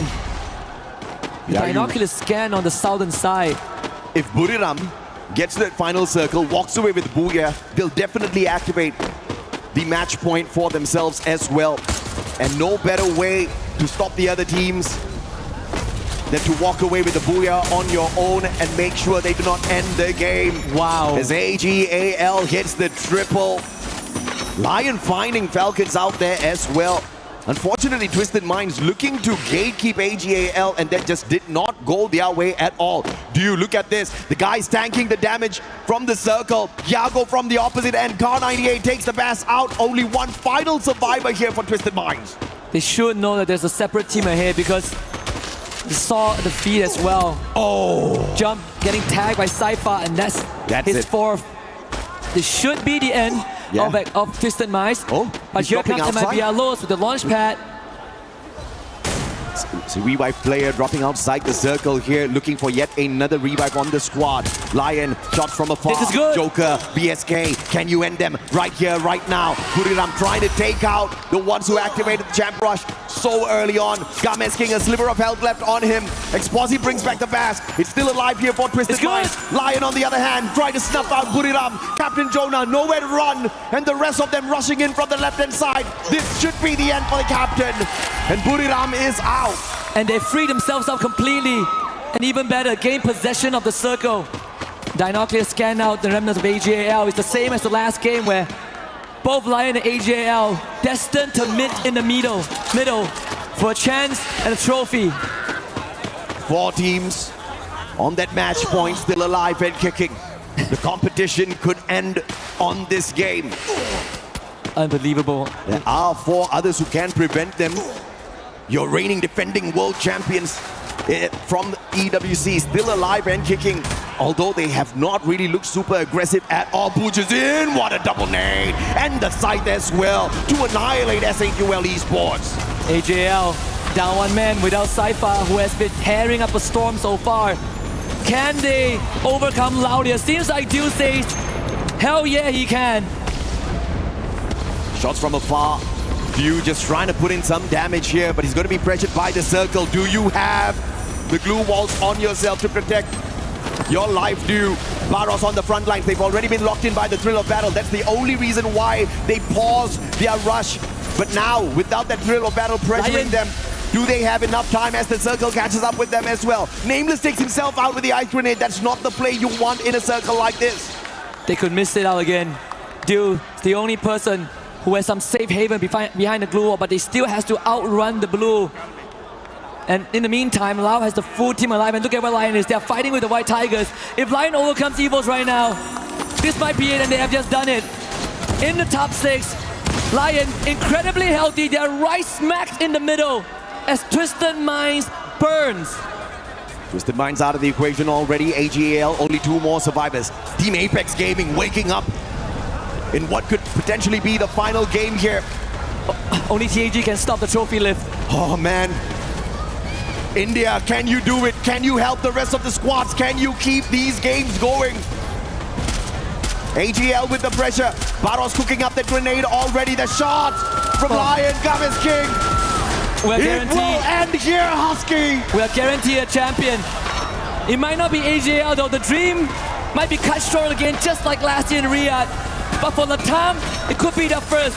And for Brazil, for Loud, it could also be their first. What is going to happen here? Barros Dew, M60 in hand. Lion, after the record-breaking run. Like we said, Games King, no graduation, but I guess he graduates today. It's one of the legends of Free Fire. What a good spot. They can flank Loud right now. If they flank Loud and they take Loud out, this could put them in that same exact championship situation again. And Loud, they're under heavy pressure. But Games King is not stopping. This might be his chance, and they find it! Loud, completely trapped! Brazil, no chance. It's now AGL in a 2v4. Looking impossible. Games King fights Barros, and they won't do it. Games King, Valindash used up already. Deal with one final shot of the AWM. But Joker up close and personal with Della secures it. And Lion, it's the domination of the Animal Kingdom here at the Esports World Cup 3 years in a row. You have done it! You have done it, Latin America! Last year in Jakarta, you fell short. But this means more than everything. You have the keys to the totem. You have ascended the throne. And no one, absolutely no one, would ever doubt you again. Because you monster. You saw what Russia did last year. And you did the exact same thing. Your first year, February until now, 5 months in, you're a champion in Paris. Garena Free Fire is where dreams are made possible. Times that by 1,000,000 when it's the Esports World Cup. This is the graduation the gaming has been looking forward to. The true graduation, the apex of competitive Free Fire, the pinnacle of Mount Everest in the competitive circuit. They qualified first over Gun Dynasty. Yesterday, they gave us a performance that was jaw-dropping. We thought they might not make it, and they did. They finished first. They crushed the keys of the bottom 2. They came in today, they set a world record with 45 points in a single round. And they finished the job 2 matches later. And they get to pull the lever again, but even better yet, seal their trophy at the totem. It's Movistar R7 at the Global Finals 2025. Only the 10th spot, Husky. They really couldn't go very far at all. It was definitely a heartbreaking run. But they did not give up, man. If there was a fight in them, they showed that that fight was alive. And not only do they break the record of Falcons, they set a brand new one. And they have brought the whole of Latin America alive in the competition. One of the biggest threats for Brazil, always behind Brazil. But now they are in front. And speaking of in front, let's throw it over to Bonnie. We need the interview.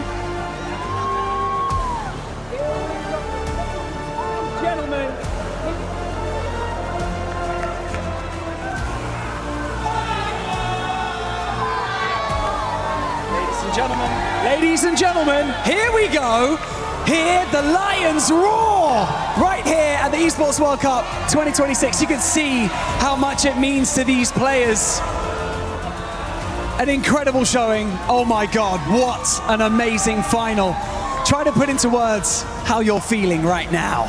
Trata de poner en palabras cómo te sientes ahora. Nada. No escucho nada. ¿Cómo te sientes ahora? Nada, la verdad, contento, no sé, creo que como tal, sinceramente en mi mente no estoy dimensionando mucho de lo que, no sé, la verdad, sí es como, tengo felicidad, pero no, solo eso, feliz, no siento nada más. Y eso. I'm happy, I guess, I don't know, I'm not really dimensioning what's happening right now, so I guess I'm just happy, I'm happy. Doing it in style like this, clinching the win here at the Esports World Cup with the community behind you, with the fans screaming your names. Dude, I know you're crying, but how does it feel? ¿Cómo te sientes? Lo mismo. ¿Cómo te sientes? Sí, ¿qué se siente? Me siento muy contento, no puedo describir estos momentos, han sido momentos muy difíciles en mi vida, con mi ansiedad. He estado muy mal estos últimos meses, sin contárselo a nadie, solo a mi familia. Y creo que este logro siento que me representa mucho, ya que prácticamente soy un valiente. Cada viaje es un desafío para mí. Y creo que ganar con mi equipo, mis compañeros, mi familia, me llena el alma, me llena el corazón. Y esto es Lion, watch. I'm really happy. It's been a rough couple of months for me dealing with my anxiety. I never really talked to someone besides my family. Every single trip is a struggle for me, and I'm so really happy to be champions with my team. And this is Lion. I love that. An incredible answer. Good job. An incredible answer. Right, we have things to do. Let's go. We're going to go this way over towards the Crusher. Follow me, gentlemen. It is time to cement your legacy here at the Esports World Cup. So follow me round to the back of this Crusher. Here we go. Right, line up here, gentlemen. Line up here. This is the time. Right here, you see in front of you all 11 keys of all of the teams that you have now eliminated from the Esports World Cup. Wait. Whoa. However, what we're going to do right now is we're going to open this Crusher by pressing this button. Go for it. Go for it. Okay, it is now open. The teeth are out. We are ready to destroy these keys. Anything you'd like to say to your teams before you crush them? ¿Algo que quieras decir a los equipos antes que los destruyas? Nada, o sea que simplemente siento que hoy fue nuestro día. Cada uno de los finalistas creo que lo hizo muy bien. Hay que dar todo por el todo, haciendo lo que nos gusta y bueno, me duele destruirlos. I think just today was our day. Every single finalist here is worth it. Today was our day, and it hurts me really much to destroy you. Well, an inspiring answer. You love to see it. Okay, here we go. Grab that handle. Gently pull it. 3, 2, 1. Yeah. Go.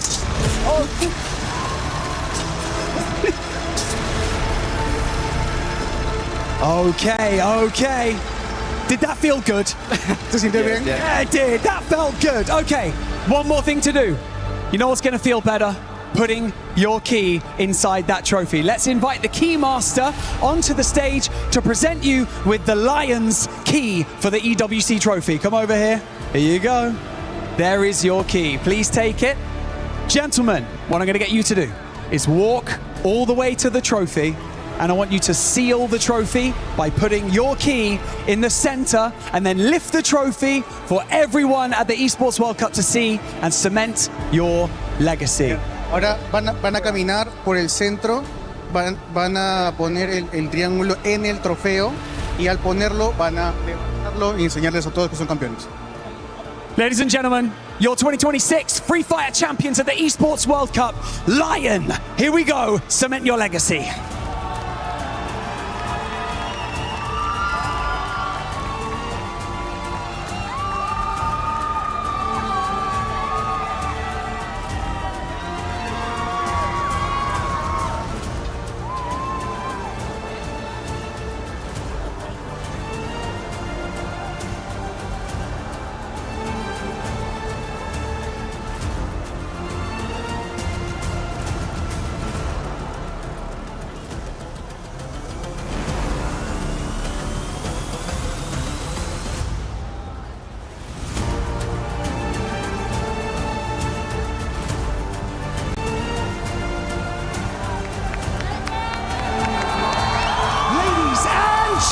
gentlemen, your 2026 champions of Free Fire at the Esports World Cup. Make some noise for Lion!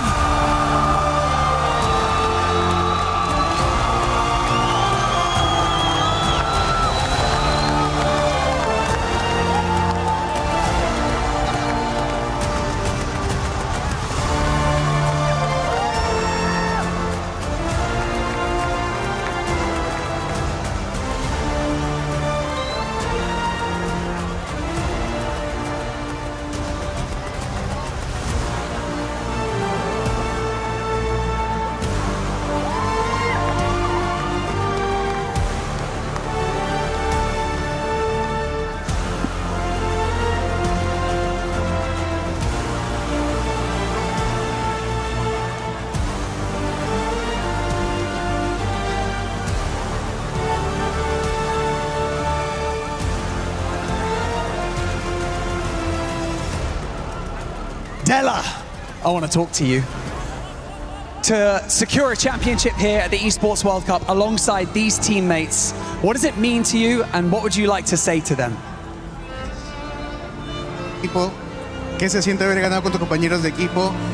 ¿Qué se siente esta victoria y haber ganado con ellos?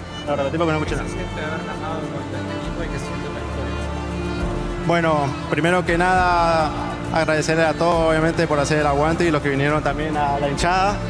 Y respondiendo a la pregunta, es increíble tener un equipo tan grande como este, jugadores magníficos y poderlos dirigirlos, guiarlos a la victoria, se me hace un orgullo increíble, se me llena el pecho, el alma se me llena de tener a estos jugadores y que gracias por confiar en mí. First of all, thank you very much to everyone who's been here and has been supporting us, the people who came here to support us. And to answer your question, I'm full. I'm full of this feeling to having these magnificent players, to be able to coach them, to lead them, to be with them through their journey. And I'm just extremely happy and extremely grateful to be able to have these teammates. Well, we have another surprise for you guys. Of course, right here at the Esports World Cup, we have the Sony MVP Tournament Trophy to be giving out. So can I invite the Keymaster over here with our Sony Tournament MVP Trophy? Ladies and gentlemen, your Sony MVP of the tournament, it's Games King. MVP Make some noise!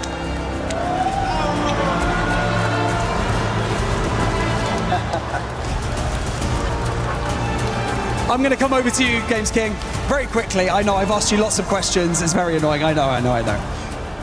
What does it mean to you to perform so well at a tournament like the Esports World Cup and to secure the MVP alongside your teammates? ¿Qué se siente haber jugado tan bien que eres el MVP de este torneo? Nada, o sea, súper contento. Yo siempre doy mi 100%. Bueno, no pude dar mi 100% ya que mi ansiedad no me lo deja, pero hoy jugué con el corazón, jugué con el alma y los nerviosismos jamás me van a detener y gracias a mis compañeros que sin ellos este MVP no sería mío. I'm very happy. I always try to give my 100%. I couldn't give my 100% today because of my anxiety. I always struggle with it. But thank you very much to all my teammates because without them, I wouldn't be MVP. Well, I can't wait to see what you're like at 100% at your next international event. Come on over here. Ladies and gentlemen, I'm going to get you guys one final time to lift that trophy and to just bask in this incredible event, this incredible moment for you guys as a team. And so, for one final time, ladies and gentlemen, your 2026 Free Fire champions at the Esports World Cup, it is Lion!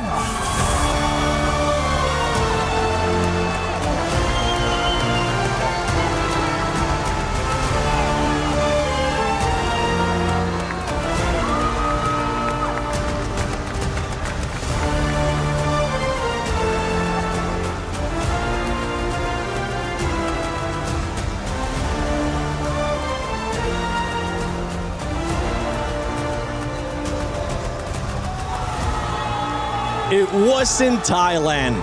It wasn't Indonesia. It wasn't any of those other teams that everybody expected to lift that trophy. It came down to one of the biggest surprises that we have seen at Free Fire at EWC 26. none other than Latin America. Lion lifting that trophy and becoming the champions. Oh yeah, I mean, this has been a long time awaited by the region, by the team, by the players themselves, especially from what we've heard, the story of Games King and being the MVP. Definitely this is a true graduation for him. First trophy for Latin America, record-breaking points. This is truly the day for Lion and of course for Games King for finally getting that MVP. Lion, it's time for you to go to that totem and place your key. And here come our champions stepping onto the totem stage, ready to make history.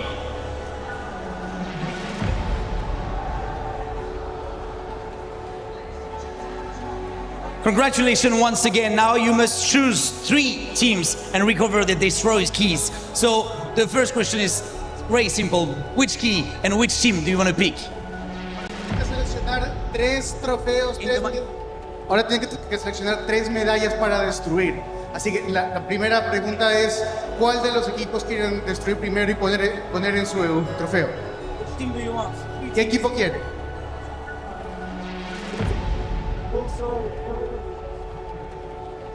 El primero, 1. MBR, Fluxo, and the third one? El otro. No, pero el primero, pará. Burinan. Tercero, EOS. Okay, so we have our keymaster. We're gonna pick these 3 keys, guys, for you. So I have a little question. Why did you choose these 3 teams? ¿Por qué han escogido esos 3 equipos? Porque son equipos fuertes, todos son campeones del mundo y haberle ganado obviamente también se siente bastante. Y bueno, eligió el año pasado. Because those 3 are world champions, they are really strong teams. We are really happy we won against them, and one of them beat us last year.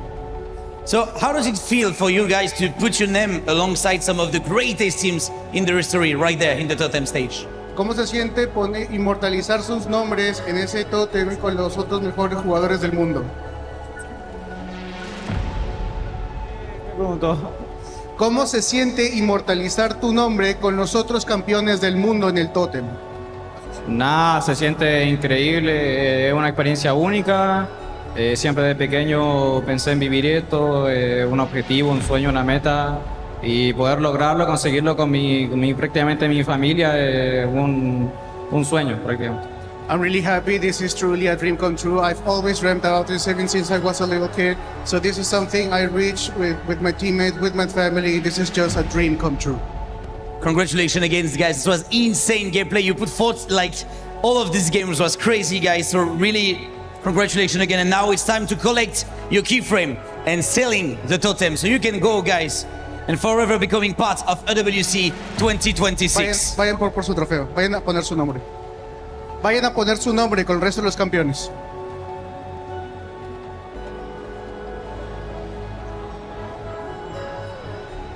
It's so hard for me to hear me in the...